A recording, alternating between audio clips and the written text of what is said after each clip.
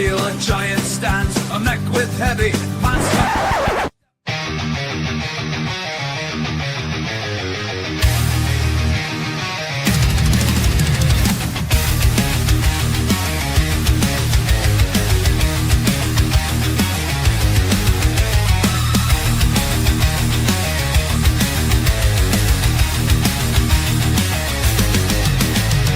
100 bricks stacked high, a century of shows.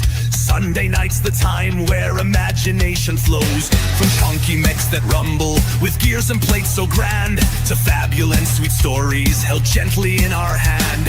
We built a world together with every click and snap, creativity unleashed right here upon the map. Think outside the blocks, 100 episodes strong, where builders find their voices and where they all belong.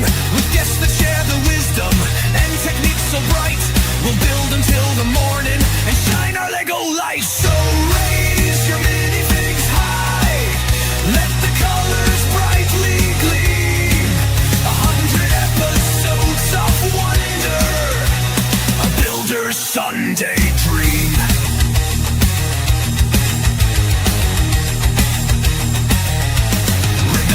That giant robot with the light beneath the taint, or those fabulent adventures that are always incomplete. We've seen the MOCs unfold, some hexagonal epics, each piece a tiny puzzle that always interconnects. The guests have shared their stories, the tips and tricks so keen, from stock techniques to lens games, a vibrant, chaotic scene. Think outside the blocks, 100 episodes strong, where builders find their voices and where they all belong. Share the wisdom and techniques so bright, we'll build until the morning and shine our Lego light. So raise your minifigs high, let the colors brightly gleam. 100 episodes of wonder, a builder's Sunday dream.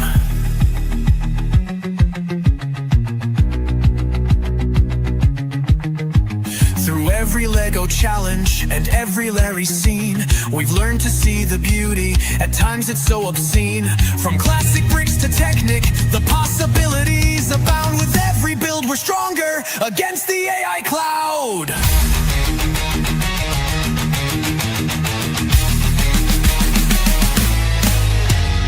Think outside the blocks, 100 episodes strong, where builders find their voices and where they all belong.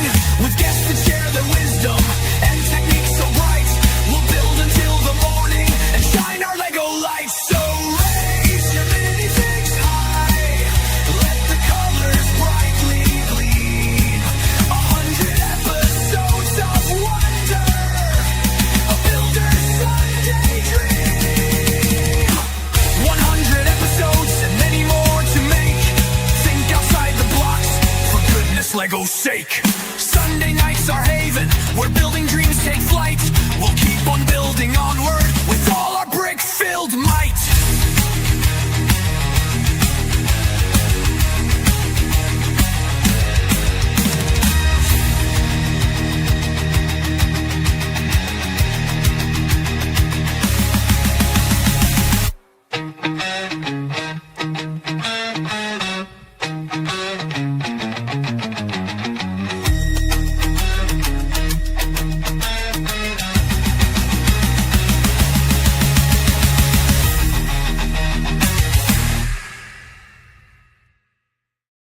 Well, good evening, and thank you for joining us for our 100th episode of Think Outside the Blocks, your official Brick World live stream, where we talk about thinking outside the perceived rigidity of the Lego medium, but also thinking outside of your creative mental blocks.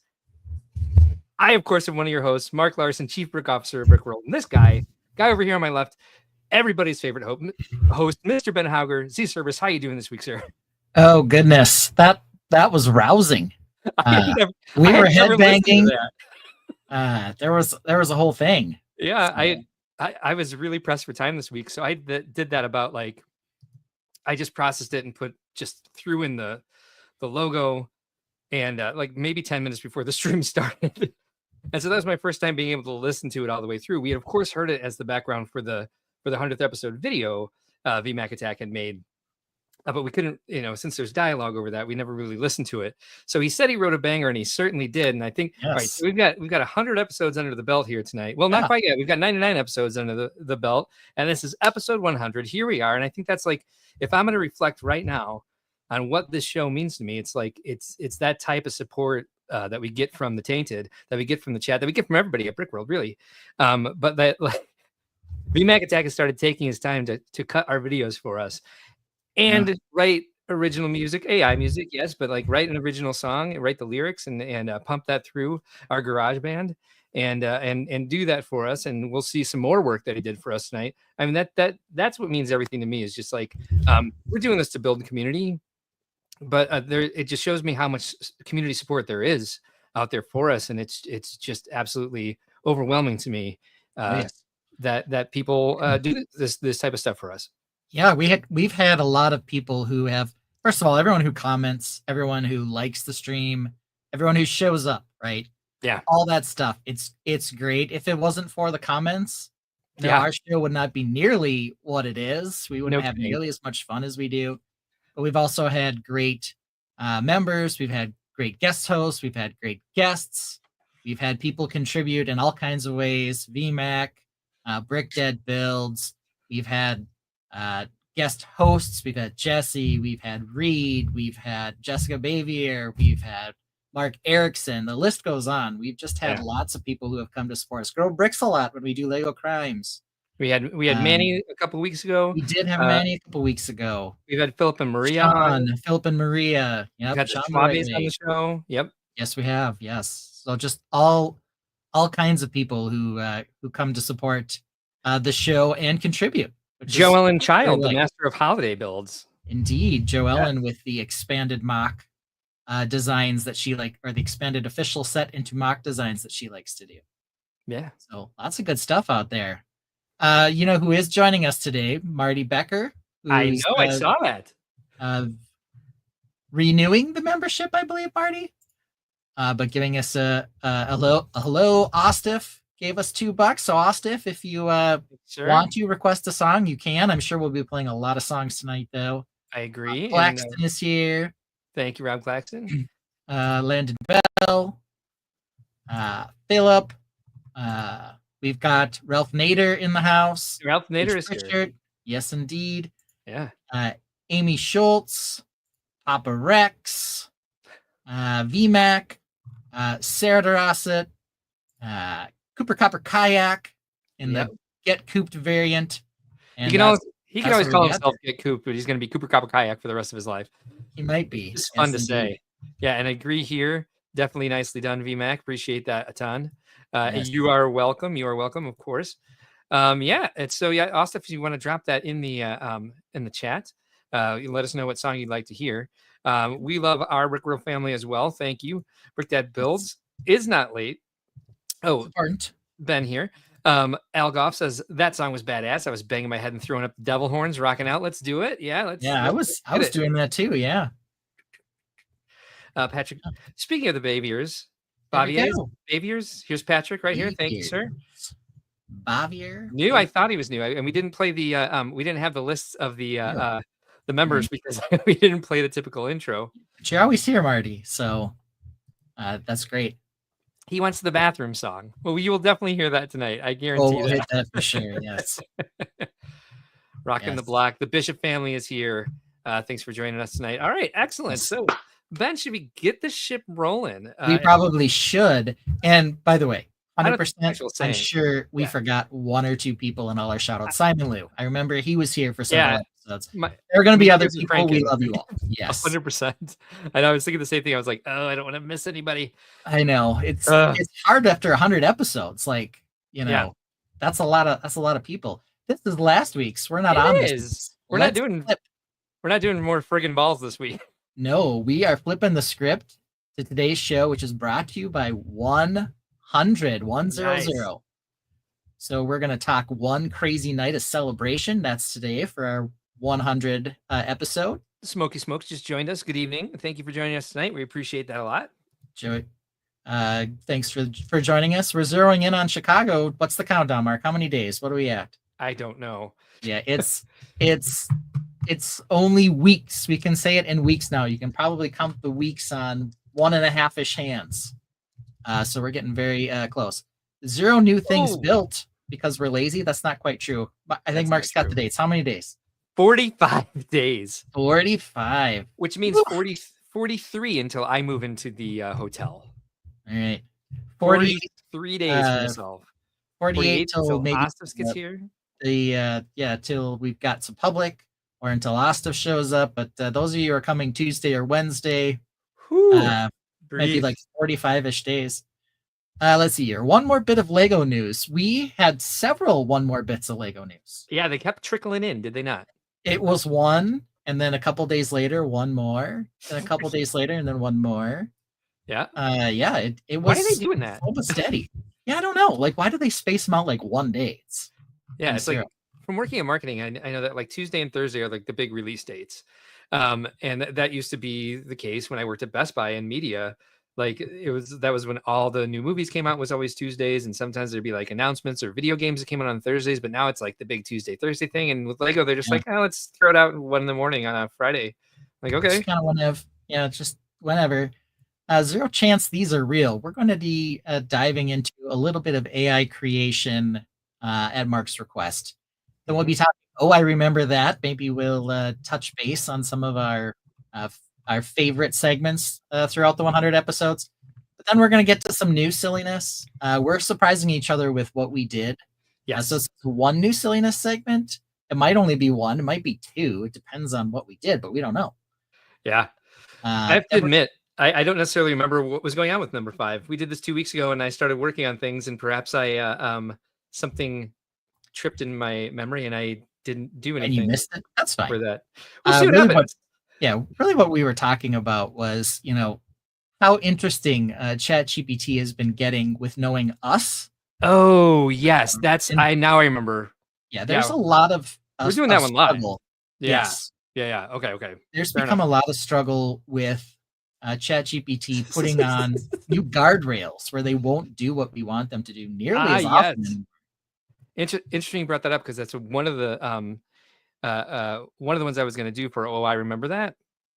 But I decided to go with one of my favorites for I remember that instead, because that's what we were supposed to do, and I was trying to avoid the AI stuff, or at least have something that had like a commentary on the AI stuff. But I'm just kind of like, let's do us at our funniest. And so I don't remember where that was, so I'll have to look it up when we're playing a song at some point. Right. But Skynet is going to be lit tonight, says VMAC Attack, which I love. Yes, it is. Yes. Oh, I remember is number 6. Yeah, that's why it is. I remember. Yeah, it's way down there. 0 difference. That sounds like a close call. And then 0 more shows, at least until Wednesday. Right. So we're just playing a little cheeky with that last one. Yeah. We've already, our limit. Yes. We've already talked about zeroing in on Chicago with those 45 days. We'll maybe get to a few other things about Chicago that might need to be covered. Yeah, I can expound on that. So what do we got? Let's see. Well, as you know, the theme for this year is Braving the Elements, and we should probably at some point play the wonderful song that Brick That Builds wrote for us for that. But as I've told you before, we have some pre-purchase merchandise. If you are registered, you can go to your confirmation page. You can find the link to that either on the Brickworld website under convention registration or in your email. If you look for you will need your confirmation number. So look for the email that you received when you registered. It'll have your confirmation number in there for you to log in and manage your registration and do pre-purchase items, and soon sign up for workshops. And the garage sale, etc. We'll get that done within the next 3 or 4 weeks. We'll see how long it takes us to get the schedule going. But this, of course, is our artwork for this year, designed by is he a channel member? I think he is. Hawkeye Lego Man, Alex Neer. This is the beautiful artwork he did for us this year for our theme, Braving the Elements. And here's some of the items that you can pre-purchase right now to pick up at Brickworld. You have the artwork t-shirt for this year, our official Brickworld 2025 t-shirt. You can also get a brick badge. If you want the engraved brick badge, again, it will say Brickworld Chicago 2025, not 24. So you can order that and have that to pick up with your registration. We have the newest Brickle. Trouble Brickle is this one, I think. Anyways, lime green. and that will be available for pre-purchase. There is a limit on these. There's a limit on all of these, actually. This is last year's exclusive minifigures. Exclusive minifigure for Let's Go Exploring. Of course, we should have this year's up at some point, hopefully before the show starts. If not, it'll be available at the show. And then this is the event exclusive set that you can order right now. This is the Elemental Dragon.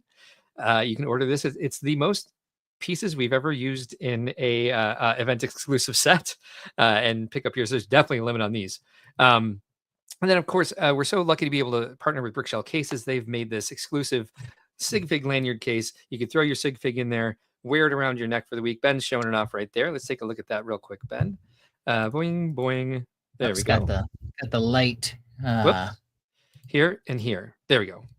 Stupid glare. We can get. There we go. There we go. So this is my one. It does say Brickworld 24 on it. Yep. Yep, 2024 up on top there. And of course, I lost the focus as soon as I did that. But here you can see my Golden Knight minifig lanyard case with my golden sig fig there with his dragon shield. So you can pick up one of these. Yeah, it's interesting to see how much space it has around it to get all those extra minifigure headgear accessories in there, which is nice. Yeah. Really good product there. We also have from Brickshell Cases, and this is the first time anybody's seeing it outside of me and the Brickshell Cases team and the Brickworld staff. This is the Brickworld 2025 MP12 case. This fits 12 minifigures, and it is branded for Brickworld.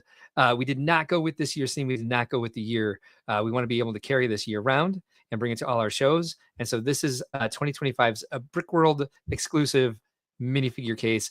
First people to be able to pick it up are the people who are registered for the show. And of course, we'll have extras at the show itself. We're also selling it through Eventbrite. So if you're not coming to the show for private days and you're coming just for the public days, you can order it through Eventbrite. And you can add it onto your ticket. So you've already purchased tickets. You can just go to Eventbrite, log into your account, go to your tickets, select add-ons, and add this. And the minifigure lanyard case we're also selling through Eventbrite to your order, and you'll be able to pick that up at the show as well. You can actually pick it up at the show even if you don't buy Eventbrite tickets. You can't get into the show, but you can go to our registration desk and pick up your MP12 case if you'd like to order it through Eventbrite. Of course, you can always order these amazing products, not Brickworld branded, but the amazing products themselves from Brickshell Cases if you go to brickshellcases.com. Great products on there. They do more than just minifigure cases. They do a bunch of different display stands for all sorts of Lego sets. And you can check those out, brickshellcases.com. You can get this through your registration or Eventbrite. And there we go. That's what's happening with Brickworld this week. All right. That's a lot of stuff. Plus, you launched a new website last week. We did. So that, the previous version, Brian spent a lot of time with the functionality. But this is more of a makeover to modernize the feel and navigation. Yes. Get people where they need to go. So very pretty fantastic. Now. And we thank David Turner for all his help with that. And then also we had gotten together with our layout managers, Kevin and Ali Lauer this week to start going over the layout. And we're expanding our display space this year for the first time since we've been at the Renaissance. We will be in not only the 100,000 square foot event hall, we will also be in the 20,000 square foot Schaumburg West ballroom. Let me think about this. Schaumburg East ballroom. So we'll have displays and activities and vendors in the Schaumburg East ballroom, and then in the event hall it'll be displays, vendors, influencers, and competitions. So there we go. There we have it. Big show, big freaking show this year, and we can now say that we have 120,000 square feet of display space, which is insane. We've been to shows, or I've been to shows where they only have 15 or 20,000 square feet. That's the side room here at Chicago this time. Right. Those are still great shows. So definitely check out both locations, right? There's 20,000, the quantity, less important than the quality, but I think you're going to get both. I believe so. That is my viewpoint of it as well. VMAC Attack wants me to mention something about tokens tonight because Discord is blowing up about it, and I have not been able to catch up on it quite yet. So perhaps before we do the news and after we do the MOCs, perhaps I can send you the link and you can come in and explain to us what the hell is going on. because I've seen quite a discussion going on about it, and I've gotten texts from my staff about it, and I'm like, what? Because I am running myself into the ground with other stuff, so I haven't had a chance to pay attention to it, but I'd really like the Reader's Digest version of what's going on so that we can address it. And it'd be nice just for me to get that news live. Ostef wants us to say 2024. I don't think we have any left, unfortunately, but it's like Alphonse is here. Dragon is fire. Thank you so much. And thank you for joining us again, Alphonse. Yes, the suit person. Brick Dad Builds says I need the Brick World case and staff sig figures. I know we should. I wish we could create those. Lego Team B is here. Thanks for being here tonight, Lego Team B. Good to see you. Yes. Happy to have been Tainted all this time. We're happy you have been too. Amy Schultz. We've talked to her already, haven't we? Yeah. Yep. Either way, it's good to see you. Alphonse says, sorry, didn't think I started that. Oaktown Bricks is here. Brick Dad Builds also says we can never do we can do it as Error 101 episode. Nice. Not sure if I'm the expert, but I can jump on. Well, at least, or you can just like read the comments to me live. I don't know. Oh, it'll be interesting. Yeah, we'll see what happens. Let's see, Lou here as well. Congrats on the big 100. Lou's Thank you, here. Lou. Lou's talking about doing 3 improv shows this year. Wow, that'd be fun. Spreading them out, doing a blue show on Saturday night, and then doing a family-friendly show. At some point, the suggestion was made to me that it was going to be during public days. I'm not sure how we feel about that yet, just because there's so much going on during public hours, but we'll see. We'll see what happens. Right. And then another one during the week as well. And we're trying to iron that all out, but we'll see more of Lou this year than we normally do when it comes to performing. I want to be clear about this. I have talked to Lou. I know Lou is not just an improv comedian. He is a true Lego fan. Oh, yeah. He certainly is. We love to have Lou there. He does wander the hall. He's got some Lego themed shirts and everything. You know, he's the real deal on this. Yeah, so 100%. See Lou in the hall. Great guy to talk to as well. I totally agree. Totally hilarious. So we got that going for us too. And of course, I need more improv with Philip Stratzma on it. He does a great job every year. Lots of Lego masters get involved in the shows, but Philip has done it every year, and he really seems to be able to hold his own up there. So he excels at it. Yes, I fangirl out on Philip Stratzma every time he goes up there and does a little improv. Yeah. All right, so let's get to the thing that we always get to, and that is what we're building. 0 new things built. We are lazy is what we titled this, but actually we've both been working on some stuff. When is the flea market this year? I love that there's so many different names for this. We typically call it the garage sale, but people call it the yard sale, the flea market. We are scheduling this for Friday night this year because it's too much for the staff to do it on Saturday night with everything else that's going on and having the public expo hours that day. So we're going to probably leave it in other people's hands and go to bed early on Friday night. Ooh, that'll be interesting. And then we're moving the auction to Saturday night because that's more fun for us and easier to manage. So that's what's happening this year. And you put Reed in charge of that, and then you're, going to go to bed. Hey, what could go wrong? I've got a little secret about Reed being in charge of that. It's like, first of all, it's fantastic because Reed does a wonderful job. Second of all, there's so many of the content creators that want to get in there and they want to get in there early. So I'm like, sure, I'll sneak you in the back. And then I walk them directly to Reed and say, like, you have workers now. They will help you out. And then they've got the personalities, like they take it seriously. They're like, all right, we're helping out. They're filming, of course, while they're doing it, but they helped them out. And they make sure it runs smooth and it helps to have them there because people listen to them. So it's kind of like the perfect team when it comes to also having Matt Husband and one of the security guys standing directly in the door so that nobody rushes in. Oh yeah. And you don't run past Matt Husband. No, you do not. No. I mean, Mark was the one who was the bouncer. Matt Husband's the one who looks like the bouncer. Yes, Alphonse, he is the he's in New York now, but he is the guy who puts together the improv show for the convention. And his name's Lou because he wants us to call him Lou because that's his name there. And Copper Valor is here.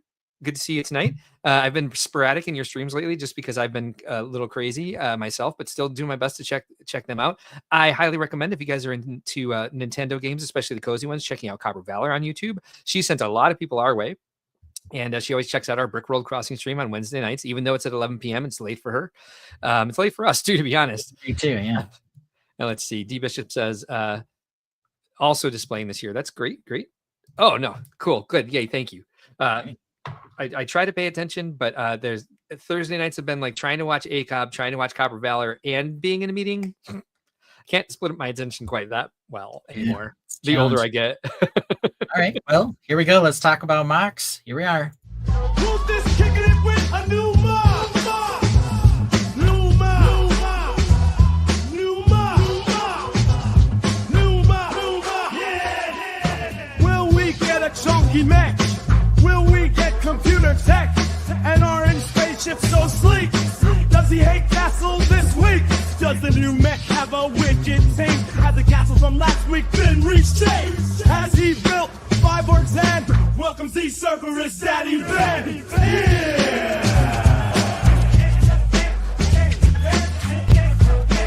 Don't define me!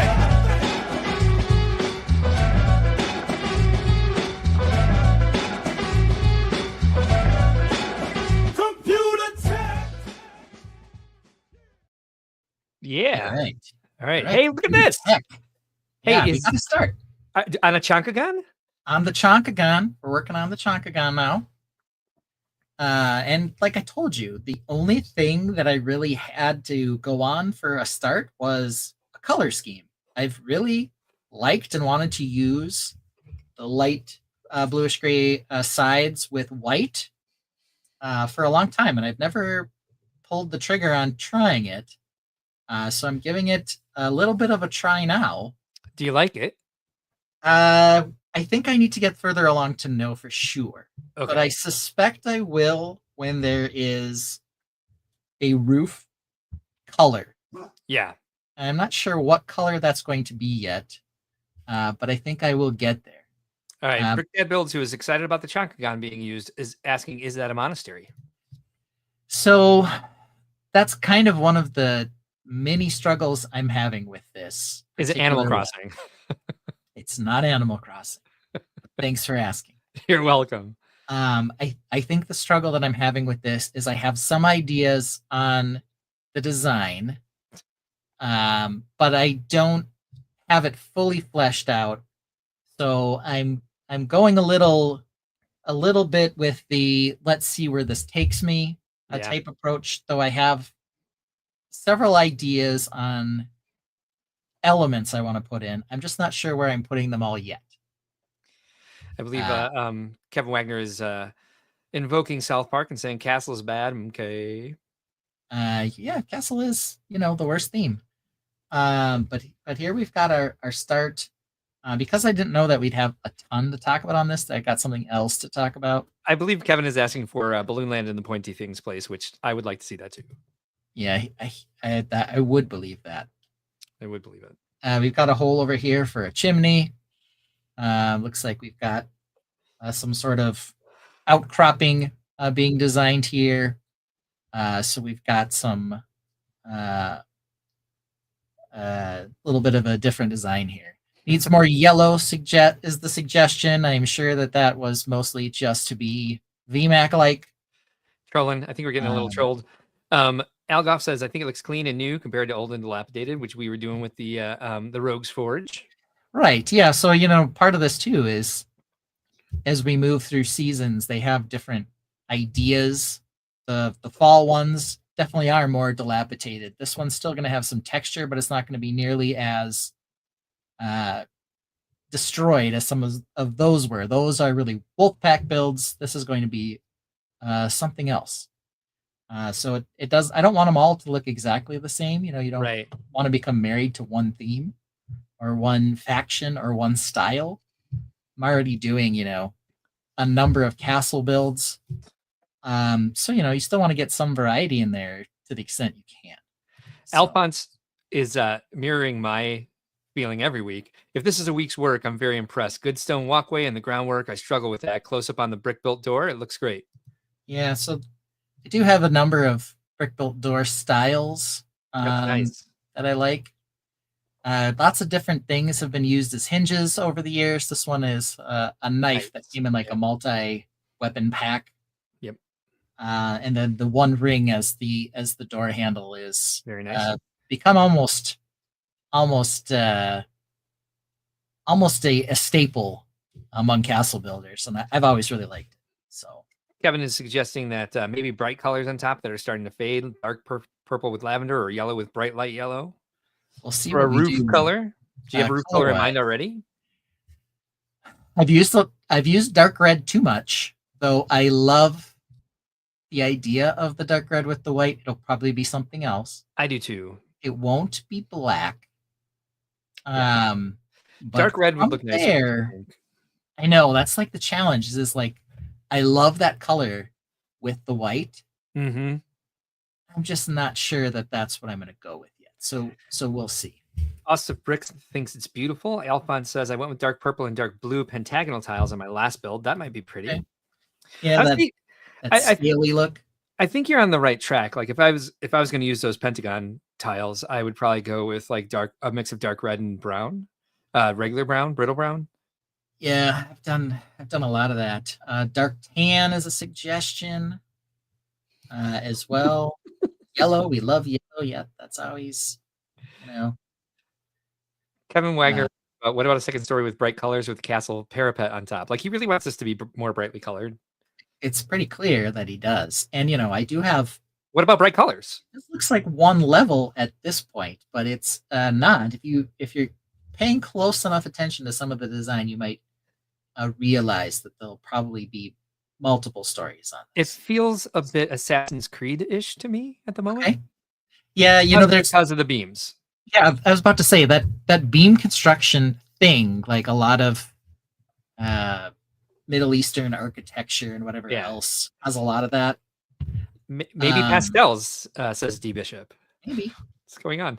But that was it's used a lot in medieval architecture too. It's not just, in these, though you do see a lot of that with the more rounded over stick braces coming out of those. Yes. These are very square. So, yes. We'll see where it goes. Alphonse says it has timber R frame on it and smiles. Do you know what he's talking about? It has timber R frame on it or timber frame on it. I mean, we'll probably do some timber framing because, I always end up doing that. Kevin says, I was just seeing this as the first floor with the second floor above. Sorry for trying to brighten the bland. Ooh, yikes. So on that, I know you're excited about this. I know you're excited about this color scheme. So I didn't say this right away, and I know you're keeping an eye on it. Yeah. But my first thought looking at it, and perhaps it has something to do with looking through the camera, I'm not too excited about the color combo of white and light bluish gray. However, you've been excited about this for a while, and it's something that you have a vision for. So I'd say certainly keep going until you know you like it or don't like it. I do think it would be more compelling. It just looks it does look a little bland, as Kevin. It looks not bland, washed out. Yes. So it looks a bit dull, and I think dark gray, even mixing the light gray and the dark gray, might give it a little bit more depth and might give it a little bit more pop. But I haven't seen everything you're going to do with this yet, so I could be completely wrong. Yeah, I think part of it is that there are going to be other colors, but I have seen a number of builds that use white and light gray as sort of the main masonry elements, because this is going to be all masonry. Nice. That ends up giving it a certain look that I really feel drawn to. And so the color of the masonry was kind of where I started more than anything, but we'll see where it goes. I suggest you keep going with your bad self then. Yeah, in the meantime, it doesn't mean I'm going to be right. Right. But, I think I've had a decent track record of sort of knowing where I want to go with it and not giving up. That doesn't mean sometimes I don't look at it after it's 80% done and say, I think I should change this. God knows I've been there, right? But in the meantime, I'm hearing I'm hearing a lot of noise from your desk again tonight, by the way. Okay. In the meantime, there's plenty of suggestions here for you. Maybe a sand green and dark gray roof. Maybe it's a space pirate laundromat. Al Goff thinks a dark red roof would look nice. Brick Jedi is here. Thanks for joining us tonight. Kevin is just reiterating that he said it's bland colors, but this is not a bland build. D Bishop says dark gray window frames, perhaps. Amy Schultz says white and gray are traditional home colors. It's a millennial gray. Kevin Wagner says you only had about 20 headquarter castle builds. HQ, you think he means headquarter? High quality? High quality, okay. That makes more sense. You're still hitting your stride. Yeah, it takes a little bit of time to get there. So he's saying he hates it, but you're still a good builder. Yeah, I think that's what he said, which wasn't very nice. It's bland, and he hates castle, but he's okay with it. Yeah. So, but he still likes you. Yes, HQ was high quality. Yes, that is. Thank you. That makes more sense. the explanation. That makes a lot more sense. Yes. So I knew we weren't going to have a lot to say about this one since it's kind of early and the only thing to talk about is the color scheme. But Did one you of make the things another giant castle this week?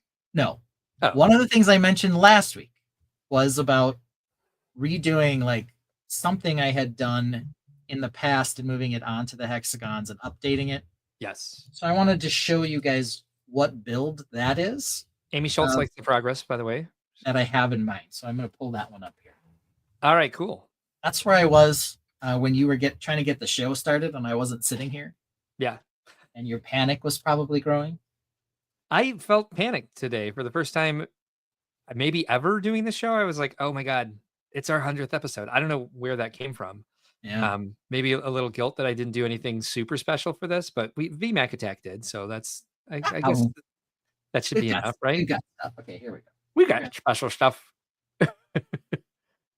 I still am reeling from my dental work. So every once in a while, my mouth might give up. Ooh, this looks pretty. Yeah, so this is an older build that I still have here. That I like. Oh, you can see the dust on it. Yeah, it is quite. Oh yes. Yeah. Oh yes. It's very dusty. Thank you, Brick Jedi.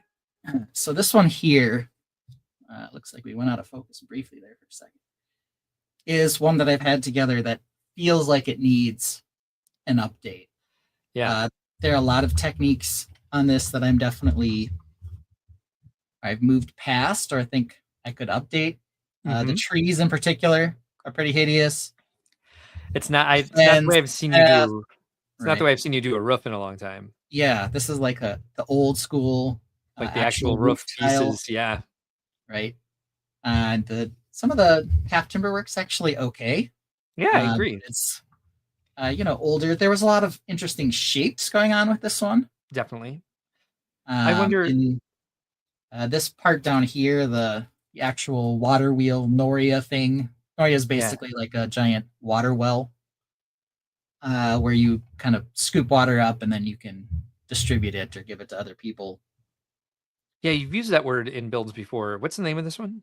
This one was called the Noria or Nora's Noria, I think it was. Nora's Noria. There we go. I wonder if you would have chosen that color scheme on the left today, putting the brown over the orange or the dark orange. It kind of washes together. Yeah, and I think I would pick a different color. But it's not that it's bad. I kind of like having the two buildings be different colors. Yeah. But I'm not sure that would be the color I would choose. So Kevin wants you to turn it into a murder mystery. Okay. Yeah, there's always that. Alphonse is wondering if the plan is to update this and bring it to Chicago. I don't know that I'll get it done for Chicago, but it'll go on a hexagon, probably a chonkagon, or maybe even an XL chonkagon. Who knows? I've seen Ben finishing builds during the week. And so if this gets even halfway close to being done, he will bring it. Jazzy Viking Bricks is here. Thanks for joining us tonight. And thank you for the congratulations. Thanks for being part of the journey here in the Tainted. VMAC Attack says, Ben's older crap is still better than what I can do. I don't think this one's crap. I just think there's some evolution into it, right? Al says cut and print. No update. Put it on a hexagon just as it is.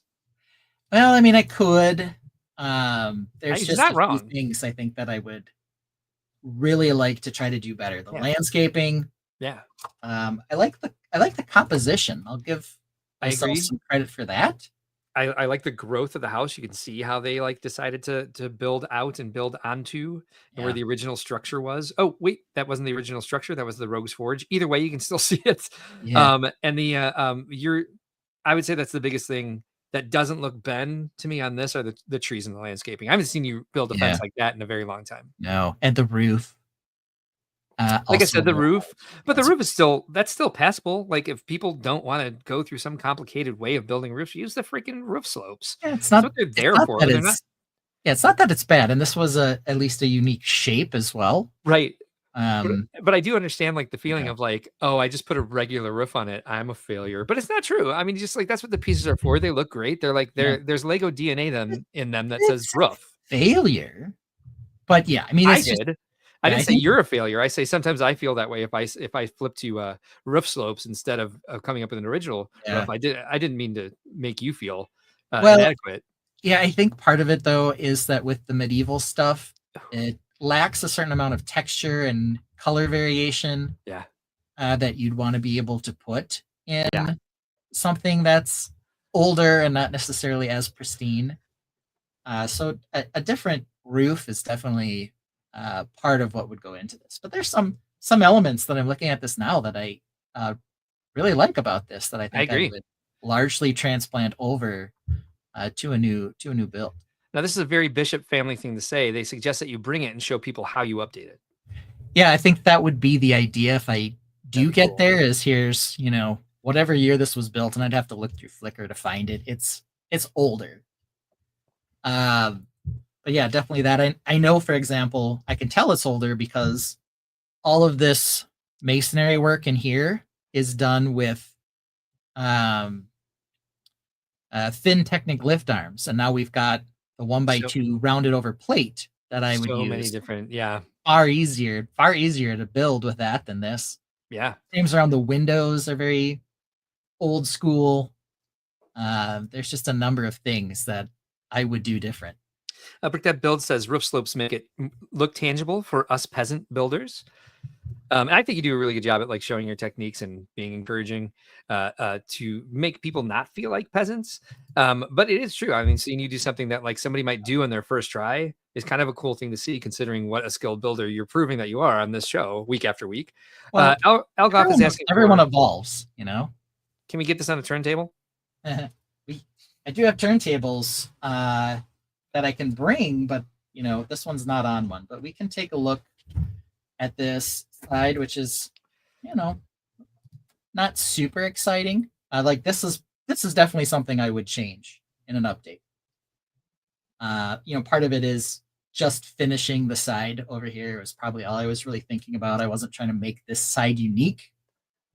So, I can work on that. Can you guys hear Orion talking in her sleep? Yeah, I don't know. She's so funny. Microphone. What about it? Turntables and a microphone. That's where it's at. And here's the backside, which looks like I like the backside. I like the wood on wood there. Yeah, this. Oh yeah, does look like you are. This I would probably keep. Yeah, there's a piece here that fell off somewhere. Yeah, that's missing. Yeah, who knows where it is? So you can ignore that, Bart. Mechatech says he trusts the government more than he trusts that chimney. Yeah, that chimney is a bit raggedy over there.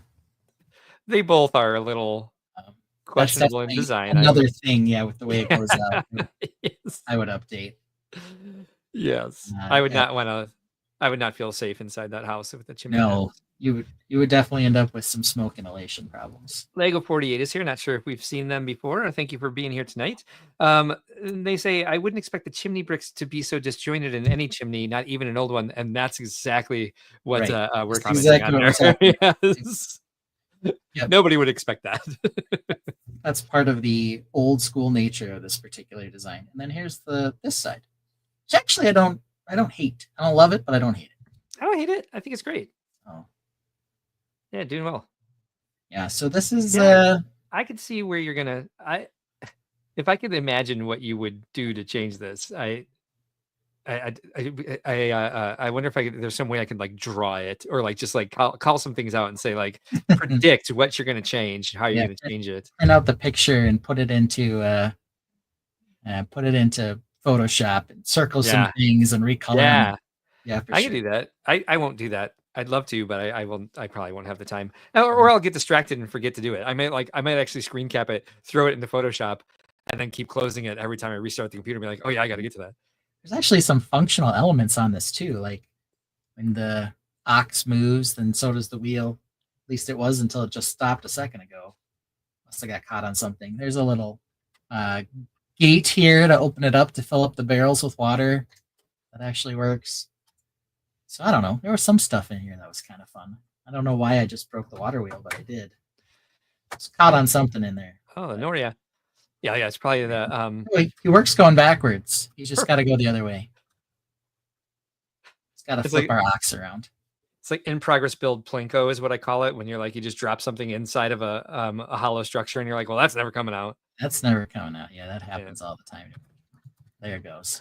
Backwards, but there it goes. This definitely could use an improvement. You see how I just ended up with a gap there? Mm-hmm. I was just like, whatever. No one will see it. I'll just leave it like this. So Needs some power functions. yeah, for sure. Have to get it to gear down low enough that the cow would move at a reasonable speed. Yeah. I also did this. This I think I could do better. Like an 840 might do well. I put like a wear pattern in there. Yeah. But now you can see. Look how dusty this is. Oh yeah, no, that was clear as soon as you brought it in. Yeah. That's pretty gross. But yeah, this I guess this one, what I would do is I'd update it. I'd probably bring this to the show to show people, hey, this is what it started as. Then after the show, this would definitely come apart because I wouldn't want to store it anymore. It's just taking up space right now. Yeah. And I like it enough that I kept it because I thought it was one of the first builds that I really did a good job with. But yeah, it's a little older now, and there are a couple specific things. It's one of those things where I feel like I could change 2 or 3 small things and still bring it to shows. But if you're changing it, just go all out, change it all. So. BrickDad Builds is offering to help you out. He's been working with some micro motors. Ooh. Okay.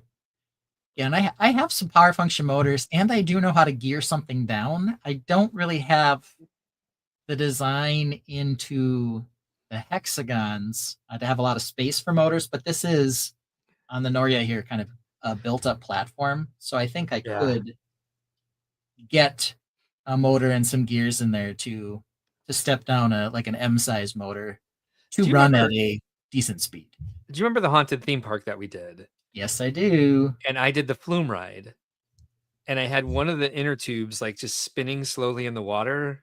Yeah. And then finally someone was standing there for a long time. They're like, oh, is that moving? Because I had it geared down like 8 to 40 to 8 to 40 to 8 to 40. So you can barely see it moving. I'm like, yeah, it's just supposed to be spinning slowly in the water. They're like, yeah, you can't really tell unless you're standing here for like 20 minutes that it's moving. I remember for that one I did a rocket ship ride, and I had built it so that the rockets would go up and down as they went around in a circle, and then I put it on what were those, the control bricks? Maybe they're just called control bricks. I don't remember, but they were a second party controller. Now they have several second party controllers, but it was the first one at the time. Okay. So I had it programmed to like go really, really fast and then slow down and then go really, really fast again. So it was a fun build for sure. But yeah, gearing it down that slow would be kind of fun. You have to come every 20 minutes to see one revolution. Right. BrickDad Builds. I like the suggestion, but I think I will translate it into what Ben might do with the suggestion. I like the idea of keeping half of the original build and then updating the other half. But I can't see you doing it without updating both chimneys and updating the entire roof. Yeah. But I do like the suggestion because that's kind of what would happen. But what I think you would do in that case is replace the one roof that's going to be the OG with a more dilapidated looking version of what you end up doing with the others, with the redesign side or the updated side, and fixing both chimneys. That'd be interesting. VMAC Attack says power flexagon with axle hole on the side of the hexagon. I would, the power flexagon. Yeah, something that this is where the motors go through, and then you got to have a wire channel through all the hexagons. Yeah. I also realized solder on site. The more I was thinking about this, I think there are some easier ways to do some of the hexagon design. That would be more. What's the word? More easy to replicate if it was going to be more of a standard type design. Yeah. I haven't tackled that yet because I've just been trying to actually build some structure, which I hadn't been able to do in a little while. But yeah, that's kind of interesting that I could have like my own power station hexagon. Yeah. That could power other things. So yeah, definitely. Yeah, agreed. More production line ready is what you're looking for with your hexagons, huh? Yes. Yeah. I use a little. I ordered enough parts to do them the way I've been doing them, but I'm like, now that I think about it, I think there's a much easier way to do this that would be easier to show and explain. Yeah. So we'll see. I might get to that here. That happened as I was rebuilding parts of the house this week. Like there were all these old chunks of the house that I could just grab and be like, okay, I can throw this part in here and be like, what? Wait, why did I build it this way? This must have been a part of the original sketch model because it's such an easier way to do it than what they were built like. And I'm like, well, I'll just start it over then. Yeah. Kevin Wagner says Robert Palmer. I'm not sure why. I'm not sure what we said. That's a Robert Palmer lyric or song title. Yeah. Okay, he's just saying words now. He's just saying people's names. Brickhead Brad says, congrats on making it to 100. You did it. We did do it. Thank you, Brickhead Brad. We did do it. We sure did. I feel like I'm 100 right now. I'm just getting so old, man. That's what I love about VMAC Attack song is like a century of shows. I'm like, sometimes feels like it. Well, that's what I wanted to show this week. Looks like we've got about another 10 minutes before we hit the second hour to talk about all the Lego news. True. Are you ready to display something? Do you want to play the bathroom song? Where are you at, Mark? You can play my intro song. All right, here we go.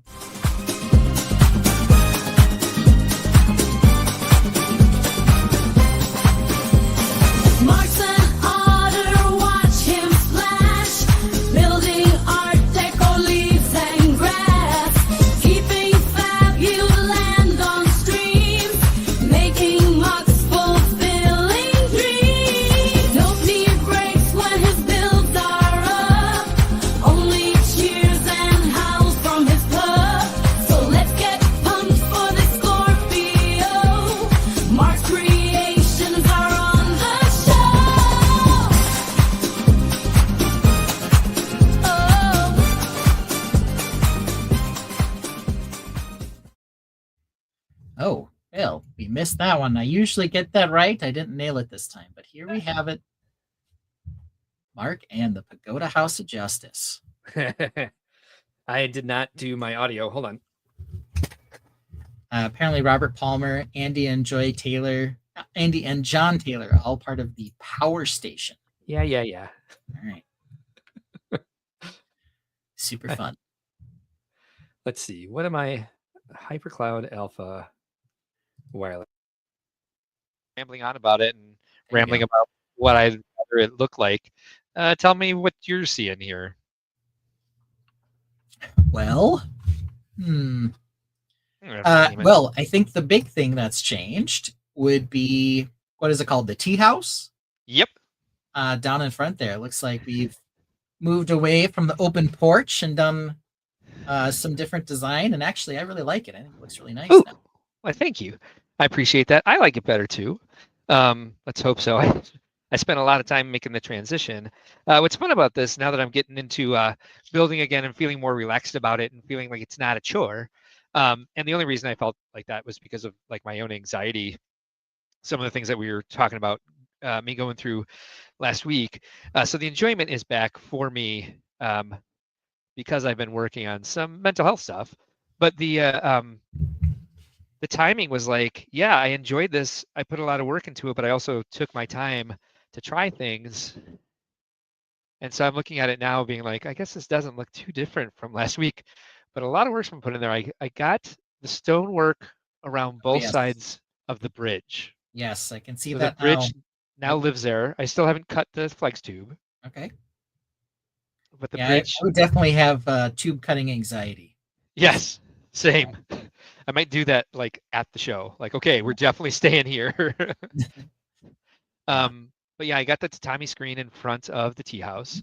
I completed the paneling on the tea house, and I plan to do something similar up top. Okay. On the main house. What do you think of the completed paneling pattern? Yeah, I think it's good. Right underneath the second floor window, it looks like there's an outcropping below the window. There is. Blue. Yes. You're gonna put put something there, a flower box, or is it just decorative? What's the idea there? Right now it's decorative, but I feel like Okay. there could be a flower box or some sort of ledge there. Okay. What do you think? Yeah, I mean, I think it would look good with that. I don't know that it needs it, but it would make sense right there. Because the decoration does feel like feels more like a support than a regular decoration, I guess I would say. Yeah, I wanted it to be a decoration, but it definitely looks more like a support. It's like Yeah. I'm not gonna make something out of it. Still waiting on some pieces, so I wasn't able to do everything I wanted to with the main house. Yep. But you will notice that I've turned it 45 uh degrees.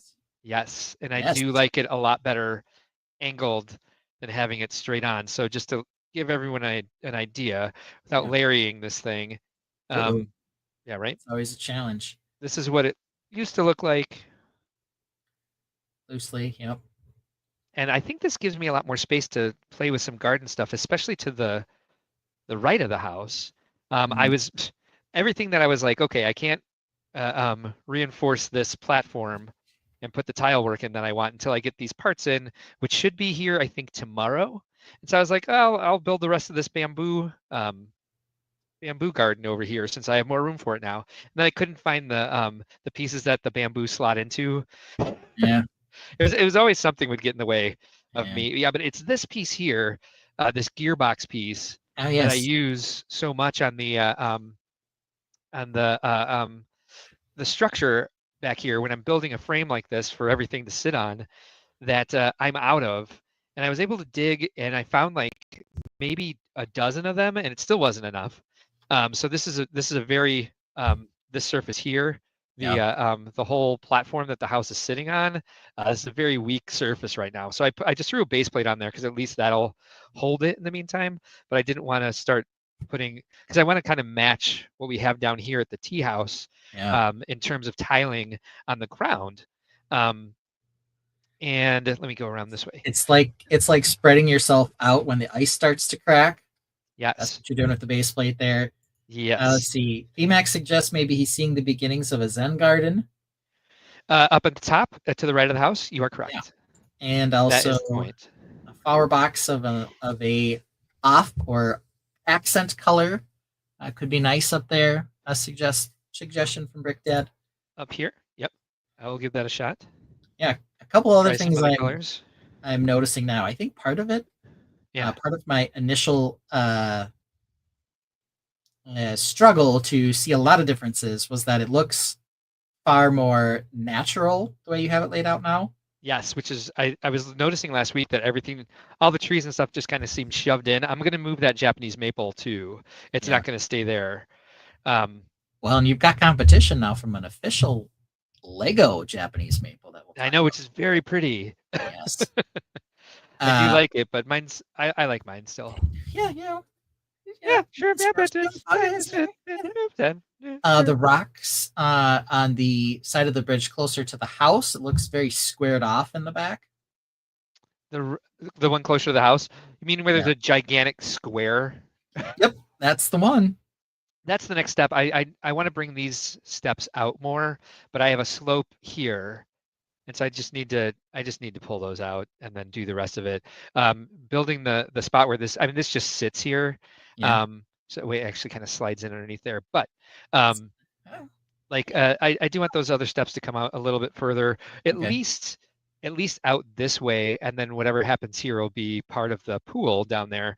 But I did some more shaping of the pools. I changed some of the levels of the lower pools. Yeah. I made this second one rounder. I started putting in the spots that are going to go from the orchard to over here. Not sure how it's working out. I added another tree to the orchard, put some more of the leaves on them. Started. Yes. This is the path from the. Oh wait, you can't see all this because I zoomed in. Hold on. That's okay. We saw it before. It was the brown path with the yep. Yeah, and that's from the entire orchard house and the vineyard. So I just kind of dropped it over here, be like, what's it? Look if it goes all the way down to the pagoda house. So I'm much happier with how this is turning out up here. Yeah. With the waterfalls there. It's a bit unfortunate that it's going to be behind the tea house now, but I Yeah. think that's why I keep showing it from such a high angle so you can kind of see. I did have, Yeah, it was difficult to notice with the tea house there, but of course in person it'll be, yeah, you'll you'll be be able able to to see over spot all of it. around it. Yes. Yep. So that's kind of like getting consistent work done on this, which is nice. Nice to be able to feel like I'm actually building something and might actually be able to bring it to Brick World. I don't know that the vineyard and the orchard house are going to come with me, but I think we'll be done with the cherry orchard itself, Okay. and That's good. we'll have the pagoda house. We'll have the pagoda house. That's priority number one. Hopefully, we'll have the orchard too. If some miracle happens, I'll bring the orchard house as well. Ooh, a triple deal on that one. Let's see. Yeah, Al Goff says it's amazing how a little change like turning it can make a big difference. I know, right? I agree with you. Yeah, I like the flow so much better in this configuration. Now that I'm too. not staring at the tea house and just sort of the overall, it does have a very different vibe. Agreed. Mark, Kevin asks, Mark, would you say the stream has helped you aid in build progress? I imagine it's a good incentive to work on it each week. Yeah, I've said that on the stream a few times actually. I think if it wasn't for this stream, I wouldn't be building at all anymore. I'd just be businessing. Yeah. And so I mean that has helped me get back into the rhythm. And then especially as I've kind of like started working on being healthier and kind of like focusing more on things that are important to me. And this is definitely important to me to keep building. Because if I own a Lego business but don't ever Lego, Right. it's kind of sad. It's kind of like Yeah, when I worked at Legoland. Yeah, it's the joy getting sucked out of it, and that's part of it too, Kevin. Is that like the pressure to feel like you have to build Yeah. can also be a drag on wanting to build. Which we do to ourselves. We do, and it's going to Brick World is part of it too. Like this whole idea of Agreed. telling the kids, we'll get the cat after Brick World, right? Yeah. Well, what happens right after Brick World? Well, you start planning for your next Brick World. Yeah. So it's always one of those things. Brick Dad Builds says that he likes the feng shui. He says this has a lot more flow and it has a more calming feel. Yeah. I said before it was felt maybe a little more anxious when it was square. I don't know if that's, but definitely more calming this way for sure. I agree with that. Like that's how I've been feeling about it. And I think part of it was opening this pool up. I think that changes the proportions of it altogether. But yeah, the square thing like seems like that was more of a like I don't want to figure out how to angle it. And and the angle like kind of lends to everything else was angled up this way. The original house angled in the center and had wings that came off to the side. Mm-hmm. And I was just like, no, screw it. It's going to sit forward. It's easy. Leave it alone. Which is probably adding to people's idea that there was anxiety in it because there literally was.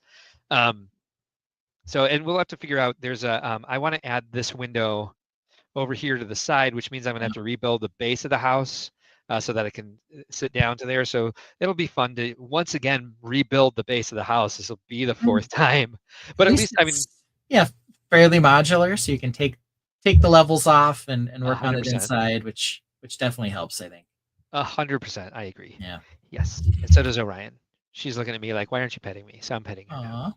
Yeah. VMAX says, sometimes you start wanting to build something, and then you feel like you finish having to build it. They're just 100% how I was with the rover from last year, which really needs to be revisited. Oh yeah, and you can feel that when you would talk about it on the stream. You're like, no, we got to do this, and I was like, gotta get done. Yeah, have fun. Let's see here. Lego 48 says I still haven't cleaned up the mess after Brick World 2022. So that's definitely what I'm going through right now. Is I'm like searching for pieces desperately, and going through bins in the storage room that have our collab builds from like the last 5 years. Yeah, you still 5 Brick Worlds, I should say. My collab build. I do. I really need to get that in the bin and get it into storage. It would free up space for me, is what I'm saying.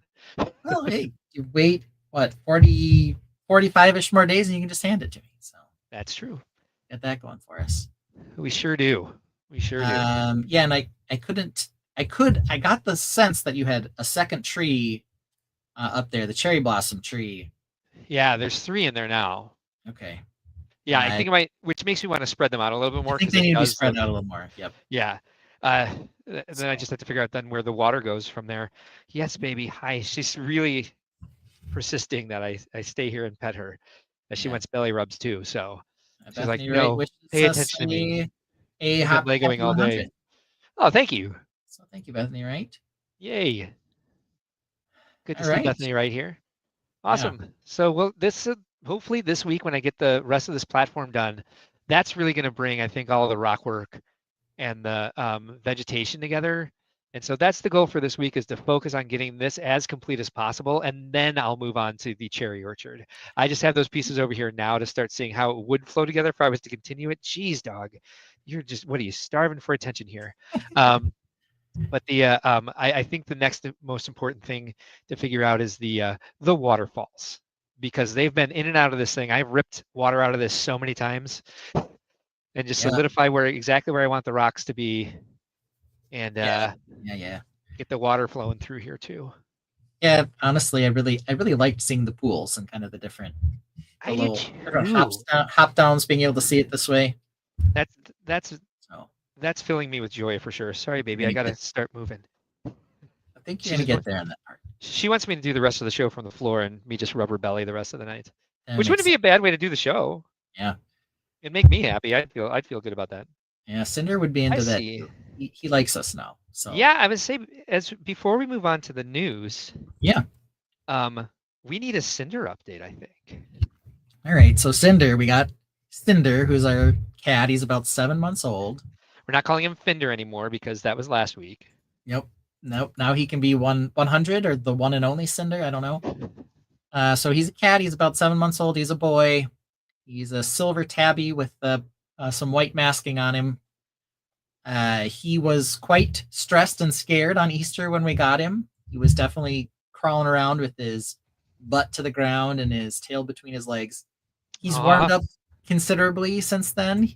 He definitely has a favorite in the house. It's me. Oh, really? Congratulations. Yeah. So Ryan also has a favorite. It's me. Yeah.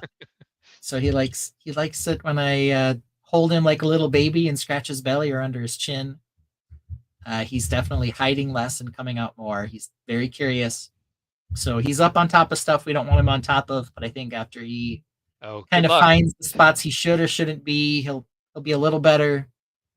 But who knows? He's still a kitten. He's adorable. I think my wife actually likes him. She's constantly worried that he's going to eat something and die, though. So I don't know. So yeah, I worried about that with Orion all the time. Like I didn't want to leave her alone ever. I mean, just recently I brought her over to Cheeto's house. And I went down to the gym to take a class, and I left her with a bully stick, and it wasn't in a holder. And I was like, she'll be fine. She'll be fine. This will be fine. This is all fine. I was just like, what if she chokes on it? What if she chokes on it? I go upstairs and she's dead. Like, that kind of never goes away, that feeling. But no, I'm happy for you guys, and I can't wait to meet him. Yeah. Him, right? He's a him. Yep. And I'll have to bring him down someday. He has not been allowed in the basement yet. If I had let him loose in the Lego room here, he would be lost for 2 hours. Yeah, of course. And I wouldn't want to try to pull him out of anywhere. Right.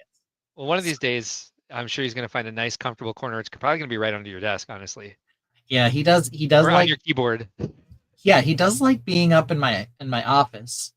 I've got a window up there, and he loves staring out windows, of course. But he loves that one in particular because it has a good view into the backyard where he can watch the squirrels play.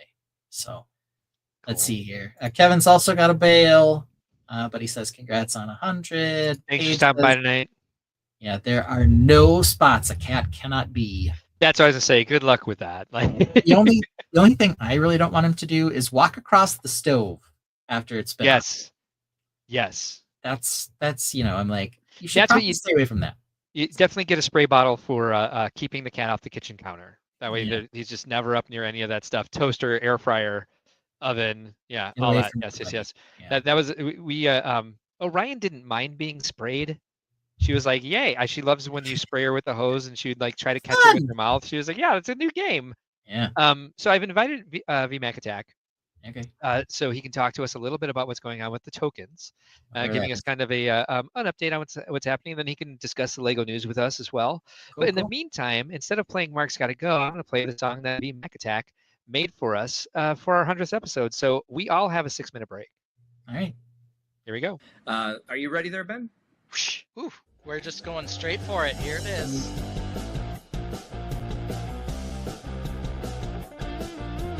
I am ready to go with my supersized. Blah, blah, blah, blah, blah, blah, blah, blah. I guess I meant the statute of limitations, where I'm just going to say that I built it.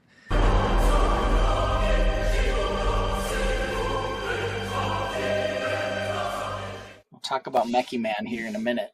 Mechie Man. What do you call those things? Flaming beavers, that's what you call them. Pun alert, pun alert. What's a fun hole? It's vibrant. It's definitely nothing I've seen before. I'm not even giving a thumbs up. Because I'm sure a lot of people have a lot of ideas. What is all that? So it's only like this long. I don't think he was even stiff. Yeah, I have no idea what that was about. Come on. You work so quickly, and you do such great detail work in a short amount of time. I think it's ring-a-ling, the ding-a-ling bell. Is that Oh, dear Lord. Z Spouse really wants to try it. Yeah, but Instead of explaining what happened, I'll just show you the full 8-minute clip. Yeah, let's do it. Are we the first for this? Are we breaking? have it. No, flaming beavers and banana boners. Like we just like this is how we start a family live stream. Doesn't mean we can't destroy this week's episode. So I think we already know it's amateur work, and it's arranged by the Spectrum. And he's like, I got you into the collaboration. That's not what we're building for. We're building for fun. Yeah. And to spend time together. And that S fell and tumbled and landed right on top of us today. I lost 2 weeks, but I think I can do it. Here's another big orange behemoth. Like, it's disgusting. So the C in mock. I think it'd be really hard to be on the show. Just letting the shapes kind of guide me. And it looks like somebody spilled something on that road plate there. I should clean that up while I'm reconfiguring it.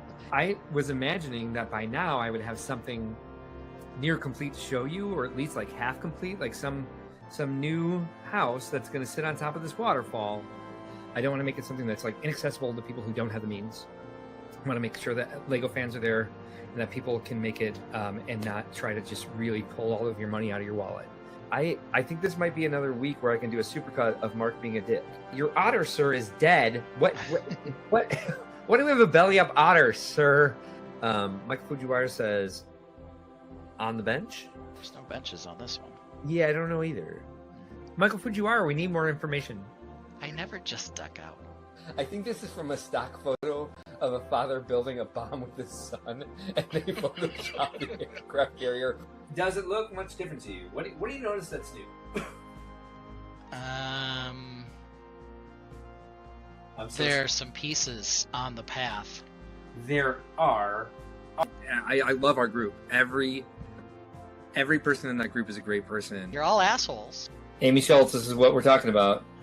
So what people might be seeing now is us giving each other constructive criticism that the other is just going to ignore because we don't have the time. Computer space station, like so many I've seen before. Obviously, yes, obviously. Like, it's disgusting. VMAC, if this was true, I would have exactly $0.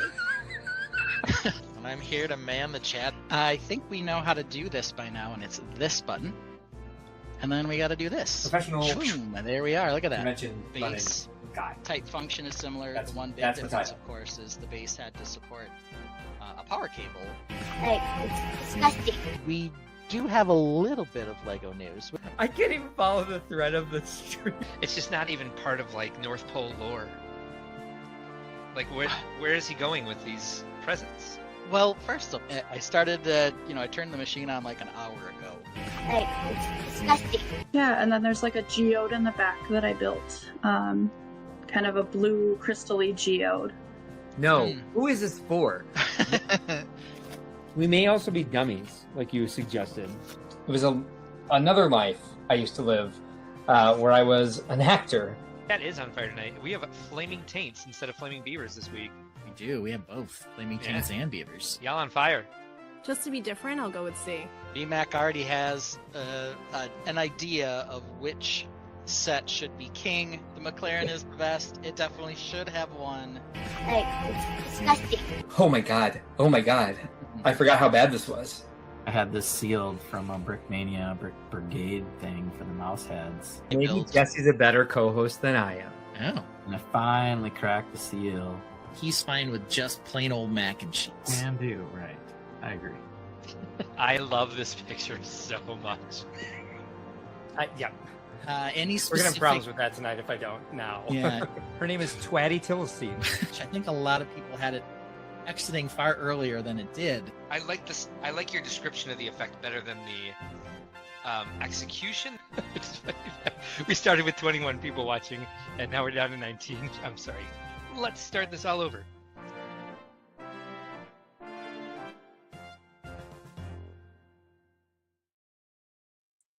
All right. Well, let's bring him in, the guy who made this video for us. And that was quite the retrospective. V Mac Attack, how you doing tonight, sir? I'm good. How's the audio? Audio's perfect, to me anyway. Chat, let us know if it's good or awful or whatever. My fancy new microphone. Yeah, well, I want to bring you on and say thank you for all of the fun footage you created for us this week. Not only in the 100th episode video, which I did not have the time to do. I had the idea, and you're like, I can do it. And also the song, great song. Mm-hmm. That was a lot of fun to headbang to that. At the I don't know what happened to the proportions of the video and why it was all kind of squashed and weird on the screen, but you know, it's the song that matters. Yeah, and I would also like to say, VMAC, you did a lot to make things sound dirtier than we ever did. Right. But you know, that's what we get for putting VMAC in charge of anything. And I will say some of those quotes were not too far out of context, though. At the same time, Some of them weren't. It was just maybe Some of them were some of them were very out of context, but that's okay. Stud City is here tonight. Thanks for joining us, sir. Glad to have you here. It's our 100th episode. Let's see. A dirtier cut does exist. If you want. Yes, I would say that was version 5. Yeah, of course we do. We'll do it for the next Talking Taints, which God only knows when that's going to happen. Maybe we should do it the Saturday after Brickworld because I'll be in the mood to talk with Taints that night. Oh yeah. So if you don't mind, and thank you, Stud City says, woo woo, congrats to 100. Just before we talk more about 100 episodes, which you've been on several, tell me what's going on with this token discussion. Just give me the gist of it, because I'm wondering what caused it. I know something's been happening, but I've also been very busy, so I haven't necessarily followed the thread. I hope it's positive. It's not negative by any means. It's more of a a question of what should be done with them. So I believe it started with Nick from Windy City Lugs, and this is not a calling anybody out or anything. Again, this is just a clarification. I think he was more curious of like what the purpose of them, or like if there was a way to make them in a certain place. So verbatim here. Related to tokens, is there anything that can be done officially if you don't want them? Risk sounding a bit ungrateful and rude, and even hypocritical as a Brickworld master who gave out Gujiks, which I like and are not the same as tokens. But here I go. I work hard throughout the year on my layout to people who come and clutter it, especially those who leave business cards / self-promotional materials as tokens. Good point. Could there maybe be an official Brickworld signage that for exhibitors along the lines of yes, leave tokens, or no, please don't leave tokens?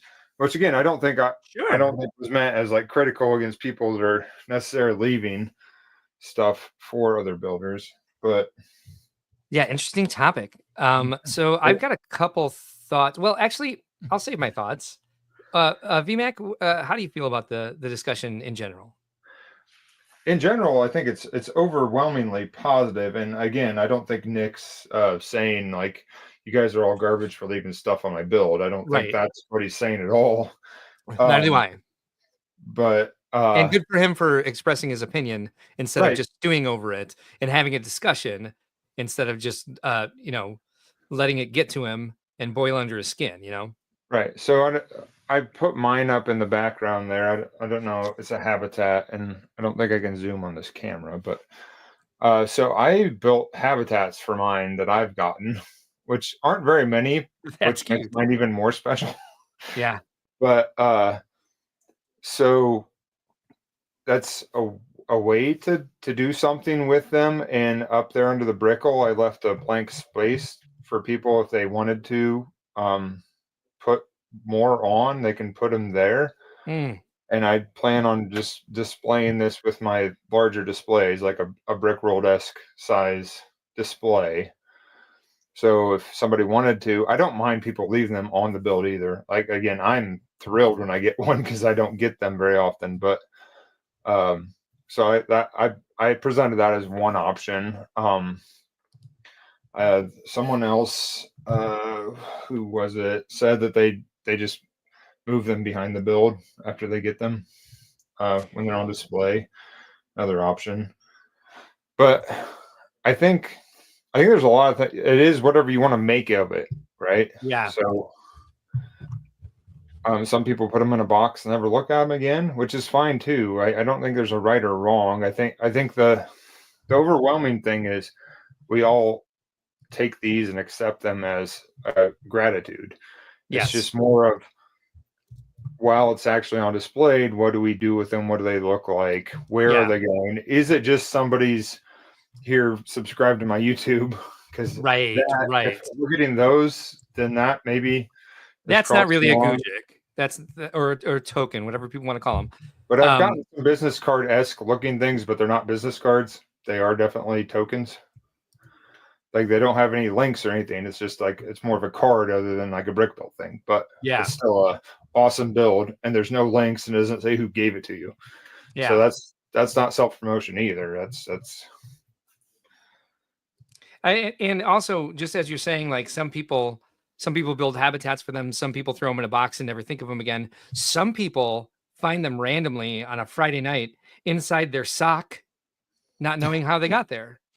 We discovered that, by the way, on Wednesday night's live stream. Inside this Canadian flag that I found in my sock last week, there was someone's YouTube addresses in the tube of the tile. And so I need to, like, I believe it says @bib_brick, and I still haven't looked up the Instagram handle there. But apparently I got this from somebody as a Gujic on my build, and it ended up in my sock.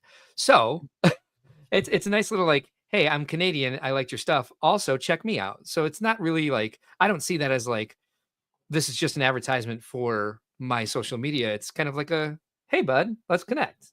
Yeah, you had to look for that link. Like, there wasn't there.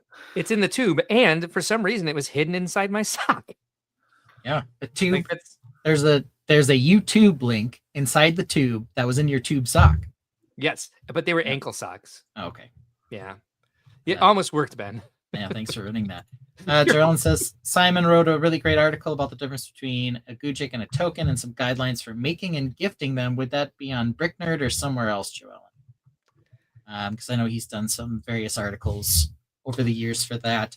I guess for me, I've always just seen them as a token of appreciation. They're normally not out until after the show has been. Usually Saturday night is pretty typical for people to hand them out. So, we've had a full day of public already seeing it. Any sort of voting or judging, if you care about that's usually over. So it's one of those things where, I almost feel like more people get disappointed for not getting them than getting too many. That's usually what I hear. Yeah. Yeah. But Nick does get a lot because people look up to him. He built prolifically in several different pop culture themes, like video games, weaponry from video games, and album covers, and all sorts of artwork that lights up. And like, so people are drawn to his stuff. People are drawn to him as a person. So he does get a lot of them. If he doesn't want them taking away from his display, that's his right to say. If it's something where it's like, it's so much that he can't just move them, then he doesn't know what to do with them, then I don't disagree that there shouldn't be a way to just gently say, please don't leave Gujiks on my. Now that's the thing. So non-judgy way to do it, or a way that he won't be judged. So there's one person who decided that we were going to rename the Brickworld Master mini model to Gujik, and that's me. And that was one of the first decisions I made when I bought the company. And it was to honor Arthur Gujik, who passed away, the first Brickworld Master to leave tokens on people's displays. Now they were just scorpions. And people started calling it the Brickworld Master Pimp model because you were pimping their displays. And I really hated that term. So I was like, we're going to call it the Gujik in honor of Arthur because he started the tradition. I don't necessarily think we shouldn't call tokens Gujiks as well. I don't think they should just be from the Brickworld Master because the more we can remember Arthur's name and his energy and the amazing stuff he did for the community, the better. And so just for the sake of keeping Arthur's name alive, let's call them all Gujiks. I'll read Simon's article and see how I feel, but that's my feeling on the entire thing. And I don't know how you guys feel about this, but this is kind of just hearing about all this from the first time. I'm going to make a suggestion that, let me see, am I currently presenting my screen? No. Stop screen. I was share screen window, this window, share that. What if this was a universal language for I love you, I appreciate, but please don't leave me a token on my build. For now, I'll call them tokens just out of respect for what people seem to think there's a difference between the two. I wish there wasn't a difference. But is this a simple enough solution? Thoughts from the Tainted and from Ben and Vince here? Yeah, but any sort of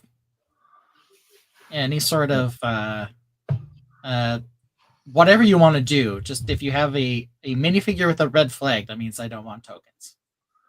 Yeah, which somebody might have in their build. It's true. As like a rainbow build. So like put it on a heart. Put it on a heart and say, you could probably even go less with that and just do a red flag on a flagpole. I don't know if somebody wants, I guess it depends on the person. Do you want to go through all the effort to put a decent size build there to say, don't leave me stuff? Well, that way it can't be mistaken. I guess the other potential one to do it is to put it on the mock card. We couldn't do it this year, but in the future, we could provide on there. We could provide some sort of sticker that you can apply to your mock card to say that you don't want tokens. Yeah, hell, it can look like this. Well, here's Joellen says perhaps there could be a mock card type thing that people can pick up at registration that says no tokens, please. So yeah, you could have that just be the symbol and say no tokens. There, I like it centered. Yeah, we totally can. Yeah. And then I think David wrote something interesting too, like between low effort tokens versus like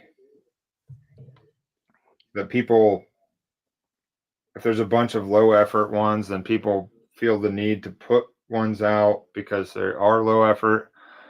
I'm kind of torn on that personally because mine's, I don't want to say it's low effort, but it's not very big.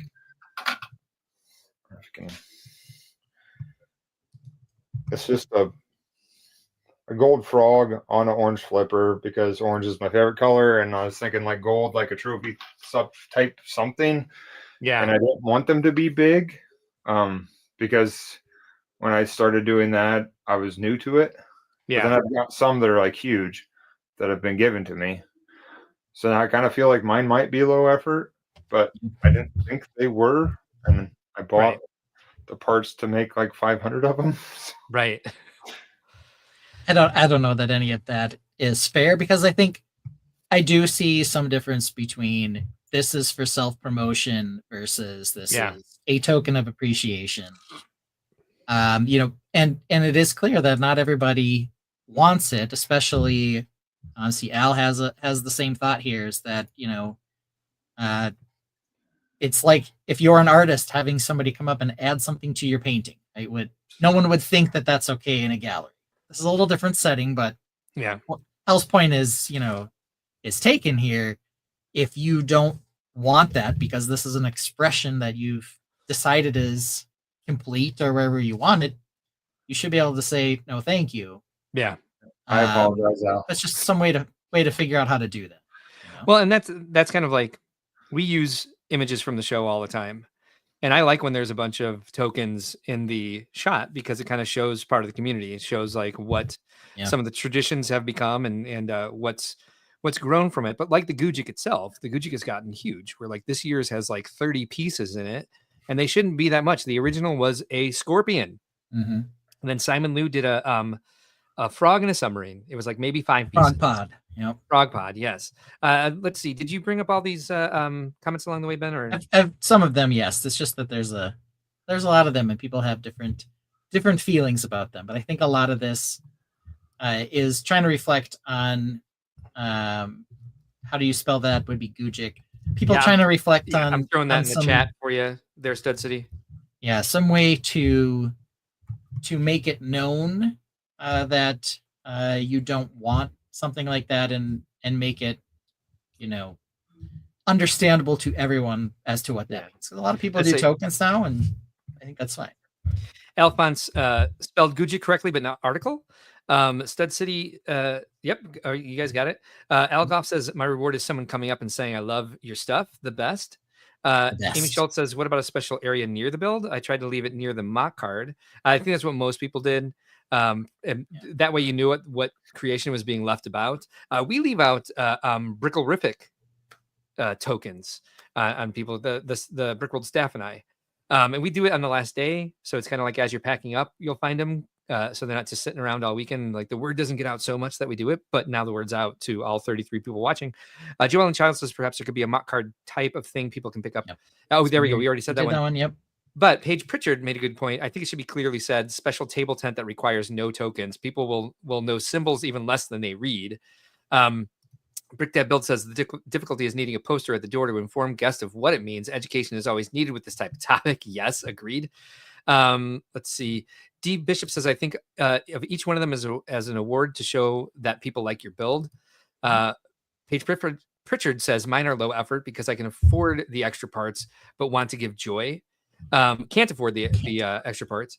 Joanne says, I think adding a specific build to a display to indicate no tokens could, in some minds, detract from their build. That's true as well. They're putting, but at least it's like if you just put it on the edge of your table, yeah, we can do 10 cards for that for sure. It costs us a little bit more and some more time printing, but we can certainly do it.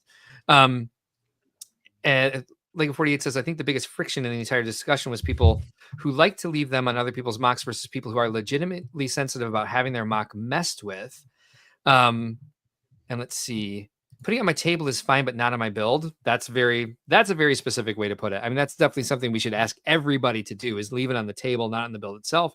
If the build covers the entire table, like put it on the lowest elevation, like put it on the first stud inside the table. Yeah. Alphonse also says another thing that was brought up on the Discord is that there were some of the Gujiks were being taken on Sunday as they thought they were free. Yes, the public were just like, oh, these must be free. They're on everybody's build. So yeah, some education, I guess, would help. But again, putting signs everywhere, people don't read signs, especially if there are too many signs. So it's just kind of like finding that balance of how to educate people. Maybe there should be like a Gujik time. There should be or a token time. Like now's the time where you go out and you put them out and show people that you appreciate them. And that way people, if they want to, they can get them off their builds. It's like Friday night at 10 p.m. Right. Token time. Do it.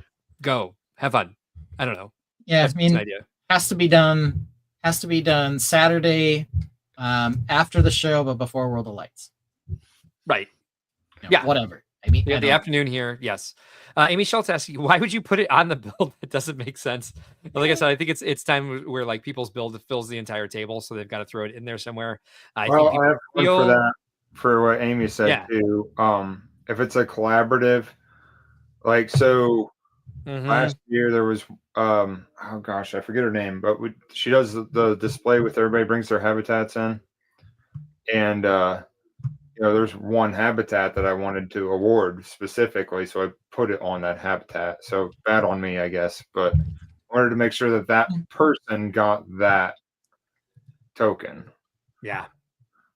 It's like, and then that way, if people don't want the Gujiks on their table, they can sit at their table during that hour or 2 hours or whatever it is and collect them from people and meet people and talk to people. Yeah. There's probably an internal discussion we need to have as displayers on that, but yeah. An internal discussion with 1,800 people. Yeah. Well, Let's do it. There's definitely, I would say there are definitely split opinions on this. I don't think when people are putting them out, I don't think they're ever being malicious, which is good. But I can also understand why some people might say, it's too much or it changes what I built. And that is a sensitive topic for a lot of Lego builders. It doesn't bother me, but that I'm not everybody. Yeah. And I can relate to Al and Nick and whoever else, wants to say this is not what I intended it to be or look like when someone does something like that. Amy Schultz says she saw those, but handed them to the builder because there was nowhere to put it. Aha. That's very thoughtful. And it's just kind of like, it's one of those things where it's just like, not everybody's on the same page. Not everybody has the same sort of social skills. And we do have quite a few people who are just are more introverted and still want to try and like be part of the community. And this is their way sometimes. Me? I'm more introverted? Oh, you're pointing to yourself. Sorry. So yeah, this guy, yeah, I guess you are. I don't think of you as that because we talk all the time. Yeah. It's different being on the stream. It's a different experience, but yeah, people who come up to me, I get so nervous. Like I do a bad job of, and I'm consciously trying to do this now. Like people come up and say, "Hey, I like what you built" or whatever, asking people where they're located and what they built and trying to go over there and, interact with them as well. It's not that I don't want to, it's just that I get so nervous about talking to somebody that I don't know. Yeah. That I'm like trying to get through it without, having an anxiety attack. That's kind of how it goes sometimes. And like I said, I'm trying to be better about that. A lot of times when I do say, because I will always go over and look, half the time I go over and look and they're not there. And then I feel so deflated. Like they're going to think that I just blew them off because I asked them where their stuff was and I went and looked at it. I would love to have engaged with them because I finally got the courage up to talk to someone I didn't know. Well, it's great that you actually do it. Because I can say that I may run around and be like, "Oh, where's your stuff? I'll come check it out," and I never do because I'm too busy. But you're taking the time to actually do it. If they're there or not, I appreciate it. Jazzy Viking Brick says, "I don't know exactly what size it would need to be, but what about encouraging people to make an area for them, or even a brick built box or container with a slit or opening, like a wedding card box? Like that idea, you can make a good a token box and say, please leave your tokens in here." There's all sorts of different ways to handle this one, but if you just want no tokens at all, we can certainly make a tent card. I think Joellen's got the best handle on it so far. Everyone's ideas are great, of course. I just think that the Joellen's idea is going to work for most people. Algoff says, the first one I got, I didn't know it was there sitting on my ship in a bottle cabinet. This happened to me too. And a guest asked me what it was, and I had no idea. It was my second Brick World show. I went and tried to find the people. Like the first one I got was from Totlug. And so I went and found the Totlug people. I'm like, someone took your shipping container, because it was like a train car shipping container. They had made them for people. And I was like, and they put it on my display. They're like, no, we did that because we like your stuff. And I was like, huh? We took people, I went to Abby Dabbles. I'm like, someone stole this and put it on my display. And she was like, I think someone bought it and gave it to you because they liked your stuff. And I was like, okay. Is that a thing that happens? I guess asked me what it was. Had no idea. This was a second Brick World show. Yeah, I've been through that. Social skills. It was my first time at the event. Yeah. I mean, and it's just like, it's just kind of like, it's an educational thing, but it's also like, we have to watch what we try to educate people on, because there's certain things we definitely want them to know, and we don't want to get them bored of seeing signs and reading stuff. So it's kind of, there's a bit of a delicate balance. Something we can definitely add to the new attendee orientation once we come up with a happy medium for this. You got a couple people with you, so thank you for sharing that, Ben. That means a lot. It's a way I don't think of you of, because we talk so often and because you're very social with me at the shows. I don't think of you that way, so it's good to know. So I can't force you into situations where I'm like, hey, can you go help me with this? And it's different. Like, it's different. It's one of those things where I'll come up and I'll try to a group of people that I don't know are there, but Mark's there too. I come up because I want to, I want to see Mark or whatever. Yeah. And then I enter into the thing and I'm like, I don't know when to enter the conversation. I don't know when to leave or how to leave. Like that's the kind of thing I struggle with the most. Which, makes it interesting that I cut you off half the time you're trying to talk on stream. Right. But in person, like I can't do that. It's just, I can't do it, I totally hear you. Like I remember 2 years ago when I was trying to finish my orchard on site at like 1 a.m. on Saturday morning. And like Dustin and Superhawk and Danette and Lee were over there. Danette and Lee were like 3 sheets to the wind. And like I was finally sitting at our display and you sat there playing your game. And I was like, why isn't he coming over here and talking to me? It's like there was too many people and too much drunk there for you. That was exactly to engage. Yes. Yeah. But it's just, it's just kind of how I'm built. That doesn't mean I don't want to. And I don't even mind meeting new people. Right. It's just like, don't be offended if I am not as social as you are, or I don't say, hey, I want to come see your stuff too, because it's more of me being like, I don't know what to say to you, more so than anything else. Like people all the time like ask you on the phone, hey, what'd you do this weekend? And I'll answer them, but I don't ask them back because I'm just like, well, I don't want it to get awkward. And like 70% of these people that you're like, hey, what section are you in? I'll come over and see your stuff. And they tell you, and then you don't walk immediately with them to see it. They're probably relieved because they're also socially awkward, because there's a lot of that in the Lego fan community, I believe. Well, and sometimes I can feel it. Like if you're somehow more socially awkward than me, it puts me at ease. And I'm sure it doesn't for you. But like if you come up to me and I can tell that you're really struggling, or it's the first person you've come up to talk to about this kind of thing, like I engage a lot more than people who, I can tell talk to everybody. Yeah. I'm just like, 100%. Lego 48 says, next time you're talking to a stranger, try looking at their shoes instead of your own, instead of staring down at your own. Yes. Yeah. Stare slightly forward. I can try that. Alphonse says, do people give them out during the week if you're handing them, or is it always Saturday night? It's random. It's totally random. There's no set time for it. That's why I'm suggesting there is a set time for it, so that people can actually control what's going to be on their display, what they want to do with them. And then we lose that time where it's like, so it's not out during the public time if we don't want them to be, or we kind of have some control over that. Lord, maybe this wasn't the best thing to just have a random discussion about this tonight. We can unplug and talk about the Lego news at any point. There's a lot more you can do about that. But they do tend to go out Saturday night, Sunday morning, kind of between public day 1 and 2 is probably the most common time. And that would probably be the best time to actually like have an actual time. Yeah. So that we have that set for everybody. As you know, I love, Algoff says, as you know, I love interacting with guests. Absolutely. And letting them touch my builds, but don't change it by adding something to it. And Al's stuff is like furniture. So people probably think like, oh, well, it's a shelf. I'll just add it to the shelf. Put something on the shelf. Yeah. I'm clever. And he's like, no, I don't want that. Amy Schultz says, I work at a school district with teachers where most have master's degrees. No one reads anything. Thank you.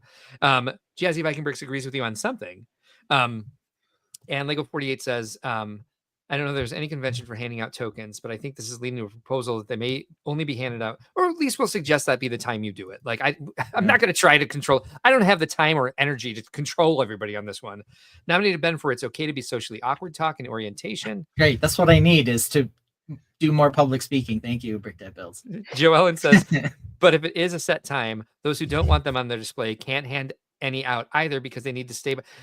But my point is, at the end of that time, they can go back and clean their display off, so it's just like, this was the time, there they all are, thank you, now I have them, and now they're not on my display because I left to go have lunch during public hours because I'm not a public hours person. I came back and there's a bunch of stuff around my display.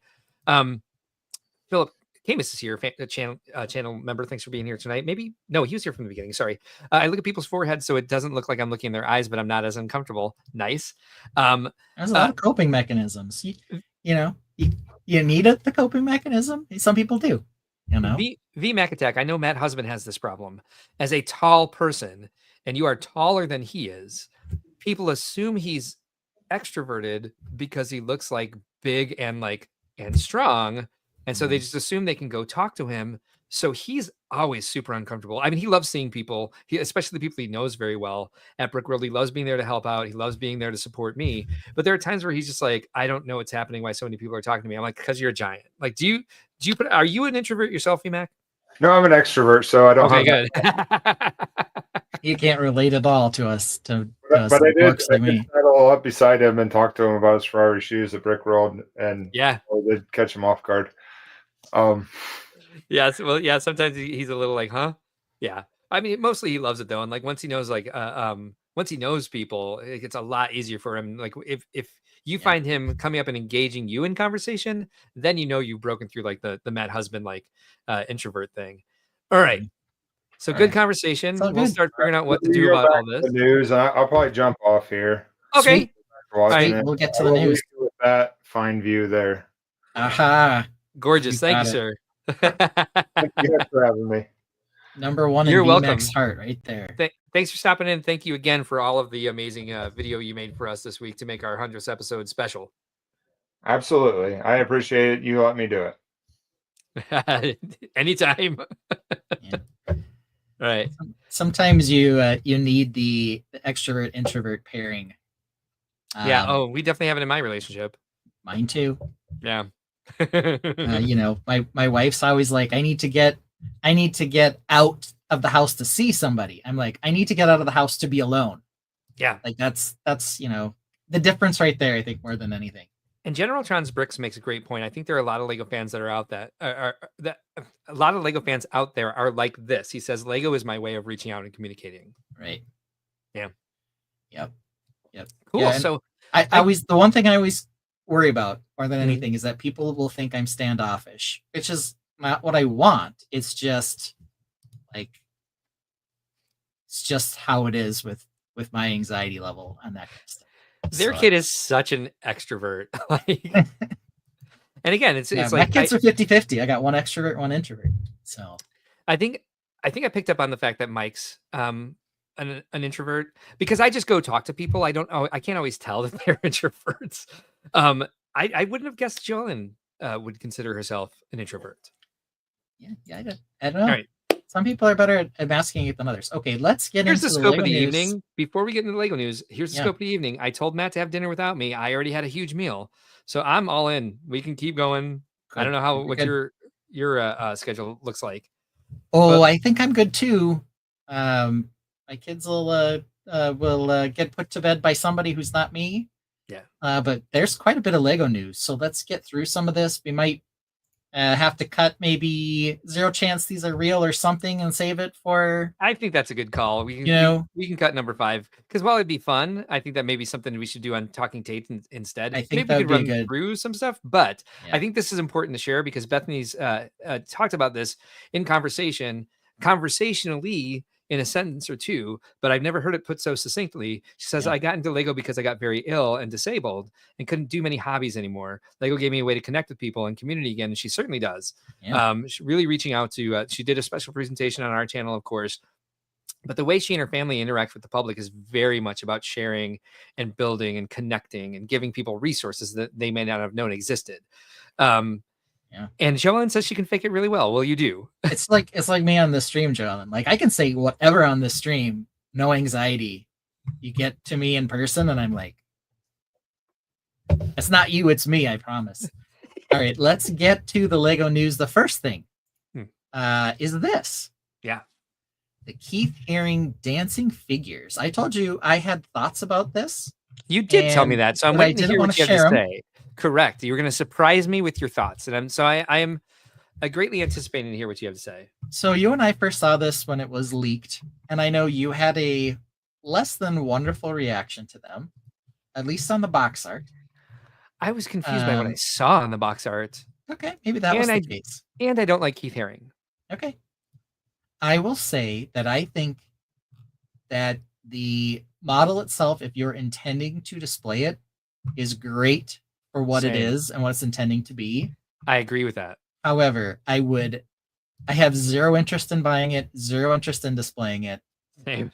But I don't think it's bad. I can understand why people will like and connect to this. It's just not for me at all. It really shows how much shape is capable with Lego parts now. Like when I first saw the leaked image of it, I was like, that doesn't. Why did someone draw? Yeah, how'd that work? How'd they do that? Yeah. And looking at it, I'm like, oh, you can really do all of that because of all the shapes they've come out with. And that's the exciting part for me about it. I think it's an excellent model. If you're into Keith Haring, again, which I am not, but I mean, he's a huge pop culture icon. This set, if you're a Keith Haring fan, is like you're gonna get this. Maybe several. And as they show you in the lifestyle shots, you can even build them with your friends with 5 iPads. Sets of instructions. That's right. They didn't have iPads in this one. They have 5 different sets of instructions. 5 sets of instructions. They are enormous too. Look at these things. Yeah. And I understand they're 2D, but it's like almost what, 1,700 pieces for a $120 set? Yeah. 1,700 pieces for 5 figures. Well, they're pretty big. Paige Pritchard is into it for sure. Lego 48 says, proud to consider Bethany a friend of mine. I hope Bethany thinks of me as a friend. I have certainly come to think of her as a friend. I think she's an amazing person. I'm also going to say that the chairs, while they don't entirely match, there are a few that match a little bit. Oh, which is interesting. That's strange. Yeah. Chris Cummings says, I'm sorry, it looks like graffiti, which is kind of Keith Haring style. So then they kind of nailed it with that. Alphot says, the size is what got me. The leak, I thought it was small in size of your hand, but they are huge. Huge. And they're well constructed. I mean, I don't know for sure because I haven't seen it in front of me, but they look like they're well constructed and they would actually stand well on a shelf with or without balls, with or without your the binders of your book showing, or any dead ferns, or old tech without flowers, or old antique staplers. Yeah, we got some bamboo colored headphones here. We've got a record player with no flowers growing out of it. But just look at the size of them there. They are massive. They are considerable. And there's someone hanging them up on the wall. Sculpture of a ball. You can hang them on the wall. Yeah, this guy's doing it. I don't know. I wonder if they've got instructions for that. It looks like he's just got some nails sticking out of the wall, if I'm looking at this correctly. Yeah, who knows? They do. I mean, they did have those hanger pieces like that they've come out with for the art sets. So they might have hangers on the back. I don't know. Hard to say. I think VMAC and I are on the same page, right? Which is they're awesome for the right person. But I wouldn't buy it. No, I actually do really like the set, but I'm not going to buy it. Yeah. Yeah, probably same. 5x hanger pieces. Yeah, so probably 5 hanger pieces. No, it looks like it looks like in this oh, wait, did someone say they actually have it and there are hanger pieces in there? No, it just probably was. So if I'm zoomed in on the shot where he's hanging out on the wall, first of all, it has that stupid carved wooden canvas in there again. That has been in so many of the lifestyle shots. And it looks like he's just hammering some nails into the wall, and that's how it looks like that's where he's putting it next. Does he just have one nail on the wall, or is there a couple? Because obviously you still have to hang it on something. I know, but I think there might be I think he's got a nail under each armpit. Okay. All right. I don't know for sure. Yeah, because what would he get? Well, that one doesn't have 2 armpits available. Hey, I don't know. Yeah. I guess we'll see. But there they are, hung up. Yeah. And yeah, I did like that 5 sets of instructions. Yes. Yeah. I loved it too. And I'll build it together. Wah wah. There are some more glass-looking balls up here as well, so we're still on that theme. Yeah. I'm glad they didn't let it go after this May the 4th reveals. Yeah. And we kind of got a lot of the tropes here, no surprise. Yeah. Metal shelves on casters off to the left. I don't know. So when is this coming out? May 15th. So another mid-month release. May 15th. That's just so random. I know. It really is. Like, usually they're the first, but we got T-Rex on the 15th. I don't know. Oh, they totally could be. D Bishop, I'm sure may end up that way in your Lego City. That would be very cool. Kind of like Snoopy in a blender in Chicago. It's at a plate full of black balls. I don't recall seeing that, but I don't either. Certainly could have been. Let's see here. We got a plate. We got some plates here. Now, maybe you were looking at this here. We got a board with some like checker pieces on them or something. I don't know. But no, he left us and he can't point out where the bowl of black balls is. Yeah, I can't see it. You guys stick around if you want to point out the balls. Yeah, I don't see it. All right.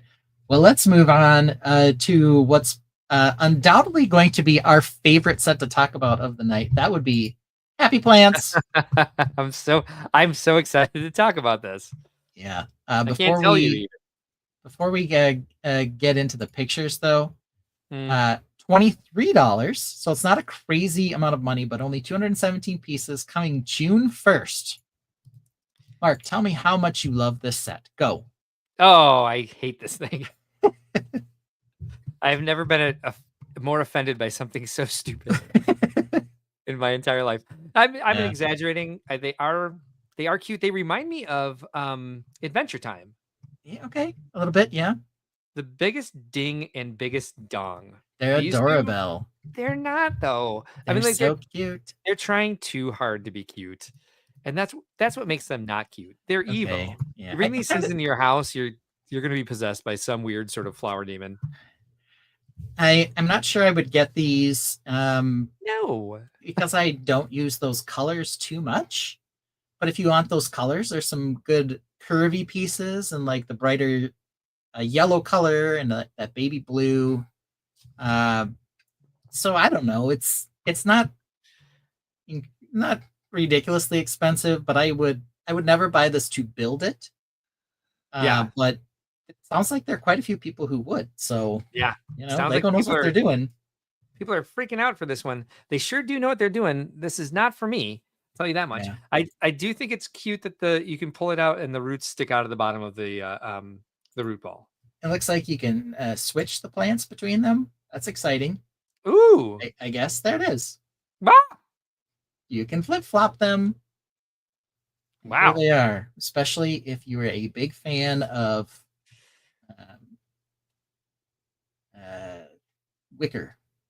Yeah, it's no kidding. That's the one thing that's everywhere for this about me is they do remind me of Adventure Time. I loved Adventure Time. Brick Dad Build says yellow, blue, good for city awnings and colors for plants.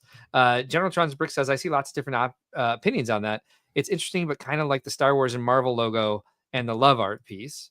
That's called phoning it in at Lego. Okay. General Tron's Brick says for me, it's just there. Yeah. Yeah. I mean, I don't really hate it that much. I do see how cute it is. I just don't understand who it's for. Obviously, a majority of the chat is who it's for. They like it, yeah. So this is compelling for people. It's just I remember like being excited about pirate ships and castles, right? Not happy planters with goofy little faces, and they hold hands. They hold hands, or at least they almost hold hands.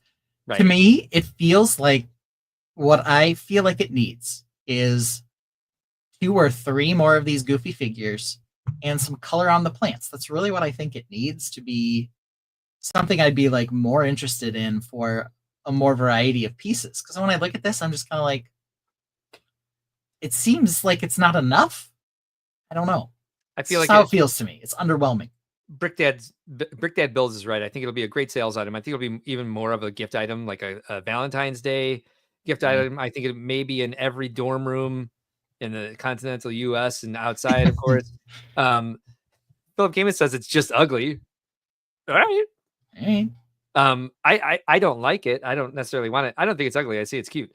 But yeah, opinions are opinions. Alphonse says I can see the print piece being a solid on Pick-a-Brick for some mocks. 4+ feels. Yeah, it kind of does have 4+ feels. Although the plant itself seems like a pretty solid build, I'll say. Okay, let's get into probably the 2 sets that I think, well, maybe that's not entirely true, but 2 of the ones that I can tell Mark is going to be excited for. Let's start with this one. I'm excited about this. Japanese red maple. I believe it's $60, 474 pieces. Not great price to part ratio, but an absolutely gorgeous looking tree. I mean, this if you can get past the light bluish gray kind of stuck in there everywhere. Helicopter blades, yeah. This proves to me that they do listen to the stream. They do watch the stream because I've been building one of these for a while. I do like the ombre effect of the leaves a lot. Yeah, it's got some tomato soup leaves in there. They also have this new tiny sword leaf piece. Here's a red one here. Yeah, look at it. Oh my god! little 3-piece one. That's definitely gonna have to be green sometime soon. Is this the first? Look at the hipster that's building this. The man bun. The man bun is like a second head on this guy. All right, we got to get to that then. There, okay, that looks nice. Yeah, I don't. What's growing on the other shelf? Wow. Wow. That's who this is for. And look at he's got like mutton chops and a man bun. He's got one mutton chop. Doesn't it look like the left side of his face is kind of like this is like, yeah, like his right side's gone. And he's got gelfling ears. Good call. This looks like a guy. This looks like a modern day elf with the world's biggest man bun. I want to see a close up of this smaller. Yeah. Oh, these small razor leaves are amazing. Yeah, I'm super excited about that. I also a jean jacket t-shirt. Looks like he's wearing a jean jacket and then a blue shirt under it. But yeah, it's too much. No, it's a short sleeve button down denim shirt. Who gets a short sleeve button down denim shirt? I've never seen one anyway. Maybe they're great. Maybe several people in the chat have them. Okay, cool. I don't know. So I like this picture here. Looks like the construction of the tree trunk's really cool. I don't mind the lime green at the base, like looking like moss or something. Well, General Tron's bricks only likes the green parts. Chris Cummings says, I like the base, but it looks like it could come to life and eat minifigures. VMAC Tech says, how are they creating that lime green bump bit? Can you go back? Yeah, we'll take a look at that here in a sec. Let's do the autopsy chalk drawing image from the top profile. What is? Just like, look at all these little random wood bobbits, and there's a green colored pencil on the box. I don't know. All right, let's get this one. Alphonse says New Elementary has good pics of the small item. Okay. I hate YouTube chat sometimes. Is it delayed on you? That's more a StreamYard thing than YouTube. So you can see the smaller razor pieces really well here. Yep, here they are.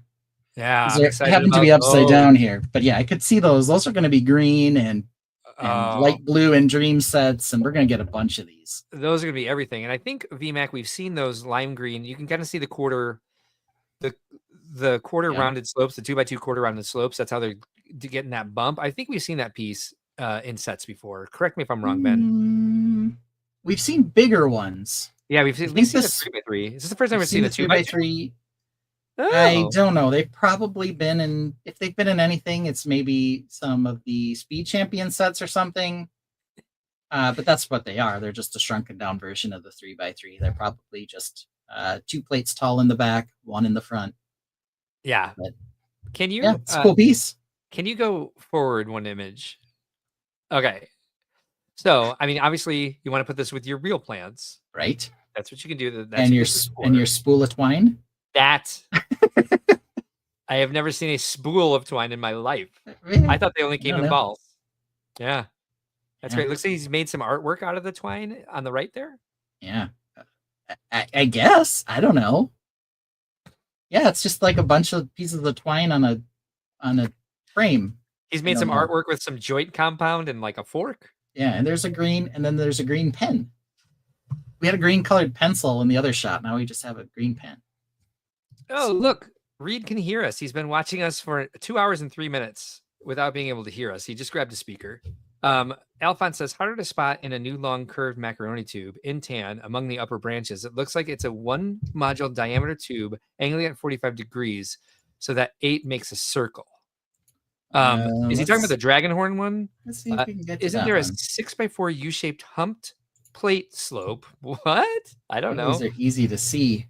General Tron's Bricks says, I love here? that tree. Here, maybe. D Bishop Right here? says, see where my cursor is? good night, Bishop family. Yeah, I do. Let me get back to this image so I can that's actually the one. see it.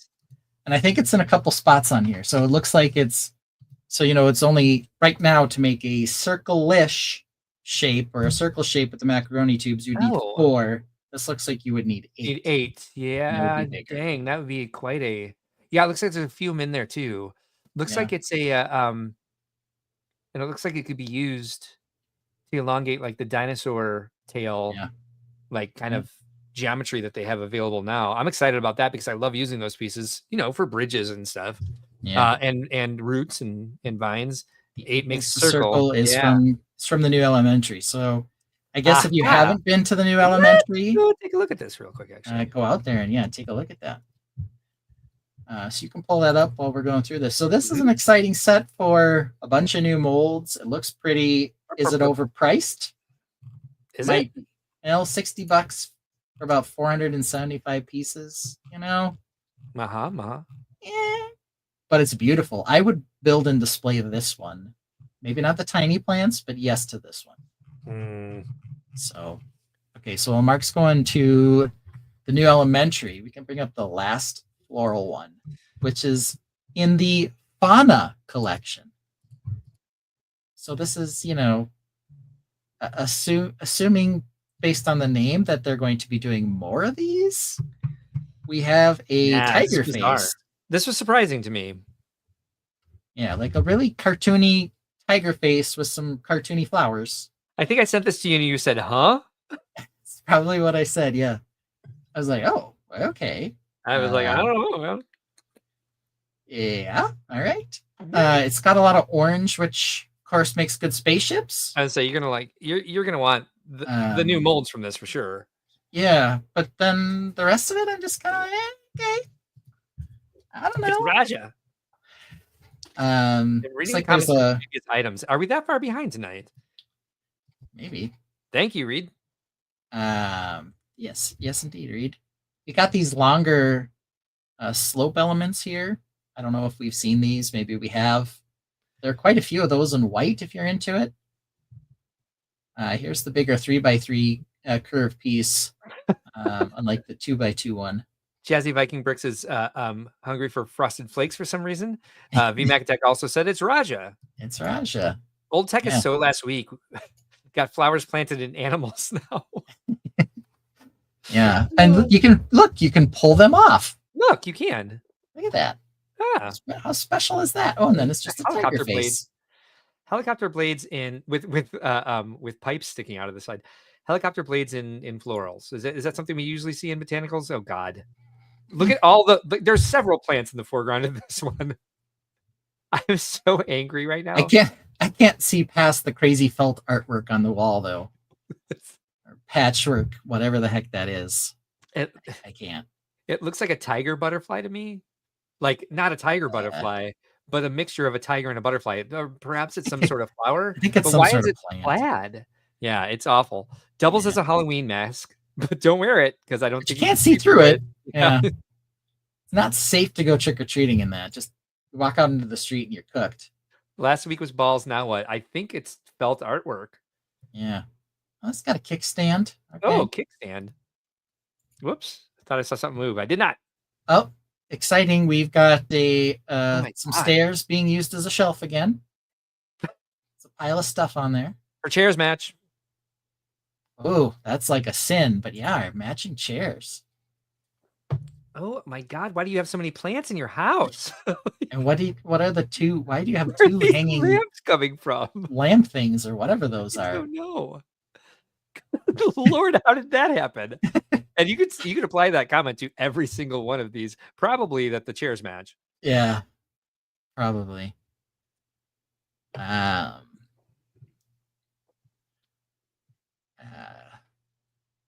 Okay. Anyway. Okay. I don't know what to say about it. I might get it for the parts. Value proposition wise, it's okay if you like orange and white. Yeah. I don't know. So there it is. Very interesting one. Okay, let's get into. Alphonse thinks we need to be hired as consultants for the Lego marketing team making these pictures. Oh. We'd only make them worse. I really don't think that would be advisable. So here's a new elementary. This is the best I can find. So if I'm wrong, someone please send me the link. I'll bring it up. Go ahead and post it in the chat. Yeah, they must not. Yeah, they must not have the set yet, but there it is. But that's a mega macaroni, and I'm excited about it. I am all here for this piece. I am all here for the set. When does this come out? When does this come out? I think it was June 1st. Yes, June 1st. And you can pre-order it. Yep. Ooh, that's great. So yeah, a couple other things they showed from this. The pieces VMAC Attack was talking about, and we got the tiny sword leaf. Yep. Sword leaf. I keep saying razor. That doesn't make any sense. Whatever. Oh, whoops. Which way did it go? I don't know what this is. That's like a Y junction. Oh, yeah. Just like straight, and then has a 45-degree Technic beam off it. I didn't change anything, but no. They were, yes, they are circling that piece. So this is new. This is new in dark green. These little moldy little pieces, squishy thingies are now in olive green. It looks like squishy squishers, and then then you got this piece is the first time in tan. molded in tan apparently. Let me see if I click this again. Oh, whoop, nope, it just went off. All right, I don't know how that. Okay, enough out of me. Hopefully, they're not too excited about happy plants. I don't know. Let's see. I have New Elementary in my RSS feed, so I can't miss it. Love learning about the new parts. Yeah, good fun. That's a good one to put in an RSS feed. Yeah, a very good. I haven't been here for a long time. I love this site. I used to check it all the time. Yeah. All right. You go over news. I'm going to be looking at New Elementary for a little while. Oh, okay, that's fun. Okay, this one here, we've got June 1st coming, 250 parts, $23, 3 figures. This is the Peely and Sparkplugs Camp. Okay, I'll take your word for it. I will say a couple of things about this that are maybe exciting for some people. This is obviously based on Lego Fortnite. Yep. And it is actually representing some of the things you can build in the game. Ooh. So that's what the wolf looks like, more or less. We've got a workbench here. We've got the llama. And then we have 2 characters plus a skeleton as well. So if you actually want to build some of the things you see in the game, you're now finally getting an opportunity. I think it's a decent build, too. I mean, it's not... it's not like not too complicated, but it's more detailed than an Animal Crossing set. It's got that going for it. It might be a little unfair because it does. Animal Crossing does do well with the environment. Yeah, what do you think of the alpaca or the llama, whatever? That's a pretty decent looking little build for a llama. It's what they look like in the thing. I like the bigger version because we had a lot more useful parts in these kind of nebula colors. I'll call them the purple and blue hues. But it's fine. At the bar with clip, or the bar insertion point with clip in medium lavender, it looks like. Yeah. Now, Ben, I have a question for you. Why is there a campfire with no s'mores? Oh, excellent question. What is going on? What's even the purpose of this? Yeah. I don't know. I'm confused now. I didn't even notice that, but you're right. Campfire, no s'mores. What's the point? Just knocked it down a peg for me. Yeah. I think it just lost 3 points. And Peely Bone, you can see, not Peely Bone, Peely, he's partially peeling in the mold. So there you go. Look at the pile of stuff on my stairs. Yeah. All right. So we're catching up a little bit here. So General Tron's bricks was not synced up. So at least it wasn't too crazy. Okay. Let me see. What else did I miss here? We saw that. Yep. We saw that. Yep. There we go. I've hit pause before, it gets off track, but the comments still roll in. I've definitely done that.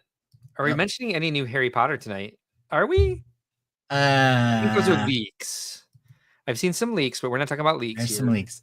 And I believe the Sherlock Holmes ones is a leak too.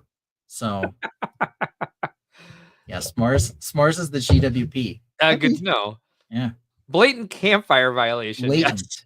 Yes. How can you do this, Lego? How? But there it is. And there's a kid playing with it. I don't know. Big old book.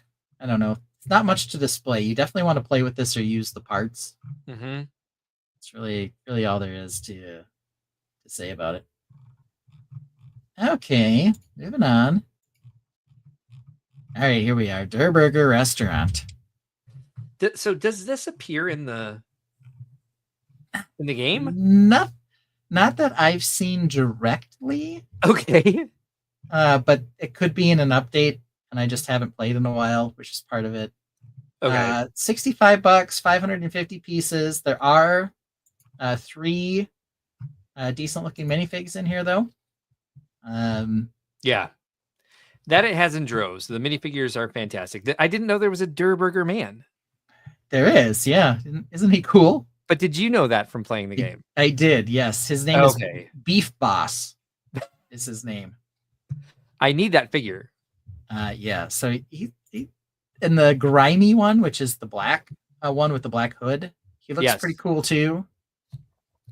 So I mean, there are a couple of cute things here.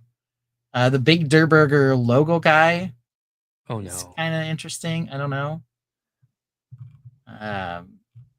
What else can we say about this? OMG fam. Lego has been killing it with these 1-to-1 scale flowers, and now they are entering a new realm of awesome with these new 1-to-1 scale food items. I must have received the European box because mine says Dare Burger instead of hamburger and Fortnite Day instead of food night. But whatever, it is still good. Am I right? I sure hope little kids don't try to eat this burger. It looks so tasty with those little toasted marshmallows on the bun. All right, so that's what I got to say about it. I think this is a decent build. I always like when they come out with the window glass in different colors. Yeah. Because I like making half-timbered things, and that makes it easier to make half-timbered stuff than like throwing tiles up. I think it gives you a different sort of blue depth. I know, but blue's not bad for doing half-timbers. I like to make all my half-timbered stuff brightly colored. That's true. That's true. What does the interior of this Der Burger look like? Let's find out.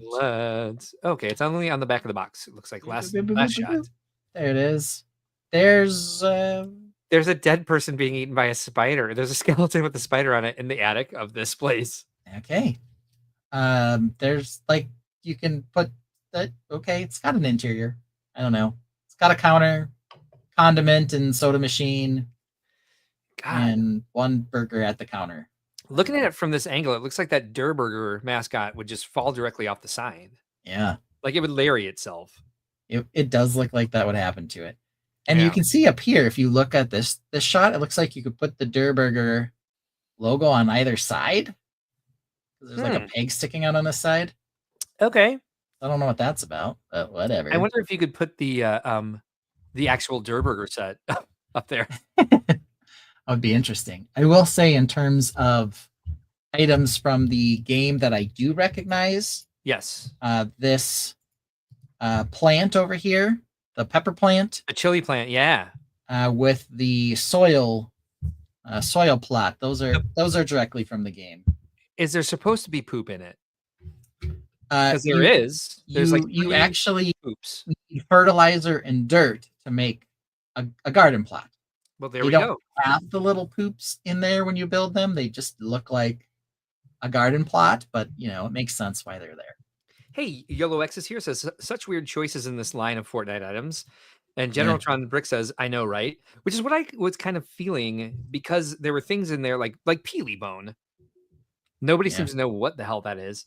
The devil has toasted buns. I don't know what he's talking about. Comment. Only you can prevent forest fires. Wow, we missed quite a few. My local Meijer store have the new Star Wars sets, but I had to get the Animal Crossing set on discount. Dodo Airlines. Why is that on discount? Superhawk is here. Good to see you tonight. Thanks for being here. We already sang your praises earlier. YOLO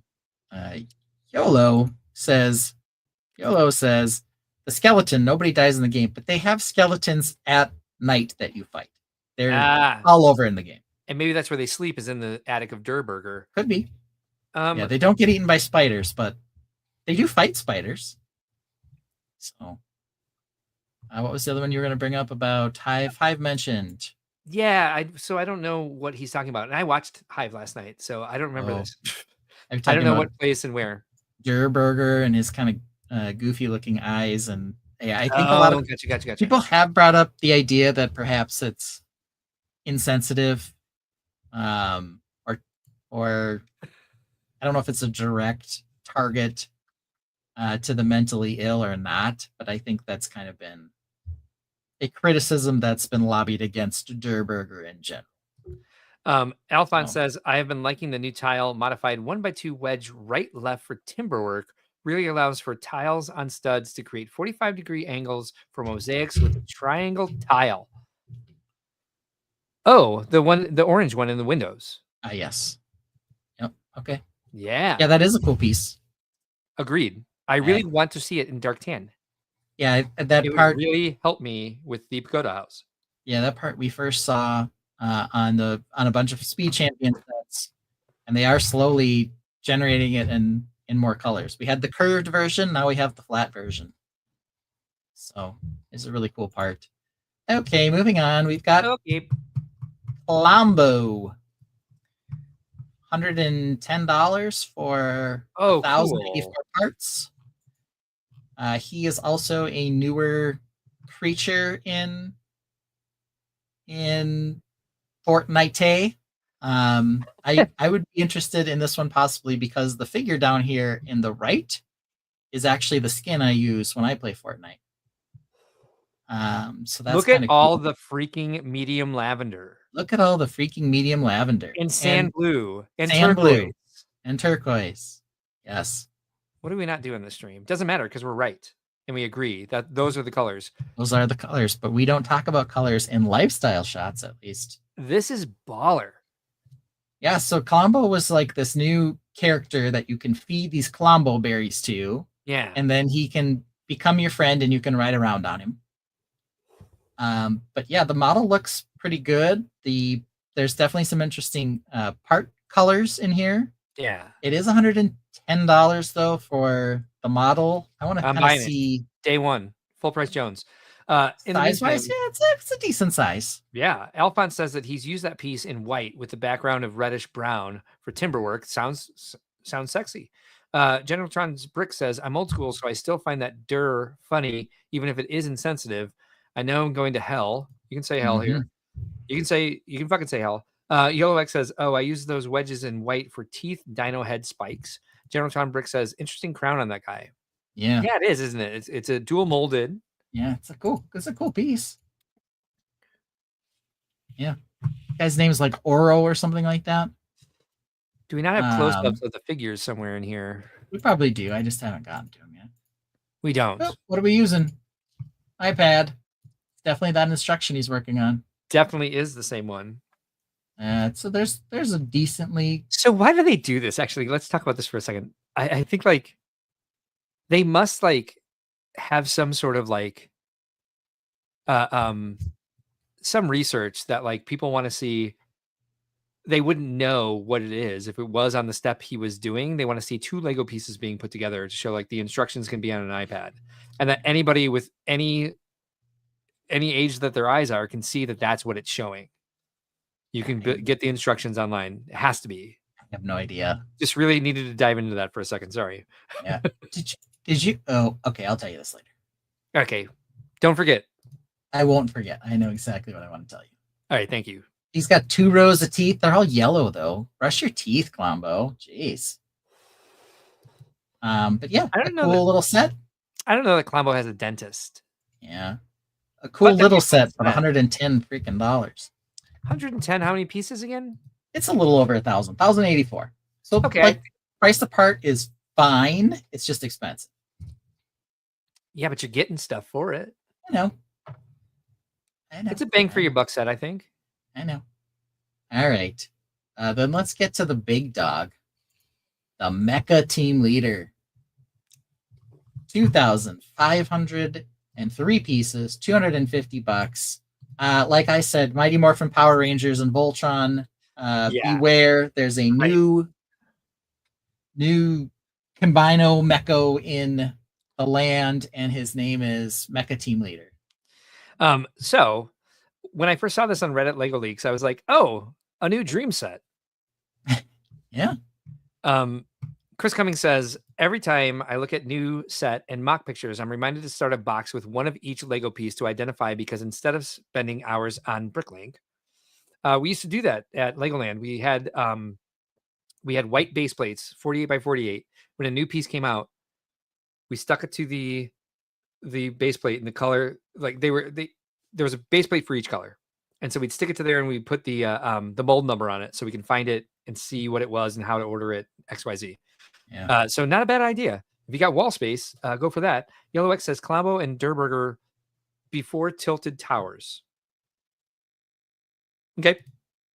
General Tron's Brick says, anyone else reminded of Stitch? Maybe, from I don't know. combo. Yeah. He's kind of Stetson got a Reed Stitchy says, vibe, yeah. Superhawks wants it as well. General Tron Brick says, okay, this mech is equal parts. Oh my god. What the heck is that? And ooh, shiny. Mm-hmm.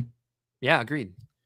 Yeah, but this, I think this is just a, I don't know if it's a new joint here or what this is right here on the hips. Yeah.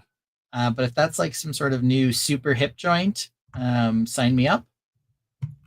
Maybe it's just a decorative element. I don't know. He's got the exact same pose in both of those. Very Voltron or Mighty Morphin Power Rangers, Megazoid-ish vibe.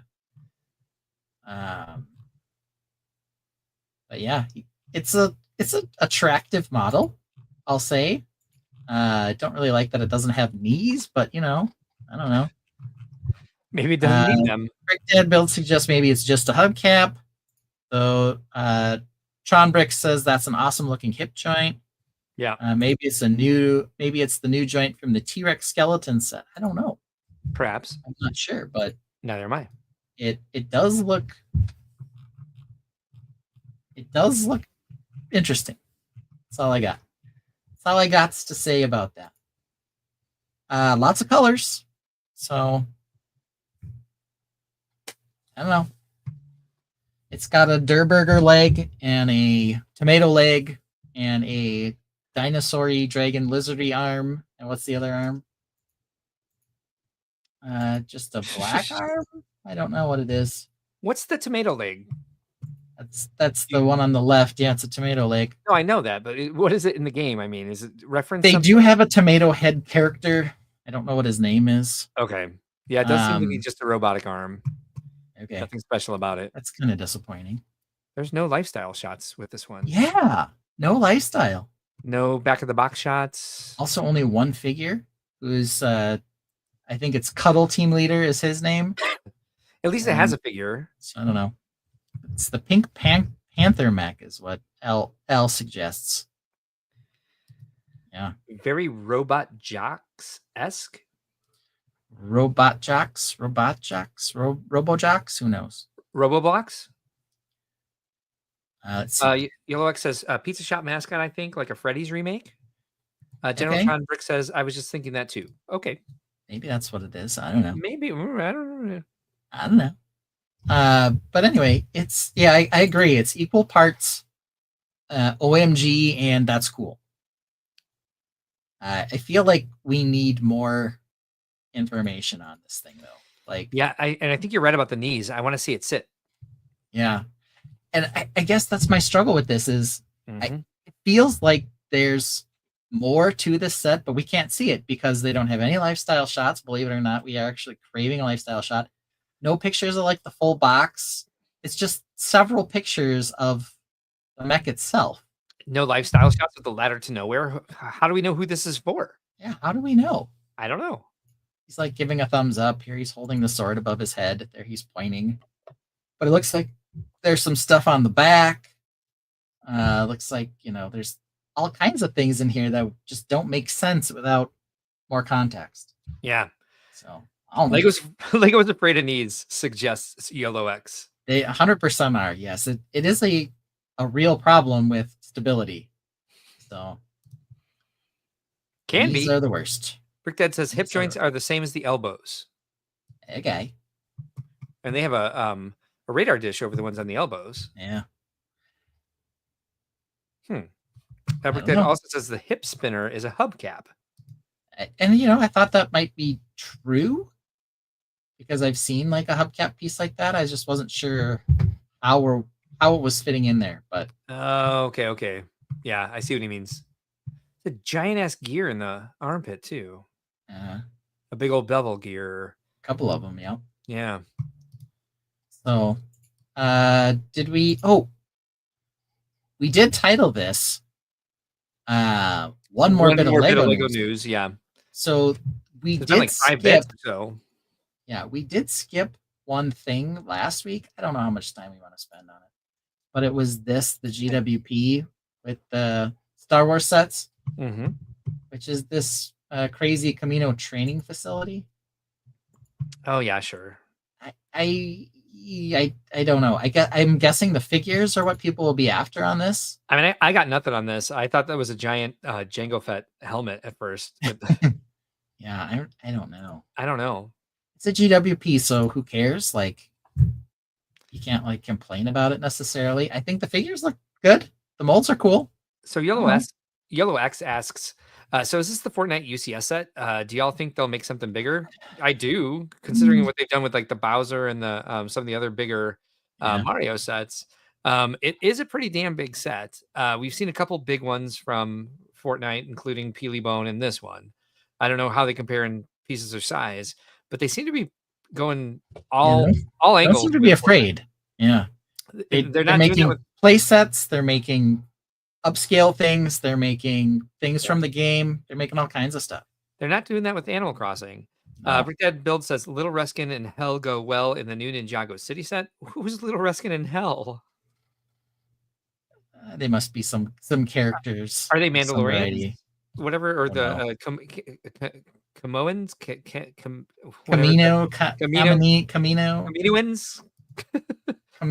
Training ground. It's a cockpit training ship. Okay, fair. It looks like a helmet. It looks like a giant helmet. It looked like it was like a helmet floating, like a hologram of a giant general or something. General Tron's Brick says, if you look closely in the Attack of the Clones, you will see that little white ship in the building before Obi-Wan meets Jango. Good. Oh, great. So it's canon. Brickdad says, little reskin on the Fortnite mech. Oh, if you reskin the Fortnite mech, it would look nice in the new Ninjago City set. There we go. We got there. I was like, Hell and Reskin? But that's reskin. A little reskin, and he will, HE''LL, go well in the new Ninjago City set. See, we get there eventually. We do. And here's the thing. I'll tell you this right now. When I try to type hell into my iPhone, it autocorrects to heal every time. HE''LL. Yep. I'm like, why? So we did get some clapping from Brickdad. Thank you. Yay. Brickdad. I like applause. So Z's spouse has this problem with one of her friends who has like an old flip phone still. Yeah. And if she mistypes or doesn't press the button enough times or whatever, she just sends it, even with all the misspellings. And like you have to discern. Yeah, you have to interpret. You have to decode what she wrote, just so you can read what she's trying to send you. So I've got a staff member like that. I won't say who. Just one, you know. Yeah, I only have 2 staff members, so the 2 of you work it out amongst yourselves. They don't watch the stream. That's okay. Why would they? I know, right? The stream's weird.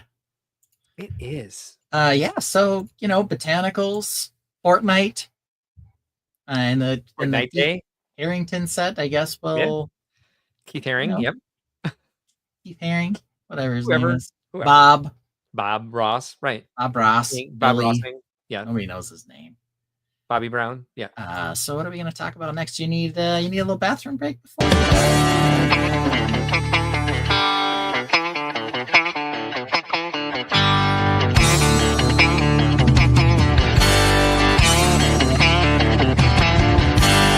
A wise man once said about Mark, you think he drinks water like a great white shark. About every 60 minutes, he's gotta go. Nature calls 2, sometimes 3 times a show.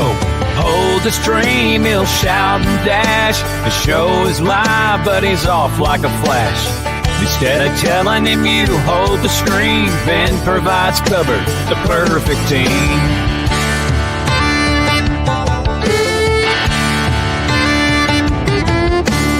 Yeah. But let's get into some of the news. Do you need the bathroom break before we go? Yeah, I'm going to go ahead and take the bathroom break now. And then 40 minutes later, I have to take another bathroom break. Like, hey, I made it 2 hours. Now it's like, well, now you're making up for lost time. So I'm going to go. Oh, here's the right one. And I'm going to use the bathroom. Of course you are. You're going to go. Why don't you start with those? Because unfortunately, I have to use the bathroom again already. Cool. Go do it. What's it called? What's BPH? BPH. It plays a tune 2 minutes long while the Tainted sing along. Keeps the show rolling smooth, no rush. Mark mutes his mic so you can't hear the flush. Mark is muted, so let me unmute him. The reason I mute myself before I go is because I like to keep listening to what's going on, but I don't want everyone to hear me pee. Yeah, I managed. It's been 60 minutes since I last went, so I'll mute it and I'll be listening. Fair enough. Yeah, you'll be listening to me. Hey, Mark's gotta go. No interrupting the strange flow. He'll be quick, won't take too long. He'll be done by the end of this song. Hey, Mark's gotta go. Mark's gotta go. Hey, Mark's gotta go.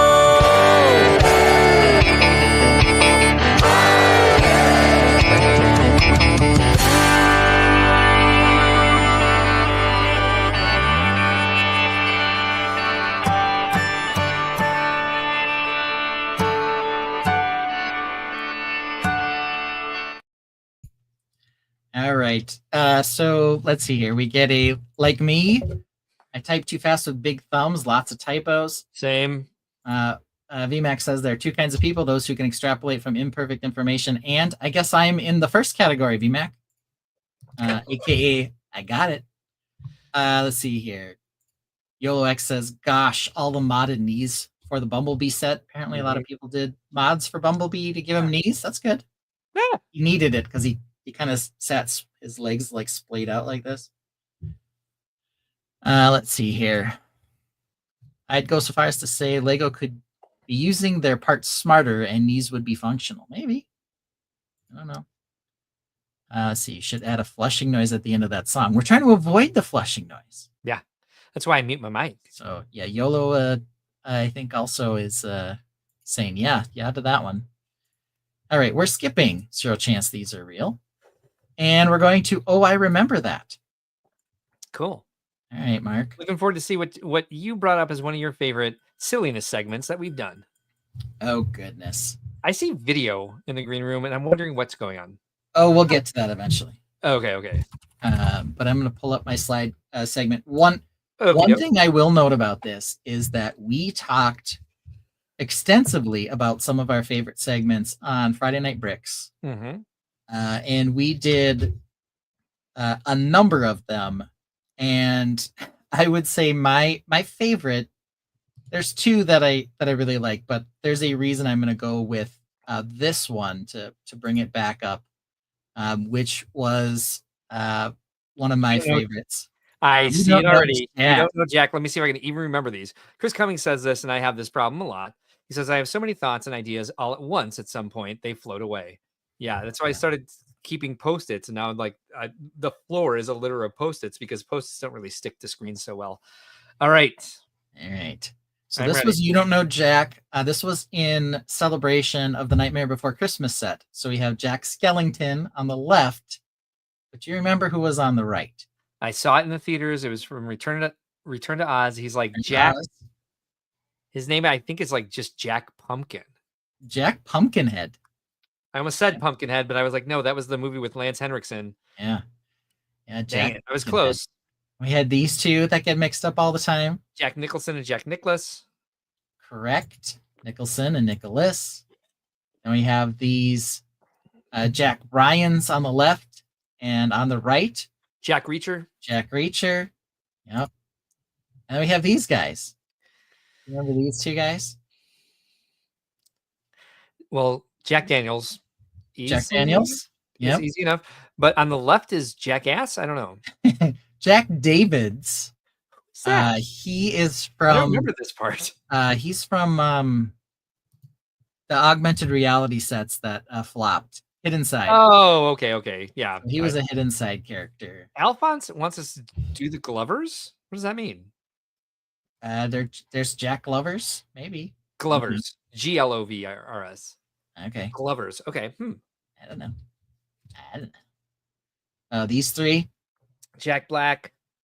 I don't know the other two, actually. Yeah, so it's Jack Black, Jack White on the far right.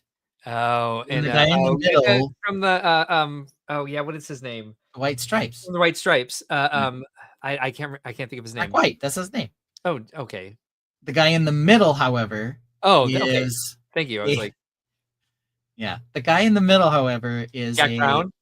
No, he's a famous pitcher for the Detroit Tigers and the Minnesota Twins. Pitched the greatest Game 7 in World Series history. That is Blackjack Jack Morris. Okay, We had fair enough. Jack Black, Blackjack, and then Jack White. General Tom's Brick says, I'd use Post-it notes, but my brain jumps so many channels that I don't even know what the hell I was thinking on the note later on. I know, weird. No, sometimes I have that too. That's why I started writing out very elaborate things. I was like, what did this mean? Get this. Yeah. New ideas in studio. Albanon says, oh, I meant like Donald Glover versus Danny Glover. I misunderstood the game. Yeah, these people all are named Jack. Yes. That was the title of the segment was You Don't Know Jack. Yes. What about Jack light bluish gray? Yeah, that's a good question. Or is he? Got all the other Jack colors. Okay. All right. So this is a carjack and a carjacking. You're correct. Carjack and Carjack. You Yep. nailed that one. How about these guys? This Hugh Jackman and Huge Jacked Man. Correct. You nailed it. You nailed it. And how about these two? Jack in the Box and Jack Jack. Ooh. What was Jack Jack doing? All right. This is Jack in the Box and Jack Jack eating. If you were from New York, you might get this in like a Jewish deli for your breakfast to go with your bagels or something. Well, I'm not. Oh, it's called lox. Lox? Yeah. Lox. Okay. Oh, because it rhymed with box. I'm like, yeah, it's okay. Yeah, it's like Well, the it thin looks cut like salmon Yes. thing that apparently is Jack called Jack eating lox. lox. Yeah. I don't know. No, we have a lot of Jewish delis in the city. I know what lox Okay. are. Yeah, This is figured. okay. This is from 24. Jack Bauer Jack Bauer. and Jack in the Bean Shower. Jack in the shower, yeah. Jack in the shower. Nailed it. Nailed it. Jackson Pollock. Sorry. Jackson Pollock and the Jackson Mollusk. You nailed it. Yes, Jackson Pollock and Jackson Mollusk. Wow, you changed some of these. Oh no, these are all exactly the same. Were they really? Okay. Yeah. There's Jack Stone and Jack Monochrome. That one's not even hard. No, it's not. How about these two? Okay. This is where we went off the rails. It is. Okay, so this is because I couldn't remember Johnny Depp's name in the movie, and now I can't remember it again. He is Jack Sparrow. Jack Sparrow. Wait a minute.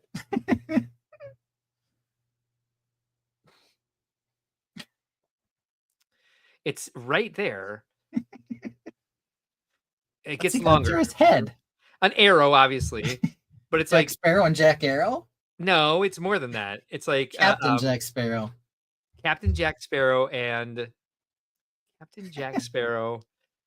Oh, this is gonna drive me insane. I'm gonna be so mad that I missed this. This was just stupid. Jack Smith Cooper. That was just me messing with you, is what that was. Well, it worked twice. Yeah, then this one. Right, this is Jack the Ripper and Jack the Fire Pole Enthusiast. Nailed it. You got it. I will never forget that one. Yeah. But that was one of my favorites when we got into this whole rhyming thing. We also had the Order 66 one. Yeah. Which was in a similar vein. But Jack the Fire Pole Enthusiast is one of my crowning achievements in life. No kidding. That was that was an excellent one for you to bring up as one of your favorites. It made me change my mind a little bit about the one I want to do. Okay. Because the one that I wanted to do, we've done 3 times. And so you're probably pretty well versed in it at this point. So what I'm going to do is I'm going to play a little jazzy. All right. And I'm going to see if I can find the one where I updated it, which I might not be able to do by the time we get back to it. Right. I can't even find. Yep, got it.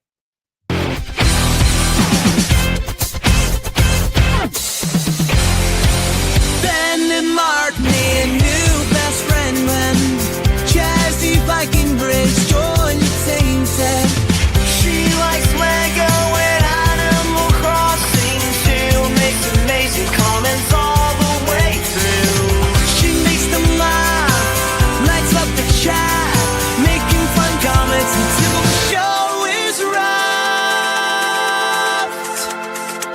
Then why did Mark banter like a total effing jerk and delete all the comments like an evil effing jerk? Mark been Jazzy Viking bricks like a total effing jerk. What the F is wrong with him?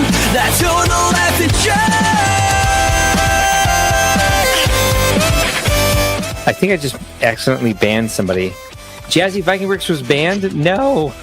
No. Their comments were removed? Jesus. How do you unban somebody? I don't know. I don't know. Crap. How'd you do that? I don't know. Seriously? What the hell just happened? Oh my god. This is terrible. This is so...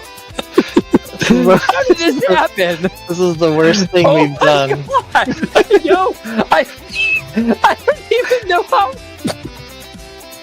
I don't know. Poor Jazzy. And we love her.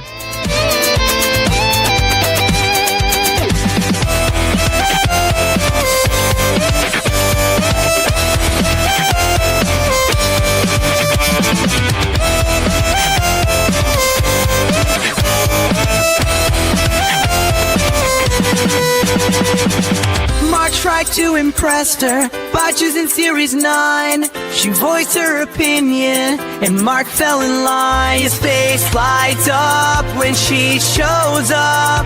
Loves every comment, bringing each one up.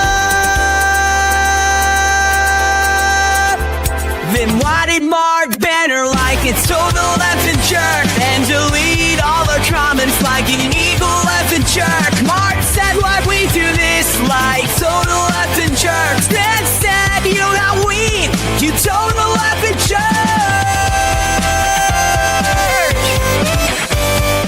And then barf in the bad way that we... Can you please stop saying we banter? I don't want to hear that again. Mark Ben Jazzy Viking Bricks like a total effing jerk. What the F is wrong with him? That total effing jerk. That total effing jerk. That total effing jerk. That total effing jerk.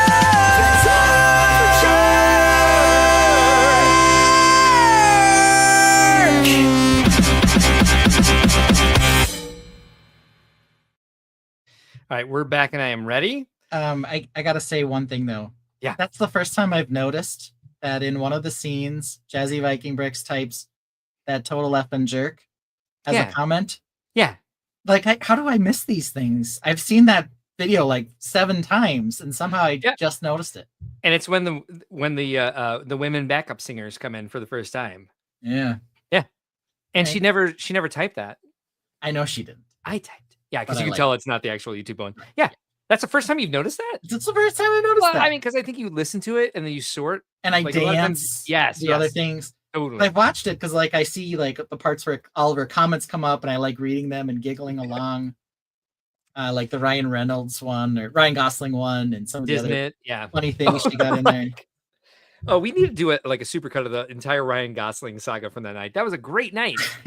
And then we deleted everything that she said. Because you banned her. I'm sorry, I deleted everything that she said. I did not learn my lesson yet. Anyway, Yeah. so you've been through this one now. Oh, go ahead. Okay, You wanna yeah. bring up some comments first? Tron says, Fair. excuse me while I get banned next. Well, all you have to do is, Just make it be funny. Show up enough times. Yeah, I'll Never ban know. your ass. All right, what do we got? All right, so you've been through this one before. So I picked up the one. This is probably like my crowning achievement was the Leppin rant. And again, it was the yes. one that happened. I think your crowning achievement, besides the the fire pole enthusiast, Yeah. was of course the original Star Wars villains that Yeah. rhyme with And knock. ending a knock. Yeah. Ending knock. I think mine was the Leppin rant. And so you've been through this a few times, but Yeah. once upon a time, I put you through it so that you can find out some new ones. So I'm going to combine them all together. When Leppin made Star Wars, what did they call it? Star Warns. It's like WNRS or something. Yes, which is winners, not warns, but hey, that's fine. Winners. Yeah, you're right. Star So winners. that's an example of Lepin. So I created my own brand. I mean, I found another one. I found another one. Yep. Yeah, Lepin was finally, China slapped them on the wrist, and they weren't able to produce anymore. For like and then 2 another one days. came out that was Leggin. And so Yes. here's Disney's Snow White and the Seven Dwarfs set, right? Yeah. And let's see, what did Leggin? What did Leggin call their copy of this set? This is probably like, man, it's not Disney. It's probably something else like Disney. Like Disnot? Disnot. Which is what Jazzy Viking Brick suggested. That's one of her comments that comes up in the song. Yeah, So it it could was be. this was the night we banned her, actually. Okay. Instead of Snow White. I'm sorry. This is the night I banned her. Yeah, this I'll is learn. probably I'll like learn eventually. this is probably like Burnett woman and the undersized human friends. All right, let's see. Well, first of all, it's Disney.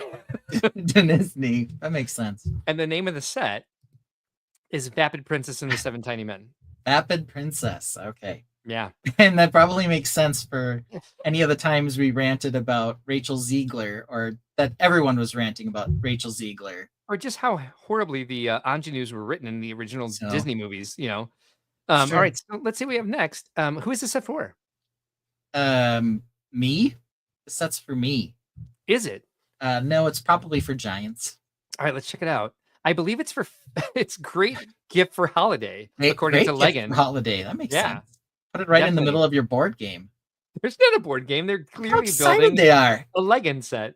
No, they are screaming through the ceiling. This is a an Eastern European family, which who else would they be marketing their product towards? Yeah. Snow Tan and the seven And check seven marks. check marks. I mean, again, we'll talk about this in a little bit. Hal, our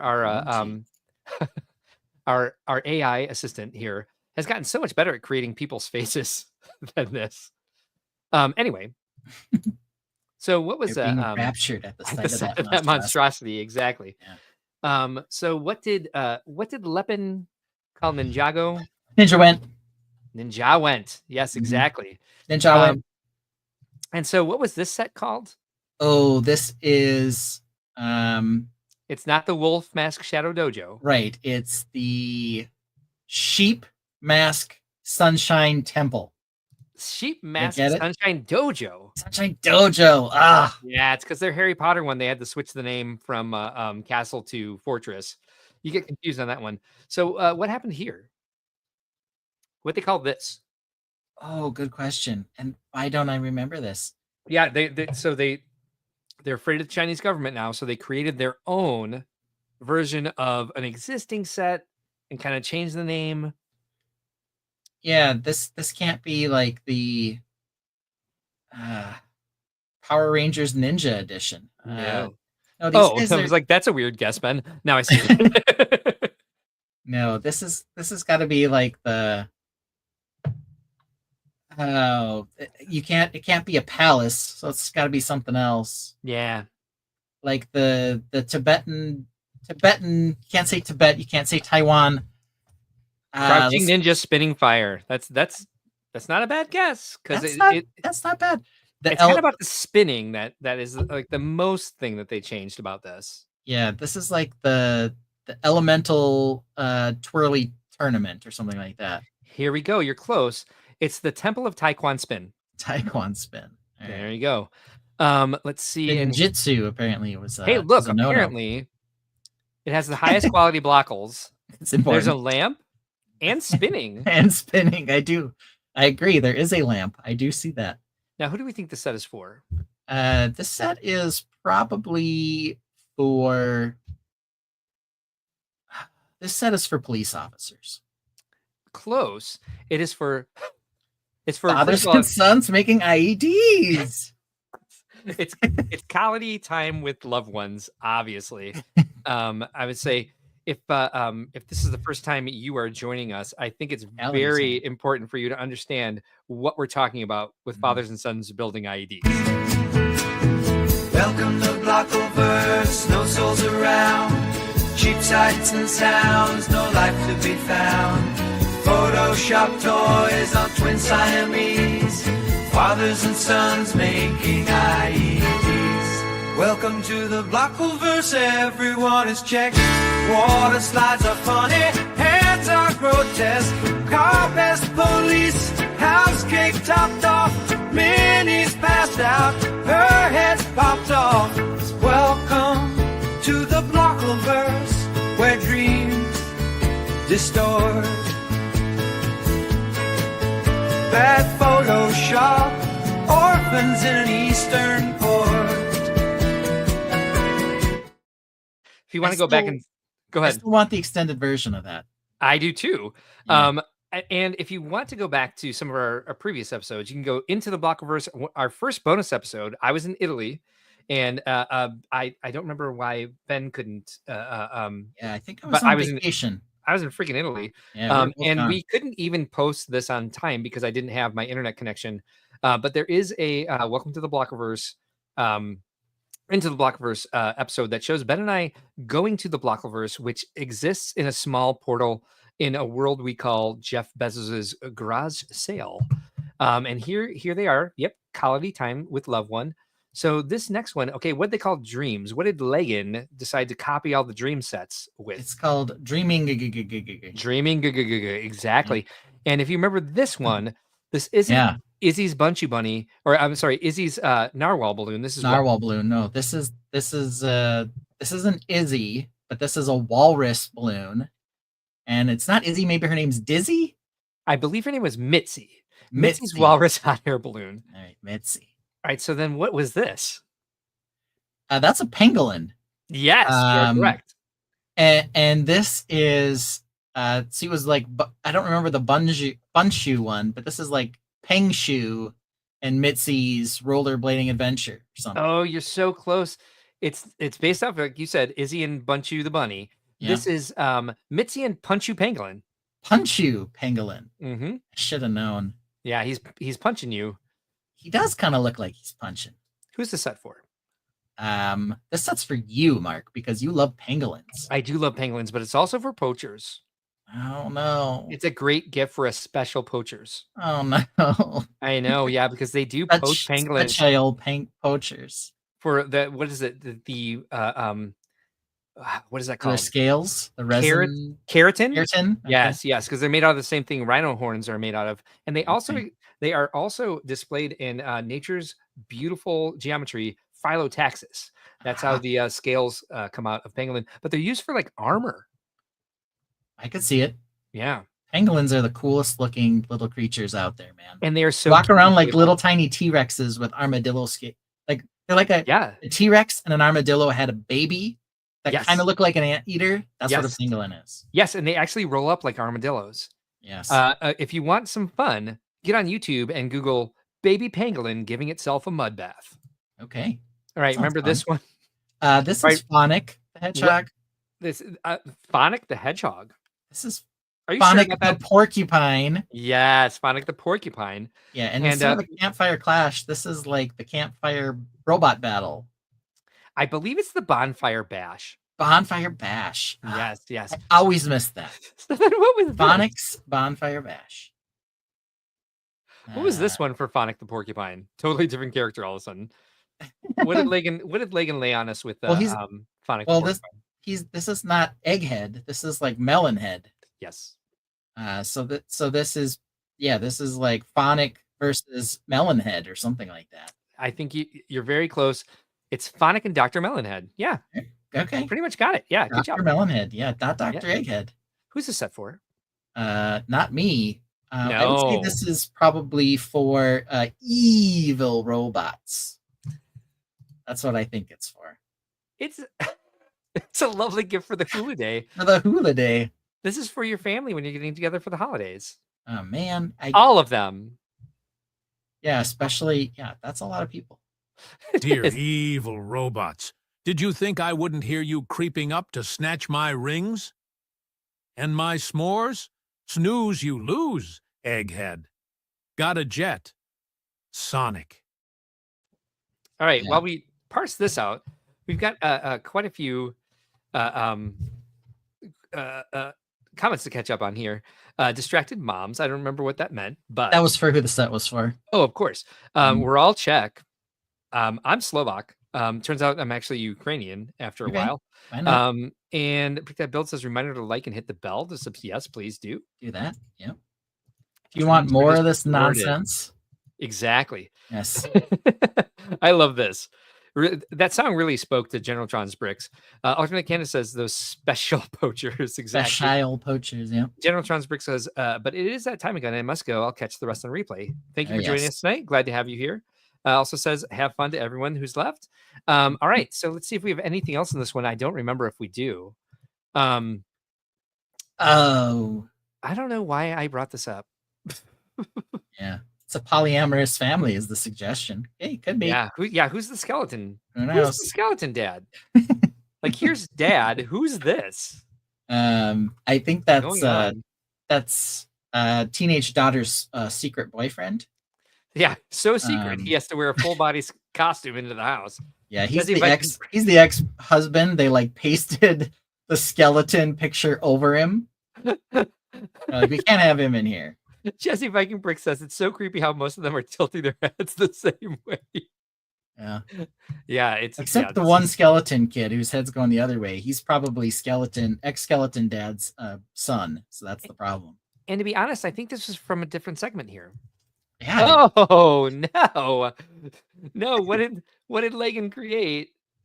It must be a sander with power tools with flowers growing out of them. Yeah, look. It's sander with flowers. Yeah. Why wouldn't it be? And look at the exciting points of this. I think you can get a pedal, you can get a stem, and a sander. And a sander. It's realistic detail for fun time play. It's the only time I play. It's for fun time. Yeah, exactly. And who's this set for? Tim the Toolman Taylor. It's just for plumbers and handymen. You'd think so, but apparently it's a lovely gift for creative play fun. Yes, especially if you are very into like a minimalist look. Especially if your feet make no sense. If your feet make zero sense. The right foot is terrifying on that girl, and her left foot looks like it's permanently stuck in a shoe. Well, the mom's feet are pretty bad molded too, into the floor. And don't ask me where the table legs and the couch legs start and end. Yeah. And what we seem to be missing a final couch leg, but it could be behind mom's creepy feet. So we'll never know. Bill says it's my house, my wife, late husband. Okay. Bill Bartley says Hula Day for hooligans, just like Christmas back home in Kentucky with the family. I do believe there's one more in this one. So remember what Legan made for yeah, man. What was the theme? What was the name of the set? Let's see. It's not I think it's 2 weeks instead of fortnight. And instead of Der Burger, this is like Eins Wiener or something like that. It's the Duh Wiener. Duh Wiener. yeah, exactly. So then and then this one? This is peeled melon bald, peely melon. Can't appeal. Yeah. And that was just for retrospect. I didn't do any more after that. I think the next one is my close call. Oh yeah, it's the end of definitely the end of it there. We're in one of those fun times where I'm excited to get to the last segment. We're already after 10 p.m. Yeah. However, who cares? We're in one of those, I don't care. We're in one of those situations where I have to use the freaking bathroom again. All right, let's pick a different song this time. Let's get to a different classic. But I've got to go for at least a 2-minute song, or else Mark's not going to be able to make it. Which is fine. You can hang on your own. I'm sure it'll be fine. We're gonna hit this one. A 4-minute song. We have Daddy Benesso, Ohio. That's true. I was thinking that we'd hit this one. Here we go.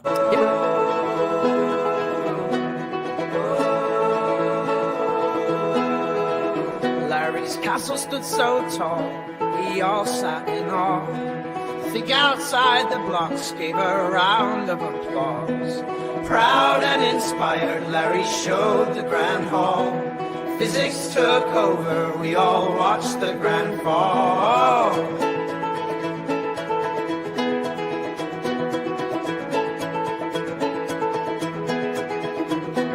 Bricks fail, crashing dreams to the ground. In that moment, silence was the only, except for Mark screaming, no, no, no, no, no.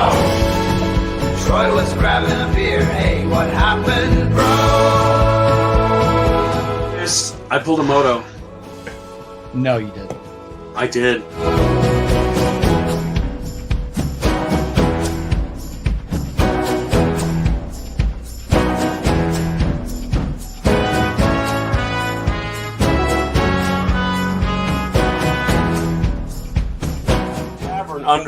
Under the castle. So dragons live here, right? Oh my god, yes. Level 1 dungeons. We got kitchens. This is a double high. This is the grand hall. No, no, no, no, no, no, no, no, no.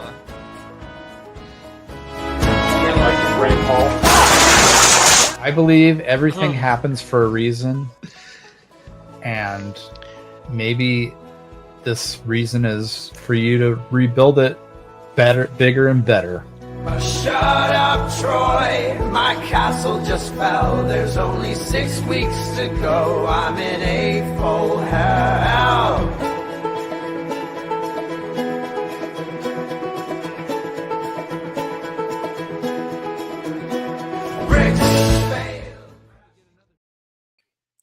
Yeah, maybe Larry. We forgot to mention. Maybe we did mention it, maybe not. But Larry did guest appear on the show after that accident happened on Friday Night Bricks. We invited him on to relive the castle incident. Yes. So, and it turned out beautiful last year at the show. It was quite good, and I think his castle was like white and like bluish gray. So it's not always boring and horrible, everybody. Right. So we'll see. All right. So I'm very excited about the segment. I can't wait to see what you have for me, but I'm excited about what I prepared for you. So sure, let's go on with our surprise silliness segments. All right. We called this one new silliness segment. So we called it, where do you want to start? With you, sir. Okay. So funny enough, I titled this segment Octopus. Okay. And already, yeah, I get it. And it was because you mentioned something, which is one of our favorite ever topics was this one.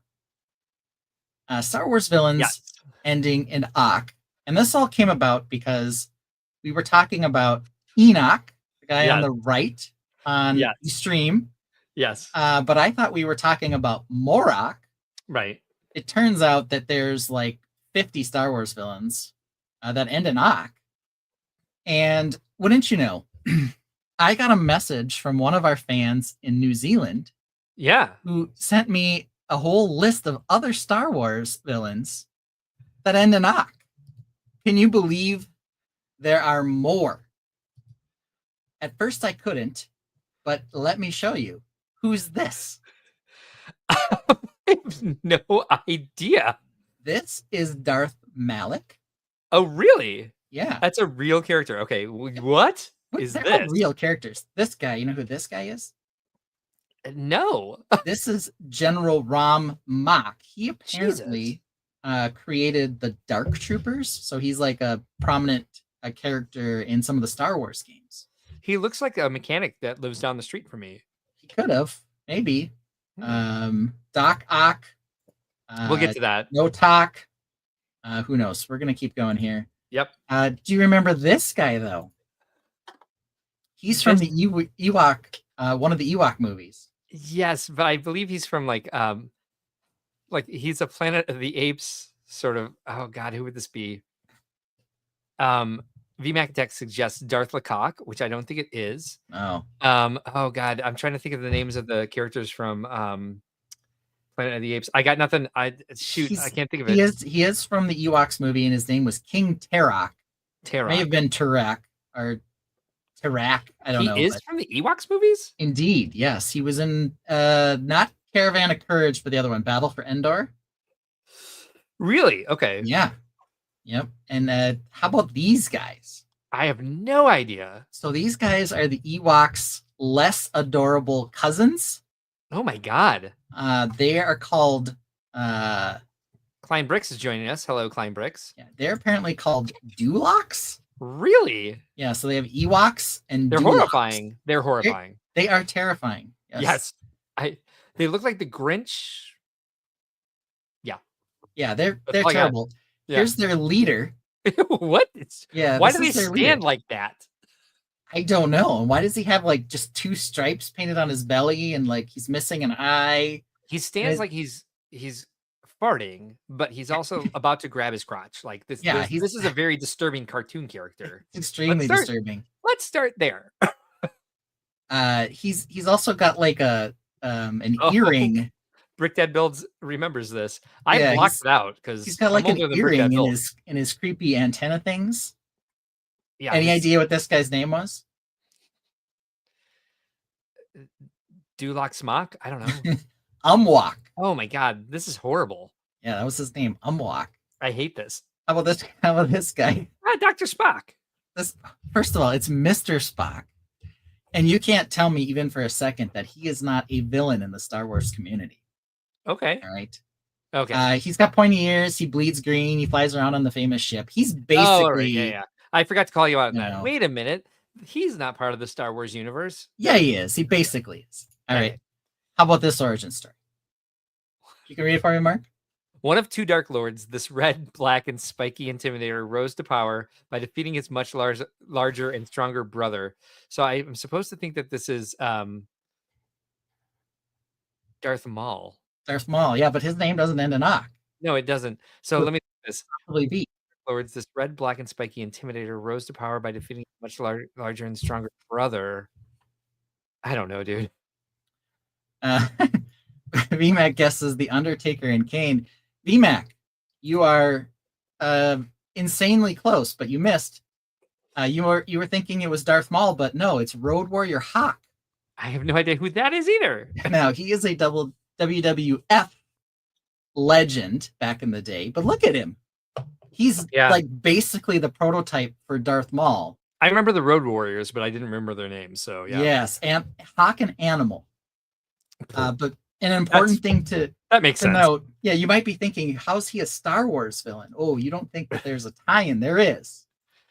Look at this guy. This guy was called Shockmaster. Yeah. He's got a stormtrooper helmet covered in glitter. Master of Shock. He is famous for this intro gone wrong right here. This was his grand entrance. There he is. Watch his first time ever being introduced. He breaks through a wall and trips. The helmet falls off. He has to stand up and put it back on. This is like the only time the Shockmaster like ever appeared. I don't know what's with the mustard color wall. I don't know like anything that went right with this.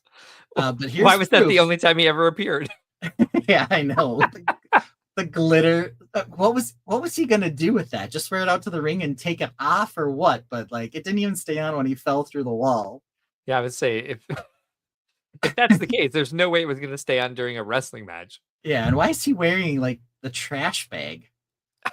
I have no answers for this. I'm so confused by Shock. I'm very confused. How about this guy? Oh my god. This is Darth Guac. Of course it is. Why wouldn't it be? So here's our friend Darth Guac. Love him. How about this guy? Oh, what is this? Yeah. I can't think of what he would be that would rhyme with Ock. But I'm at least going to say that he's Inquisitor Sticker Shock. Ooh, that's a good guess. This guy here will provide you with a line of credit on your Palace or Death Star. Right. This is Imperial banker Todd Helock. Okay. It's a HELOC. What is a HELOC? Home equity line of credit. Everybody knows that. Oh, dear Lord. I had no idea. VMAC Deck says, throw on the population elimination enthusiast. Hey, it's kind of got a bit of a Thrawn vibe. How about this guy? Oh, God. What am I seeing? Darth Cyclops? Tainted. Help him out on this one, guys. Yeah, please do. Darth Darth Sticker Shock. Sticker Shock. I thought that's what I said. You were close. Oh, it's Darth Sherlock. Darth Sherlock. He's actually Inspector Sherlock. Fuck off. But you nailed it. There's Sherlock right there. I got him eventually. Yeah. You did. Not immediately clear. Yeah, But I got it. There you go. VMAC got it. I very much wanted him to have a pipe, but they were like, we can't do that. Pipes. Yeah, of course not. Like, I Sherlock. didn't mean crack pipe. I meant a tobacco pipe. Yeah, I wanted like an old Al. Victorian pipe. And they were like, Yeah. no. No. All right, how about this guy? Okay, I'm gonna have to bring this to a bigger screen because it's a little dark. If this isn't I lightened Inquisitor, some of them up. If this isn't Inquisitor Croc, I mean, what is he doing? It's Inquisitor Croc frying in a wok. You're close, but I can understand why you would have messed this up because this is Inquisitor Alligator Wok. That's not Fair a enough. crocodile. You can't tell the difference between a crocodile and an alligator. Who are you? It makes me concerned for you, quite honestly. Yeah, well, good thing I have a doctor for that. Yeah. All right. So Inquisitor Alligator Wok. How about this guy? Christ. Okay. This is Darth Shamrock. Inquisitor Shamrock. You nailed it. He would be Darth, but he's not wearing enough black. It's the only thing I could come up with. Well, right. Fair enough. Yeah. Alligator, apple-shaped nose, crocodile, carrot-shaped nose. Yeah, how'd you miss it? Who's this? This is Darth Flock. Correct. I couldn't get ChatGPT to take out this guy in the front who's standing up with the little cane, but I decided that this was Yoda's arch nemesis, Goda. Right. Yeah, it's the only thing that makes made sense. I love it. Yeah, it makes perfect sense Yeah. to me. VMAC Texas says Crocs have flat noses versus the shoe, which is rounded noses. Okay, Kleinbrick says, thanks for giving me nonsense to listen to while I'm packing my mocks from Brick Slopes, Colorado. You're welcome. You're welcome. Glad we could provide for you. How about this guy? Oh, this is Darth Shock Jock. Yeah. Yes, this is Imperial Propaganda Officer Howard Shockjack. How do you feel about the fact that it says Buttland on his board? Jazzy Vikingbrick says, this is what happened to Twiggy from the Darth Flock. Maybe. Imperial Propaganda Look at that. Officer Howard Shockjock. Yeah, Howard Shockjack. And he's doing a live stream. He's doing a podcast about Buttland. That's ugh. He probably could be. Stay out of my business. I did not ask our friend to include anything about Buttland. Buttland makes its way into a lot of my requests too. I'm just like, leave it out. Leave it out. That was a spontaneous butt. Yeah. For those of you who don't know, Buttland is the name of my Animal Crossing island. Yes. Makes sense, right? Yep. Why wouldn't it be? How about this guy? Okay, I gotta think of right. So he's definitely something Croc this time. Yeah. But that doesn't look like a typical Darth. Mm-mm. Doc Croc. No. This is Bounty Hunter Bogo Croc. Yes. Makes sense. Yeah, Definitely a Boba villain. and Django, their friend here, Bogo. He bought one Croc, got the other one for free, I think. But there he is. Dear Partman Lord. does Buttland. Yeah, there we go. We got it now. How about this guy?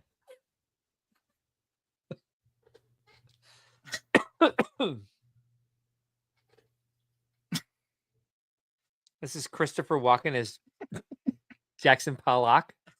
No. Darth Pollock. Do you notice the symbol on his chest? It's a teardrop? What's it from? I think you've watched this show. It's from Severance. Yeah. Where does he work? He works. Lumen Technologies. Yeah, Lumen. What and department? The visuals, the Optics. Yes, optics. Thank you. Optics and design. This is Optics and Design Burt Smock. Okay. Yeah. Why wouldn't it be? Yeah. Okay. I remember that from Star Wars. Oh my God, what's happening? Okay, so this one needs a little help. This one might be the most insidious and villainous of them all. Oh yeah. But you need to listen to what that little thought bubble is there to understand her. So here we go. Okay, ready? I'm ready. Yes. OMG, Leia. You aren't seriously thinking of leaving with that scruffy-looking nerf herder, are you?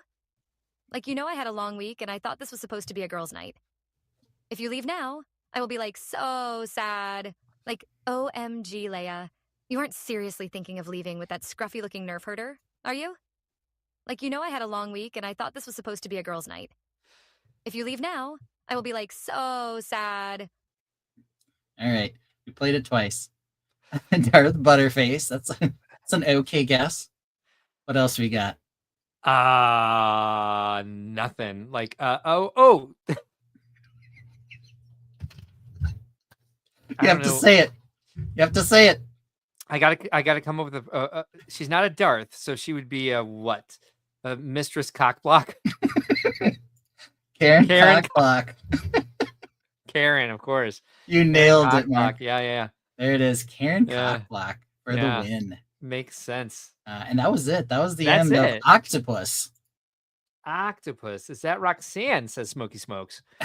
All right. So here we go. Oh, it's Karen Cockblock for sure. Karen Cockblock is definitely in the house tonight. I remember her from the Star Wars universe. That's definitely dialogue from the movie. Thank you for playing that literal dialogue from a Star Wars movie for me. Mm-hmm. It's from one of the series. All right. So here's the game. Uh-oh. It's called Sad. What character did Mark ask Hal to create in human form? For those of you who don't know, we call our chat GPT Hal because we had the little bit of controversy with people not liking us using AI in our thumbnail, which, doesn't make a lot of sense, but that's okay. That's how they felt. And we use it on the stream, but we don't use it in a way that we were accused of. Like, we're not trying to replace people's Lego builds with them. We're not going to use any other sort of means to make some of these jokes that we make for these segments. And so that's kind of the way that we use it. We make fun of it a lot. We warn people about some of the stuff that it does. And I feel like it's a pretty responsible way to use AI. And to me, sometimes when we're coming up with some of these things like Apocalypse, it's no different than putting something together from other people's creations and or Pinterest and or Googling things. And just might be a way to launch off some creativity and using ChatGPT to come up with these types of images. But we're doing them mostly for memes, mostly for jokes, and not taking it too seriously. But I know that people feel very seriously about it. I'm not trying to discount that. So anyway, we know our AI well enough now that we call him Hal. And I told him that we had the controversy, and I told him that we're going to call him Hal from what's it called? Space Odyssey. Yeah, but it's not called that.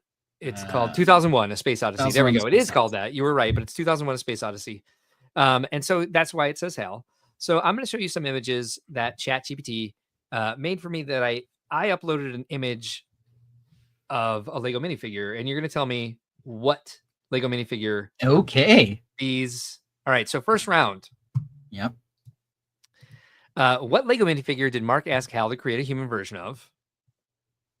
That is the Wolfpack Beastmaster. Yes, very good. I was going to say, do you know, was this a set or a CMF? And you already said it. It's the Wolfpack Beastmaster from CMF Series 27. Good job. On a roll so far. Yeah. All right. So what Lego minifigure did Mark ask Hal to create a human version of? Well, that looks like some version of Robin Hood. Mm-hmm.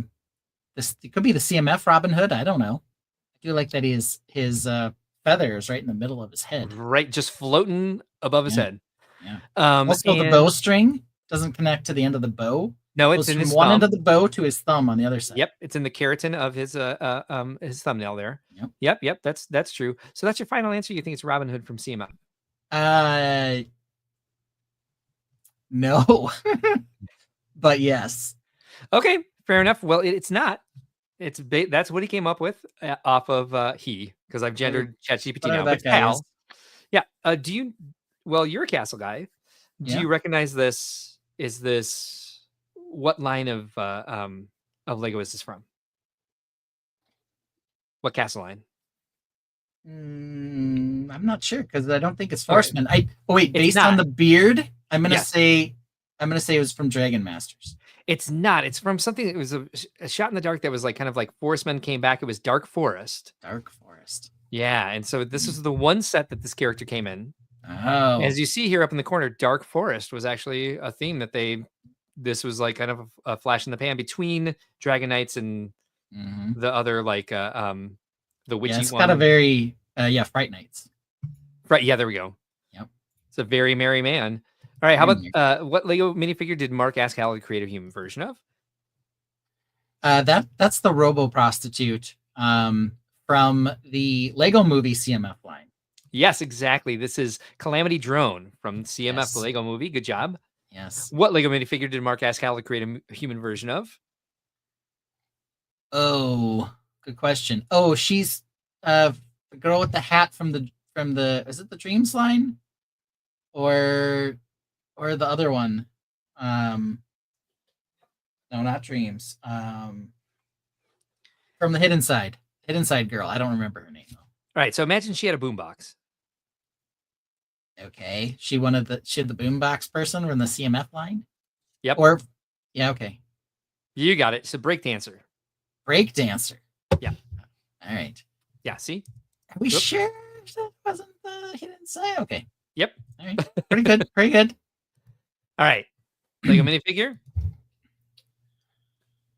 That would be the Battle Dwarf from the CMFs. You got it. Yeah. Wow, he looks just like him. What Lego mini? Yeah, let's take a look again. Yeah. Pretty good. Pretty good.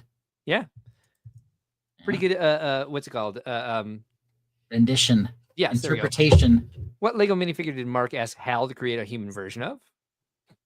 Oh, that is the alien pimp with the zoot suit from Space Police 3. Yes.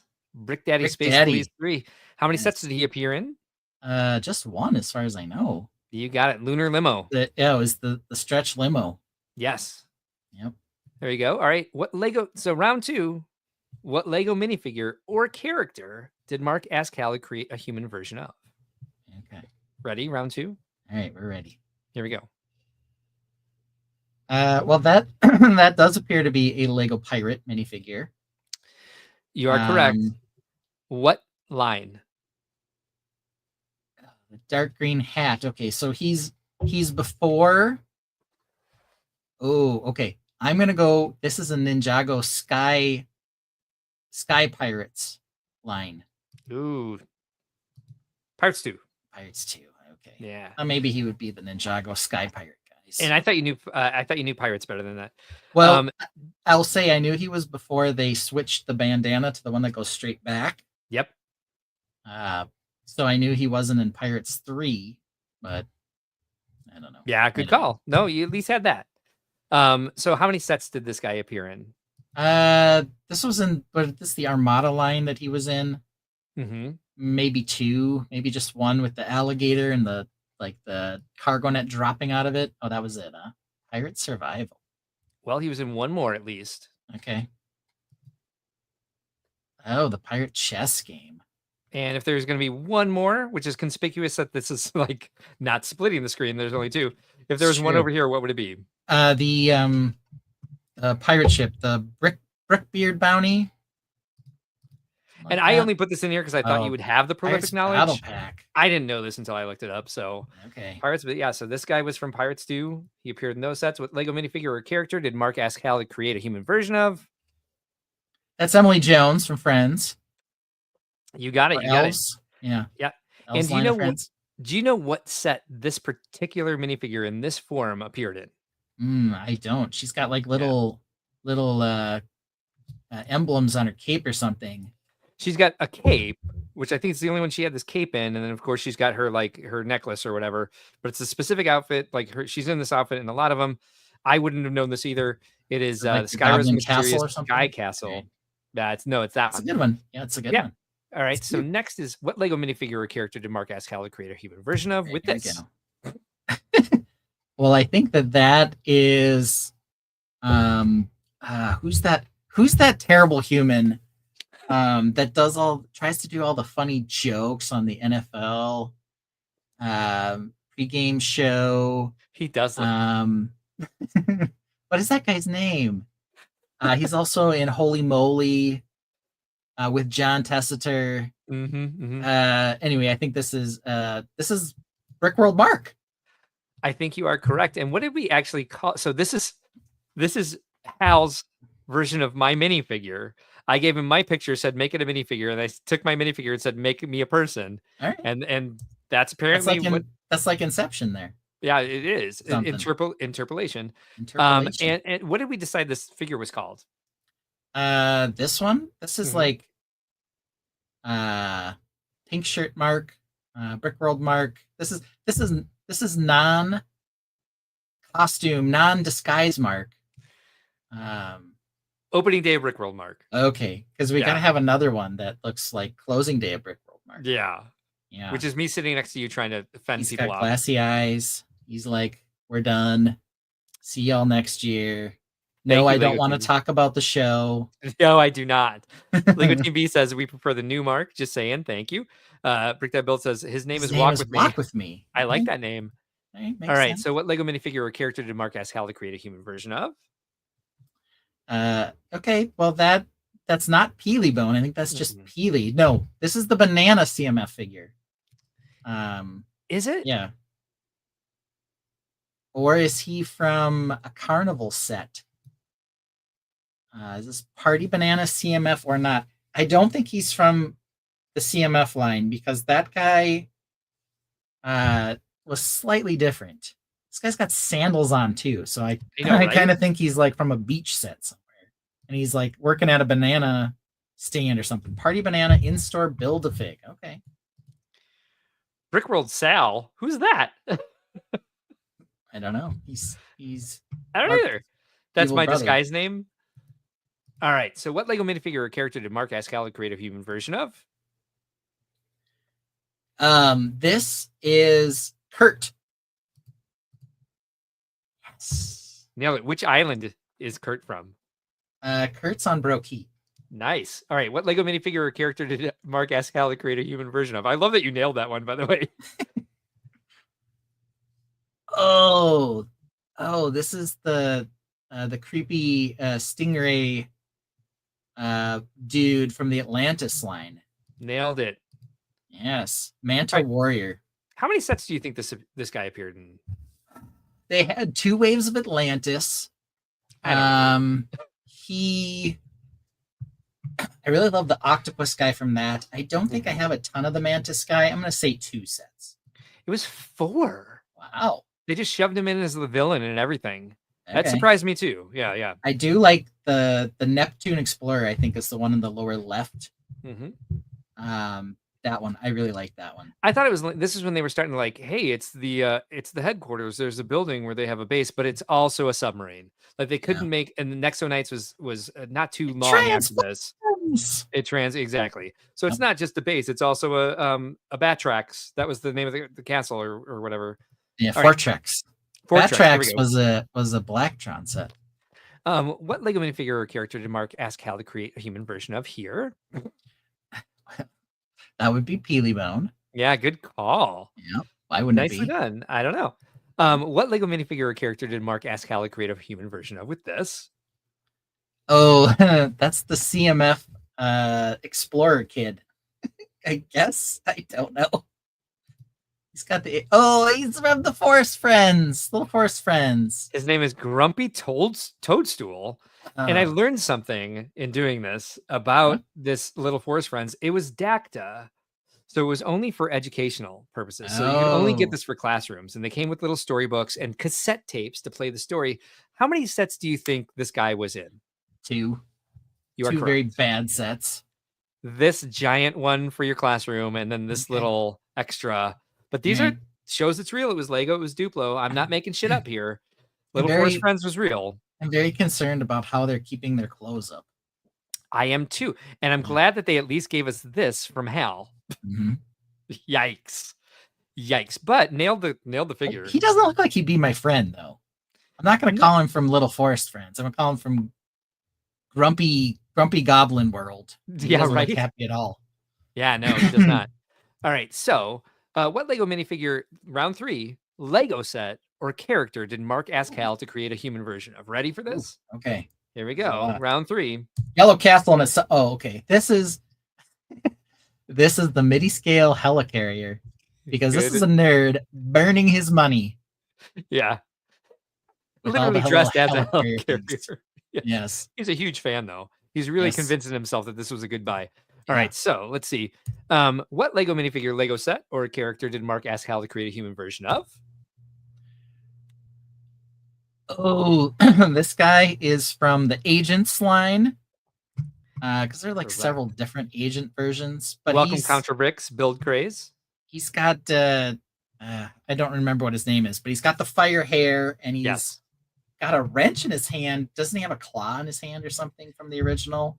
So this is Dr. Inferno from Agents. Oh, Dr. Inferno. And he does have a wrench as an arm. Okay, is that a wrench or a claw? Who knows? But all right. Who knows what it's supposed to be? I just made it a wrench because it looked like a wrench to me. Yeah. And so do you know how many sets this guy was in? Probably just one. He ended up in 3. Wow. Only one with the actual silver arm. The other one was like the pearl. Oh. Other 2. Yeah. Boo. He's got to have the pearl arm. Get the pearl arm out of here. I want the flat silver one for sure. Only one set. What Lego minifigure, Lego set, or character did Mark ask Hal to create a human version of? Here. This is an Old West train. Now, just an Old West barkeep or mayor or something, but this is from Funhole. You are correct. Funhole Steampunk Clockmaker. Clockmaker. Right. Yeah, good call. What clued you in? They've been the jowls, but I'm not gonna promise that. I think that was a dead giveaway there. Yeah.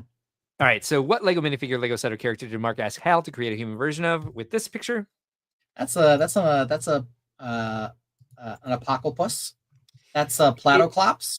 You got the name right. It is. You are correct. Platoclops. Yes.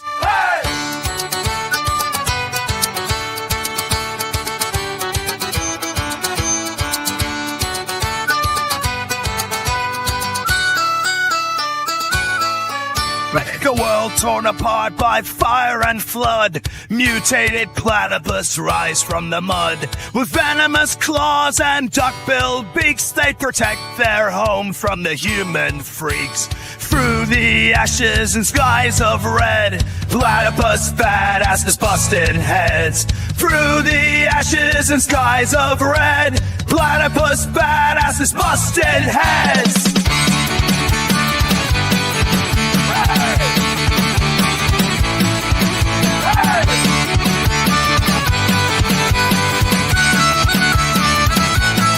This is the dawning of the age of Apocalypse. Mutated claws rise fierce and venomous through shattered skies and rivers of rust. In the age of Apocalypse, we fight, we must. Humans beware, this land is not yours. The platypus reign in apocalypse wars.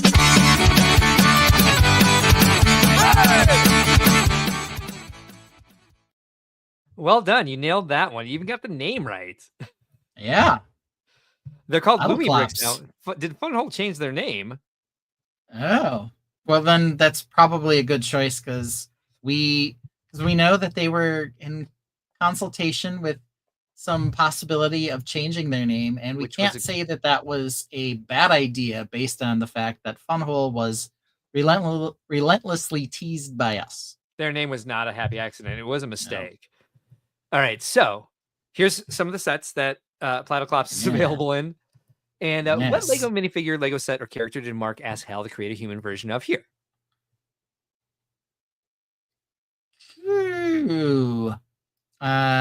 Is this... I want to say it's Tank. The Mohawk was throwing me a bit there. I guess the horn becomes the Mohawk.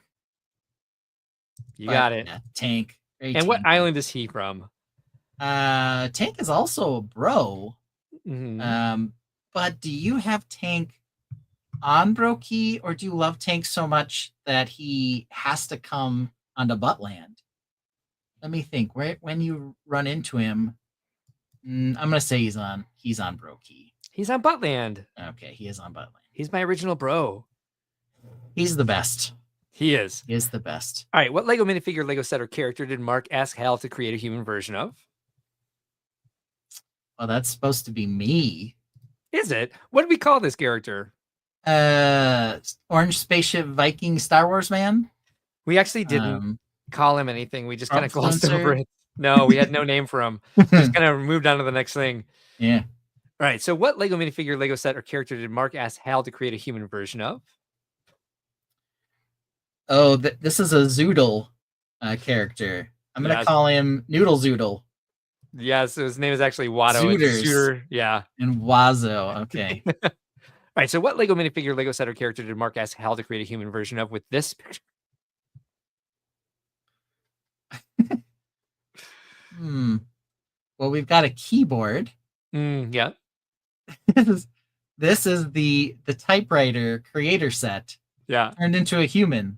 Yeah. The typewriter flower. Yeah, It's called the stupid typewriter is the name of it. Yes. I think this is his official name. You are correct. Yeah. All right. So, what Lego minifigure, Lego set, or character did Mark ask Hal to create a human version of with this? He's another rhino. Biff. No, Biff is a hippo. But he's another rhino. Mm-hmm. What is his name? And I'm seeing him. He's got the scar. We tried to get him on the island. He might work for the railroads. Remember the golden, like the Spike. His name This is is Spike. Spike. Yes. What island is he on? He's got to be on Brokey. 100%. Yes, you are correct. Yep, that's Spike. He's got and the gold finally, shirt. last question from round 3. What Lego minifigure, Lego set, or character did Mark ask Hal to create a human version of with this image? Fruit Bro. I'm gonna say this is ST Pro. You are correct. It is ST Pro. Very well done. Banana set. I don't even know what to call that thing. I'm gonna say that you got. we refer to it often as the banana ST boner. Pro. Yeah, but according to Karen's what is it called? Fortnite review. Is that little kid dressed as ST Pro? So we've referred to him as that before. But excellently done. You got about 90% of those correct. Now, Ben, we've got a segment left that I'm also excited about. Yeah. But wouldn't you know it? I've got to pee again. Then? Yeah. So, I mean, there's a couple songs we haven't played yet. And a lot of songs we like. And we said we'd play all the songs tonight. So play whatever the hell you want. I'll be gone for 2 minutes. I'm doing 2 songs. 2.5 at least. I got to pick up another pop. Okay, we got this. Here we go. Bye. In honor of those 2 segments, we're going to play these 2 songs. Here's the first one.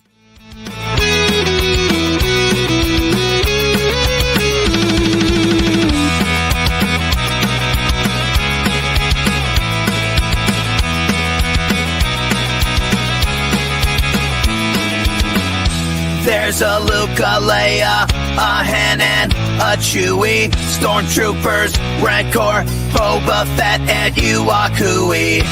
Obi-Wan, Tornaker, C-3PO, come on. Do you even Star Wars, bro? Do you even Star Wars, bro? Do you even Star Wars, bro? Do you even Star Wars, bro? Do you even Star Wars, bro? Do you even Star Wars, bro?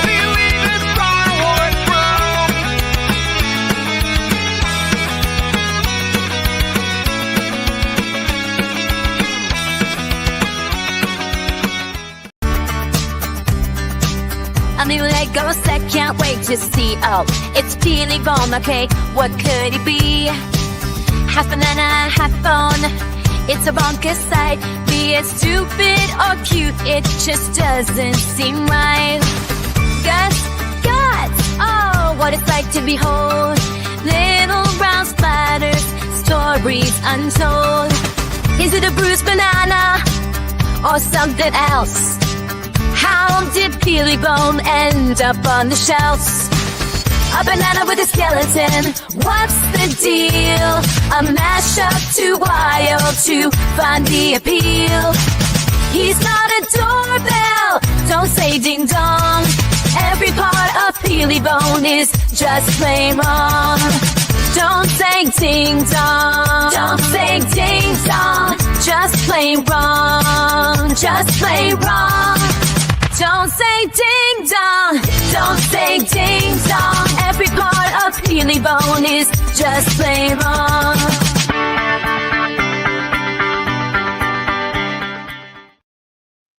Yes. All right. So what do we have left? That was our one new silliness segment. It was 1.5, I guess. One new and one refresh. But now we're moving to Zero Difference, which of Zero course Difference. Yep. is a close call. Yep. So let's do that. Sure. Would you like to go first, or would you like me to go first? Which way do you want to go? Oh, well, let me open up YouTube. So I got a little bit of work to do. If you want to, we don't have to do all 3 years in a row, but let me get started by opening up YouTube so I can start the polls. Okay, you can do that. I'll just throw this up on the screen. All right. Does East Coast and West Coast bias in sports coverage bother you? No, it's where people live. Or, I just don't straight up care. Or, yeah, I'm over the Yankees, Dodgers, Lakers, and Knicks. Fuck them. Yeah. And fuck their coverage. Which one is it for people? They're like sports ball, I don't care, or give the people what they want, or screw those guys. I mean, even living in Chicago, I'm like, come on. I mean, we're Chicago, a pretty big area. Second City. What's going on? We have a lot of teams. They all suck.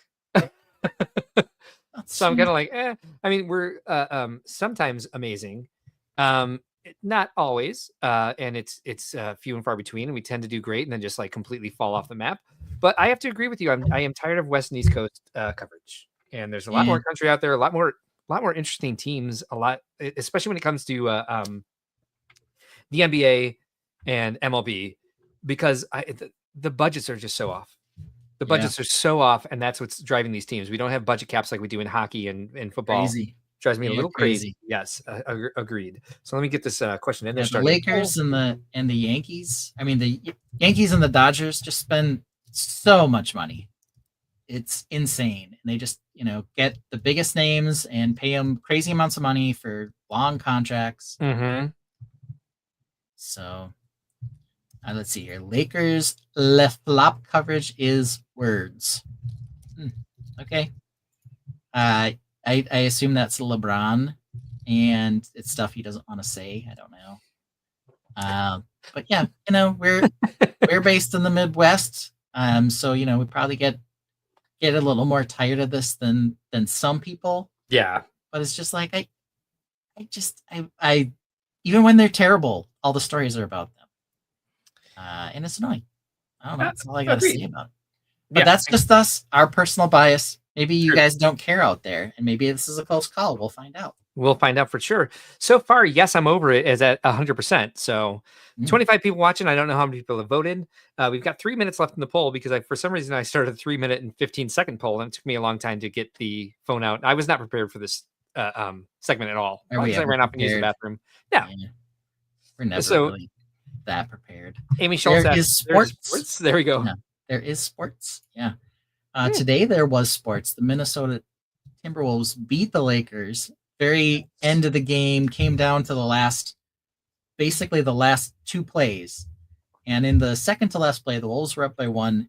LeBron James hacks Anthony Edwards going to the hoop. The ball goes out of bounds. They say, out on the Wolves. Lakers are going to get the final shot.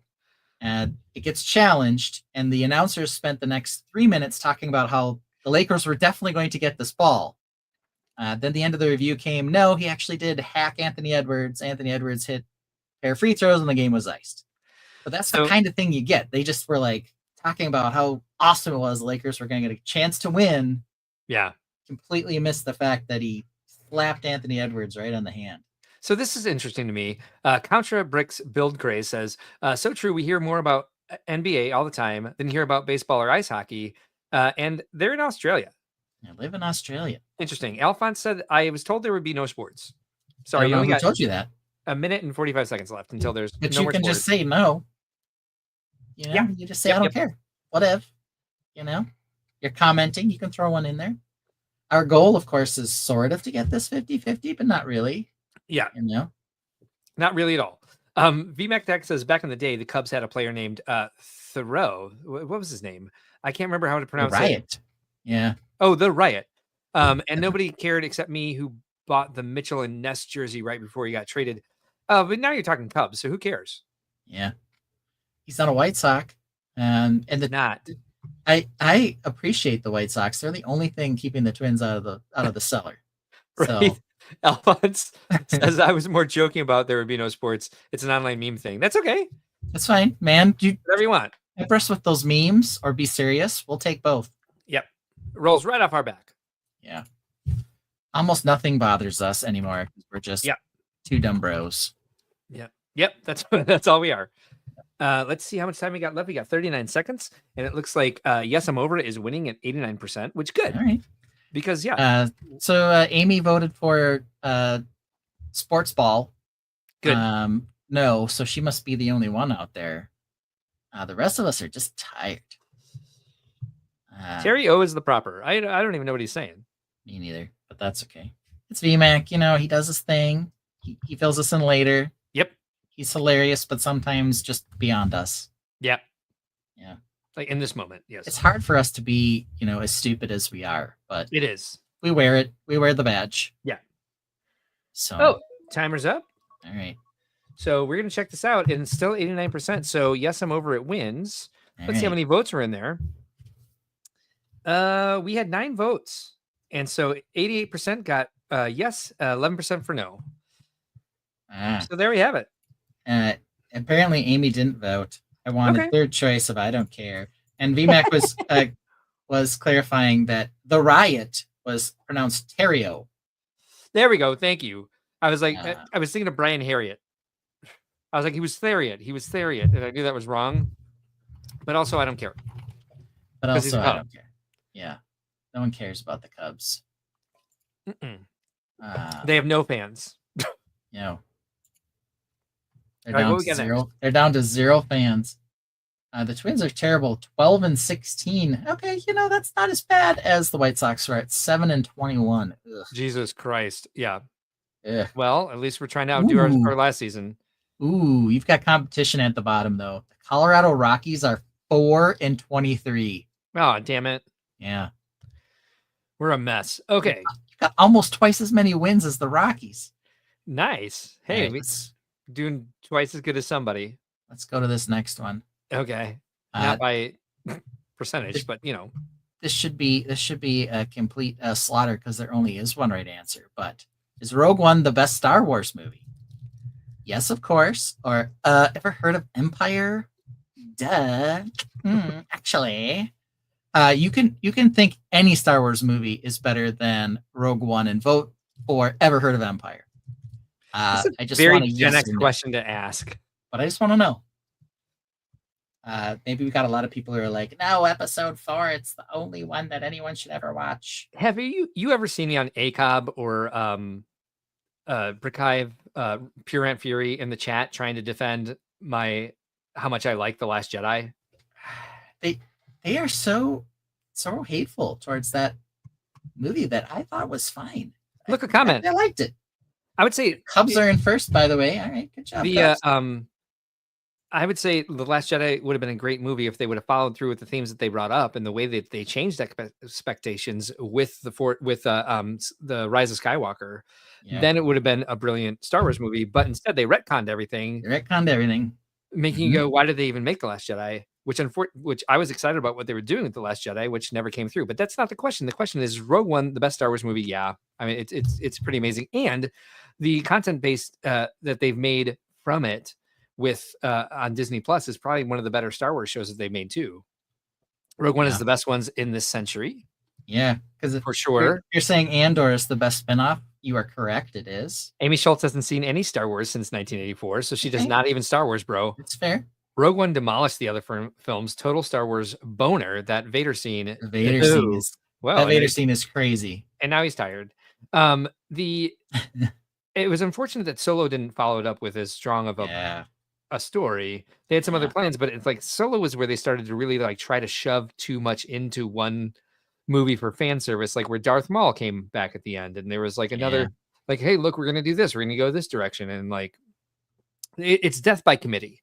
It all goes back to Leia's line in Empire Strikes Back. I am not a committee. Star Wars should not be a committee, but it is.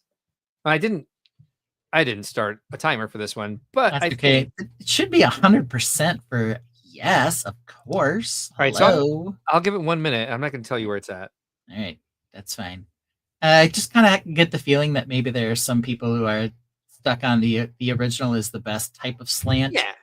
Who love Yellow Castle and won't vote for Rogue One, even though it's the best movie. The other thing they'll say is, you do know that John Williams didn't do the music for that one, did you not? And I'll be like, I don't care.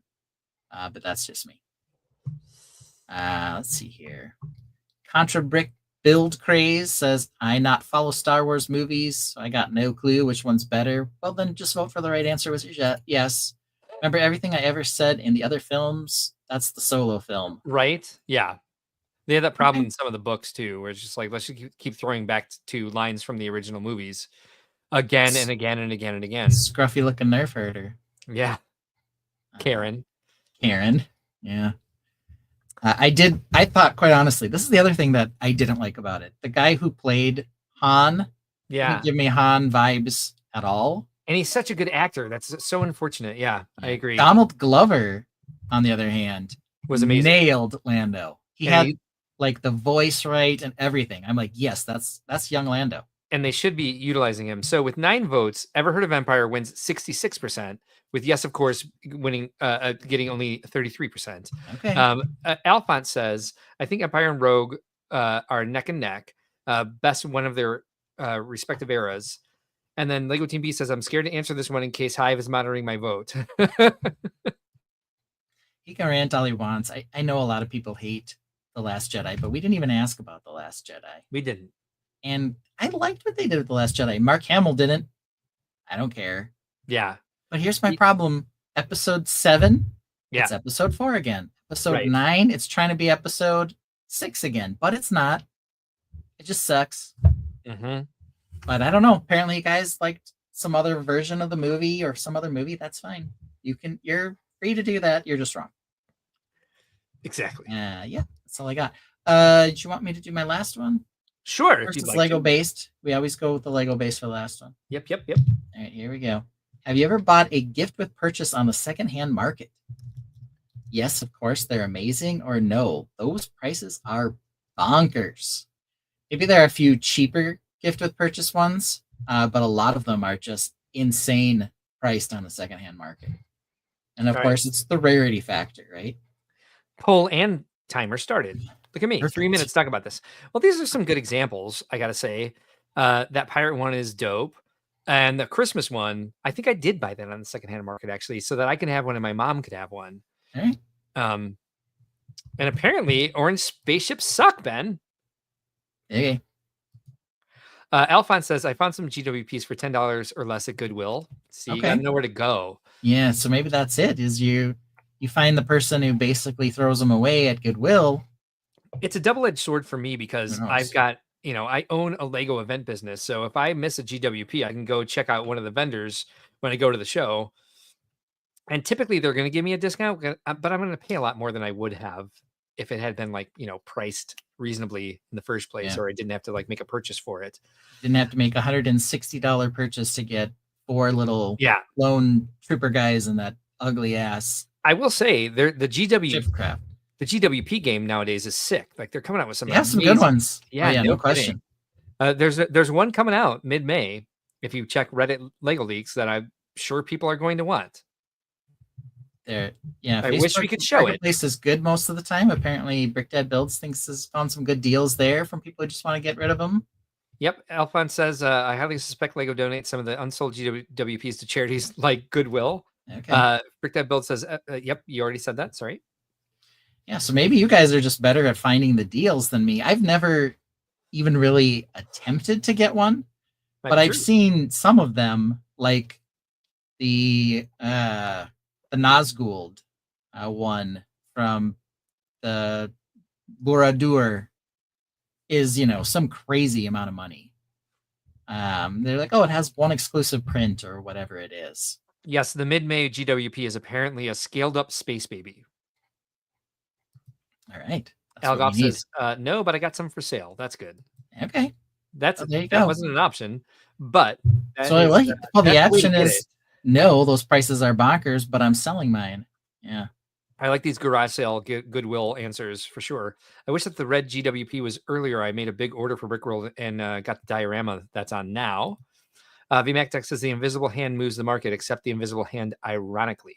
The invisible hand being the set. He's making right, yeah, I figured that. Funny pun there. I got it. I Good laughed job. too, I think. Good job. You Oh, nailed it. Matt just came home. He gave me till Right. 11 p.m. Perfect, because we're like 1 minute out. We're not though, because I still have. I know. We're close though. Yeah, we're close. Then we have to thank everybody in Gush. Of course, gotta do those things. Very well deserved Gush, by the way. Let's Love see all the support we get. Flower Pot said I scored cheap. Sale price, resale price on that is crazy. I'm glad I got that unopened. All right.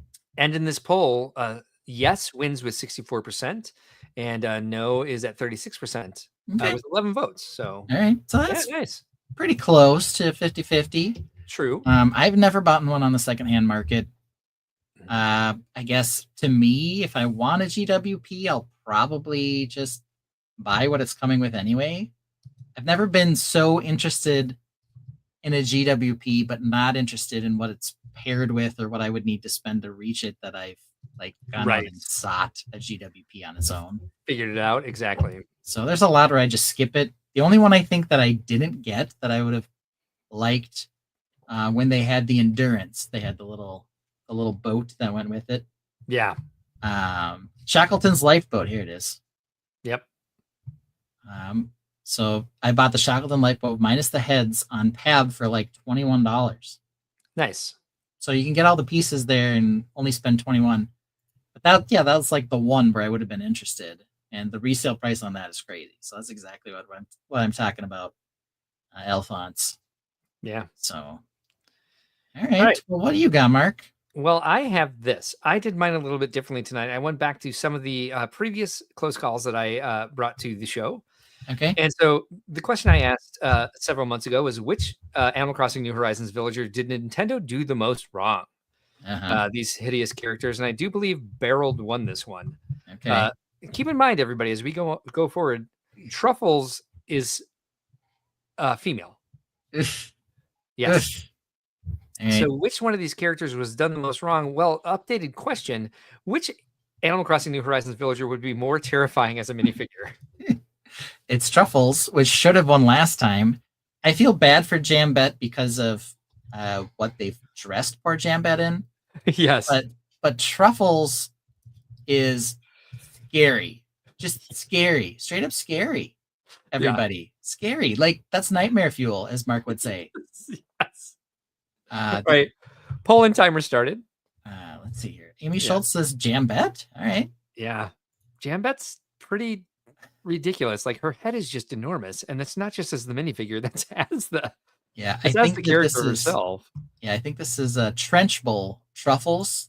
Trench Bowl Truffles. From Matilda. Yeah, look at Jambet. Like, as the character in the game. Look at the size of her head compared to her body. That's enormous. And those eyes. Yeah. That dress is awful. And keep in mind, you can dress these characters in whatever clothes you want to give them. They will change their original outfit. But I mean, there's all sorts of awful going on. This to me is always a close call because these three characters creep me out. Or Barreled. Yeah, Barreled. He looks like he has a butt or a nut sack on top of his head. Yes. Giving free candy vibes. Poor yes. guy. But Truffles, free candy look at that van face. vibes. I think yes. Yeah. Yeah, everything about that. The really thick eyebrows, the bangs, the split bangs, the rouge cheeks, like eyebrows. Yeah, it's all bad. Wearing a t-shirt under a sweatshirt with the sleeves rolled up. What's going on there? It's not a medieval hoodie. That's all I know. It's not a medieval hoodie, that's for sure. Oh, you know who's missing from my game was the medieval hoodie girl. I missed her. Damn it. All right, well, we'll go back at some point. I don't know how I missed that. Oh well. Dang it. I'd love to see medieval hoodie cheesemaker. Yeah. Well, we'll see that in a future episode. We'll revisit that one because I had a lot of fun with that. Dark Forest. I'm gonna have to Dark Forest. the one Dark Forest build. Yeah, I've seen that minifig. I probably even have one, but I did not remember what that was called. Yeah, it was like they kind of updated the Forcemen before they updated it in the CMF line. It was kind of a little kind of tucked back behind Pirates maybe that year. Who knows? Yeah. Yeah, so Truffles is definitely taking it away here. You are correct. And we've only got 48 seconds left. I don't know that we necessarily need it. I can just go ahead and end this one because I think it's pretty clear. It's been at 44% for a while. I'm going to go ahead and end it. And it's an Animal Crossing question, so I'm not sure how many people are really interested in that on the stream. So just look at these characters, man. I know. Truffles 44%, Jambet 33%, Barreled 22% with 9 votes. Bill Bartley says, I imagine Truffles chopping a hole in a door with an axe and saying, "Here's Johnny." Here's Johnny. Yep. Algoff says, I know nothing about these, so I'm out. See you next week. Congratulations on 100 episodes. Thank you, Al. See ya, Al. Good to see you. All right, so next question I wanted to bring back up, or the basic concept. Do you use your turn signal, or are you an inconsiderate monster? The answers were yes, of course I do, or no, for I'm a sociopath.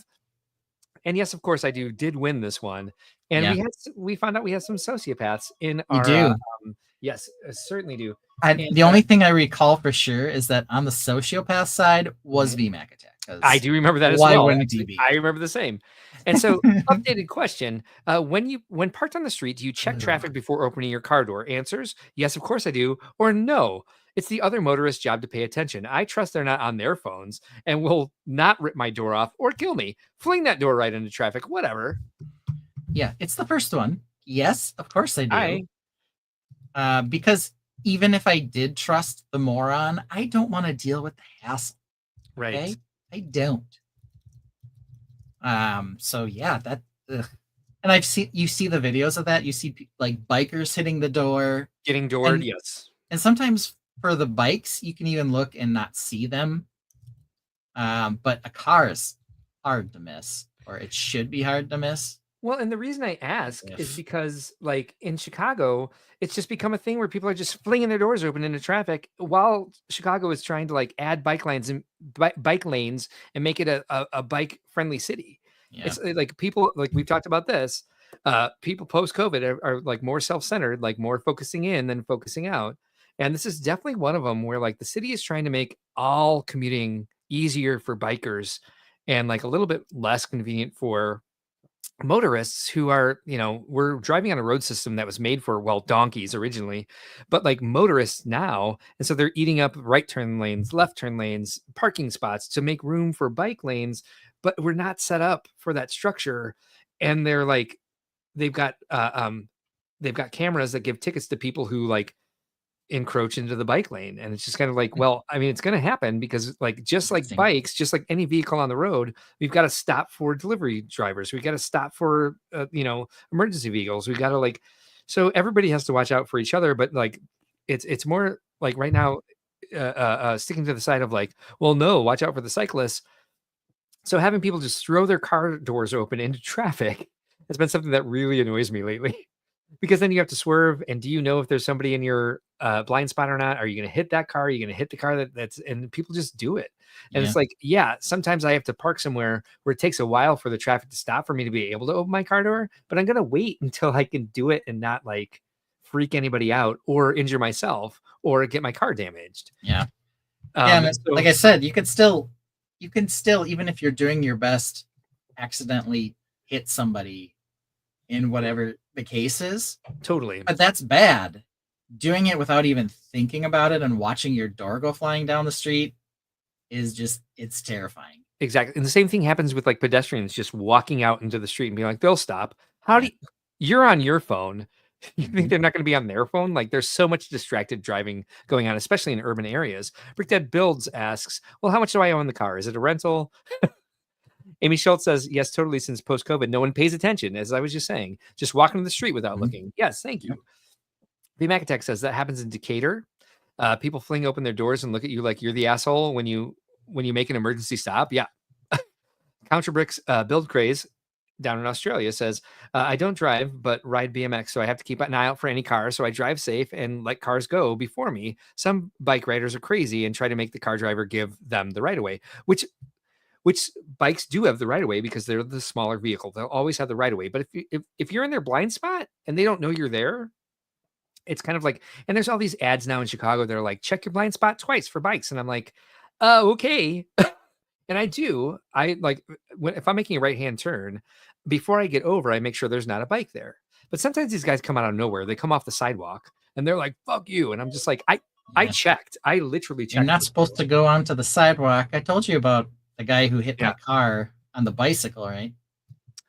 When I was exiting a parking ramp. No. I was coming out of a parking ramp. I was working on a Saturday in downtown Minneapolis. Okay. And so I'm creeping out of the parking ramp, and they have one of those big mirrors up so you can see if anyone's coming. Yeah. But you have to pull out, you have to inch out a little bit before you can like get a good look at the mirror. Well, there was a guy riding his bicycle on the sidewalk, which you're not supposed to do, of course. Right. And so I looked over, I looked up into the mirror, and then I looked over again. And while I was pulling out, he came around the corner on a bike so fast that he just ran right into my car. And he went, he didn't go over my hood, but the whole car the whole bike just stopped, and he put a dent in my car. Right. And he's looking at me like I'm the asshole. And I'm like, buddy boy, you came out of nowhere. Hit me. Yeah. I didn't hit you. And that's why you're not supposed to be on the sidewalk. And that parking garage should have an alarm ringing for when the gate is open. But he probably had headphones in or AirPods or whatever. Amy Schultz says bicyclists don't stop at stop signs or sometimes stop lights in the city of Chicago. So aggravating. Also, they sometimes just go the wrong way down a one-way street. And to make it more confusing for them, the city of Chicago has made several one-way streets two-way bike lanes. Like, how are you supposed to know the difference? If you're confusing them on that, and they made one-way streets, two-way bike lanes where there's no room for like two bikes and one car.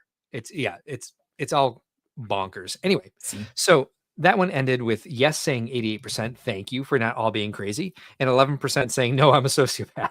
All right, fair enough. So basically, VMAX said I'm a sociopath on that one too. Basically, what I'm getting out of this is VMAX is a sociopath. I don't know that he did.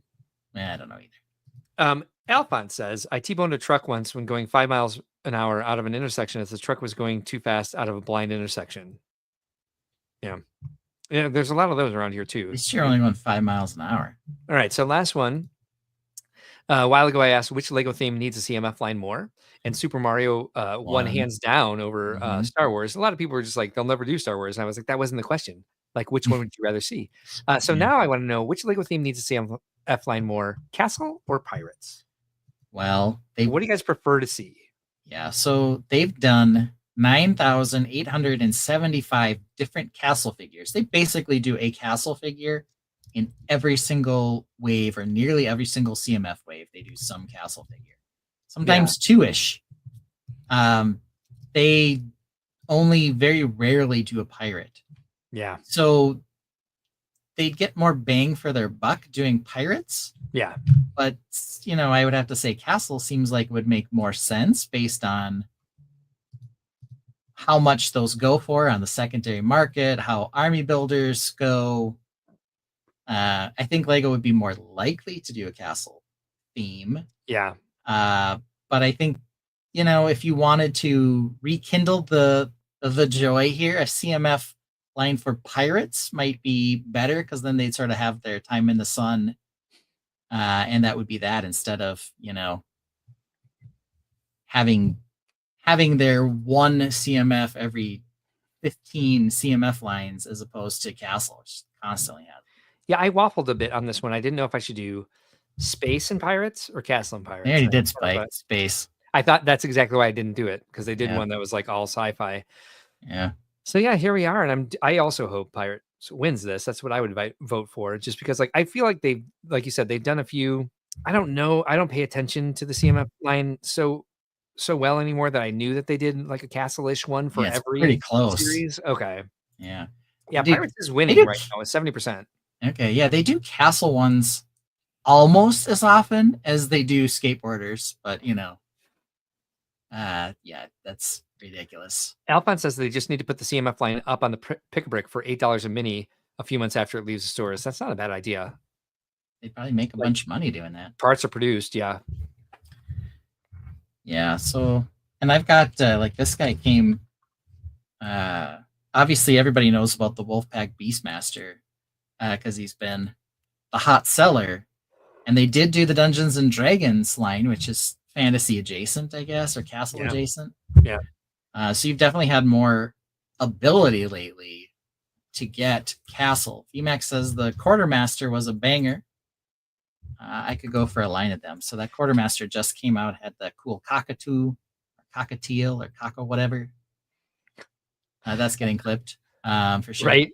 Counterbrick says the two of them need CMF series and a Star Wars CMF series. Teenage Mutant Ninja Turtles CMF series. I'd love to see. Turtle. Yep. Amy Schultz says Contrabrick's build craze in Illinois. The law says they need to follow all the driving. Oh yeah, that's back to the bike thing. Alphonse says also think they could do well with Kickstarter battle packs where it's only produced, sold if enough pre-orders are made. For Star Wars old prints, let people vote for their money. Contra says, Amy, yes, that they should. I ride safe. Everyone ride safe. Everyone watch out. Everyone expect all other vehicles to do something you would not expect them to do. Yes. That's how I drive. Or bike. Just remember this one overarching rule, which is people in a very general sense of the word are dumb. Yeah. An individual person you meet might be very smart, but overall people are dumb. Have no common sense. Yeah. All right. So that poll ended with 69% for Pirates winning it and only 30% for Castle. All right. There we go. Buy every single figure in both lines. So Lego's got me 100%. already. Let's do it. But you know. Yeah, we had a high retention rate tonight. We had 1.40 viewers at the end of the night after almost a 4 hour and 15-minute live stream at this point. 27 people still watching. Thank you for being here tonight, and thank you for joining us for our 100th episode. Thank you for all the support. Thank you for being part of the Tainted. This has been incredible. Quite a journey. Yes, please like and subscribe if you haven't already hit the like button, or if you haven't subscribed, you'll get notifications when we go live. If you like what you saw tonight, you'd like to see more, you'll get notifications when we do go live, which we do sometimes spontaneously, but at least twice a week with Think Outside the Blocks on Sundays at 7 p.m. Central. And Brickworld Crossing, our Animal Crossing stream that we do on Wednesday nights at 11 p.m. So Ben, let's just take a moment and breathe a little bit at the end of this episode. How are you feeling after 100 episodes? Man, it's been interesting. Yeah. I feel a little bit like I'm starting to slowly struggle a little bit with close calls. We had some real good bangers for a while. Same. We might need to reduce it from 3 down to 2. Yeah, we cut the rants too. We already did that. Yep. Yeah. One of my close calls is always a rant, but like once I'm done, I have one more traffic one, and I'm done with that. I'm like pumping the well dry on the Animal Crossing stuff. But yeah. But you know, we've found a format that works for us. Hopefully, people enjoy the show. We don't need gimmicks anymore. Although I like those segments. Yeah, they're fun. Yeah, I agree. I've really enjoyed doing this with you. Yeah, I think maybe we can do a little more on-air production meeting. We did a couple of segments where we weren't so reliant on creating something, and it was more the like bro, you know, barge, bro, you know, that kind of stuff. You can do a little more of that too. Mix that in a little bit. Be a little more Lego focused on those a couple times here and there. Yeah. And I think as much as we've been trying to get like Brickworld special presentations, and like we should talk about trees, we should talk about packing for a convention, like maybe mix that in during the year to our live stream instead of making an extra live stream that happens on Saturdays sometimes, making that part of the live stream because we both have a lot of knowledge on how to do this. And just kind of going forward for the next 100 episodes, which we can make this pivot after Brickworld Chicago, just maybe a little bit of a new format, but keeping the our strong mission statement down of like, we're going to talk about our MOCs first and foremost and encourage people to build and be creative and challenge themselves to do their best. Yeah. Maybe we'll spend a little more time here and there. If we want to bring in some noobs, some Lego normies, talking more about some set stuff. Yeah. In terms of building things or building alternate builds with a set or something, you know, just having some more stuff around some of that too. Stuff that can get clipped and that people will find interesting. Because the more people we bring in, the more people we can invite to the community. Yeah. So do you think making 100 episodes was a mistake? No, and I think that particular segue was genius. But we already know that Bob Ross tells us, our hero, there are no mistakes, only happy accidents. I do want to say apologies to Miles. We didn't get to Daddy Ben Is So Ohio, but it's a 4-minute song. We are going to end with the number one song in everyone's heart. Yeah. It's the one that I would know instantly that VMAC would ask for because it's his favorite. We just like to call it Daddy Ben. Yep. But here it comes, Orange Spaceships. One more thing before we go, as long as we're in a live production meeting, I think maybe one thing we should do with Discord is make a channel that if people want to share their creations on the stream, either in person or just through us critiquing through what we have on what they're willing to post on Discord. Maybe that's something that we do after Brick World Chicago, open up an open channel for more people to share their creations on the show and hear our responses. Then I'll have to get back onto Discord, but that's fine. I'll take care of it. Stuff happens in there. Happy 100 from Bill. Thank you, Bill. Here we go. Orange Spaceships, aka Daddy Ben. Here we go. Good night, everybody. Daddy Ben, oh, he loves his space. Lego ships in orange, all in place. But Mara sighs, they're all the same. And why that beard? It's just a shame. Orange ships, computers galore. Mara dreams of something more. In Legoland, where dreams take flight. Orange or not, they'll get it right. Daddy, your ships are lame. All of them look the same. And your beard, such a disgrace. Maybe just one short hair on your face. I spend too much time working on them. And sometimes you just don't do them because you're working on them. Yeah. And your beard. And my beard. And your mustache. I'll get back in the photo so everyone can see. Ugh. Alright. It should be more like one of those French ones that is in the movies, like Squirrel. Like a little villain mustache? Yes, you need that. Okay. Well, thank you, Mara. Thanks for the rant. Or you just need Good one job. little hair. It takes too long for you to build them. Focus, get it done, concentrate, Daddy Ben. One more word about your beard. Come on, Daddy, it's so weird. And they don't have different size ranges, which they should. And they they all have computers in them. Like, it's disgusting. Orange spaceships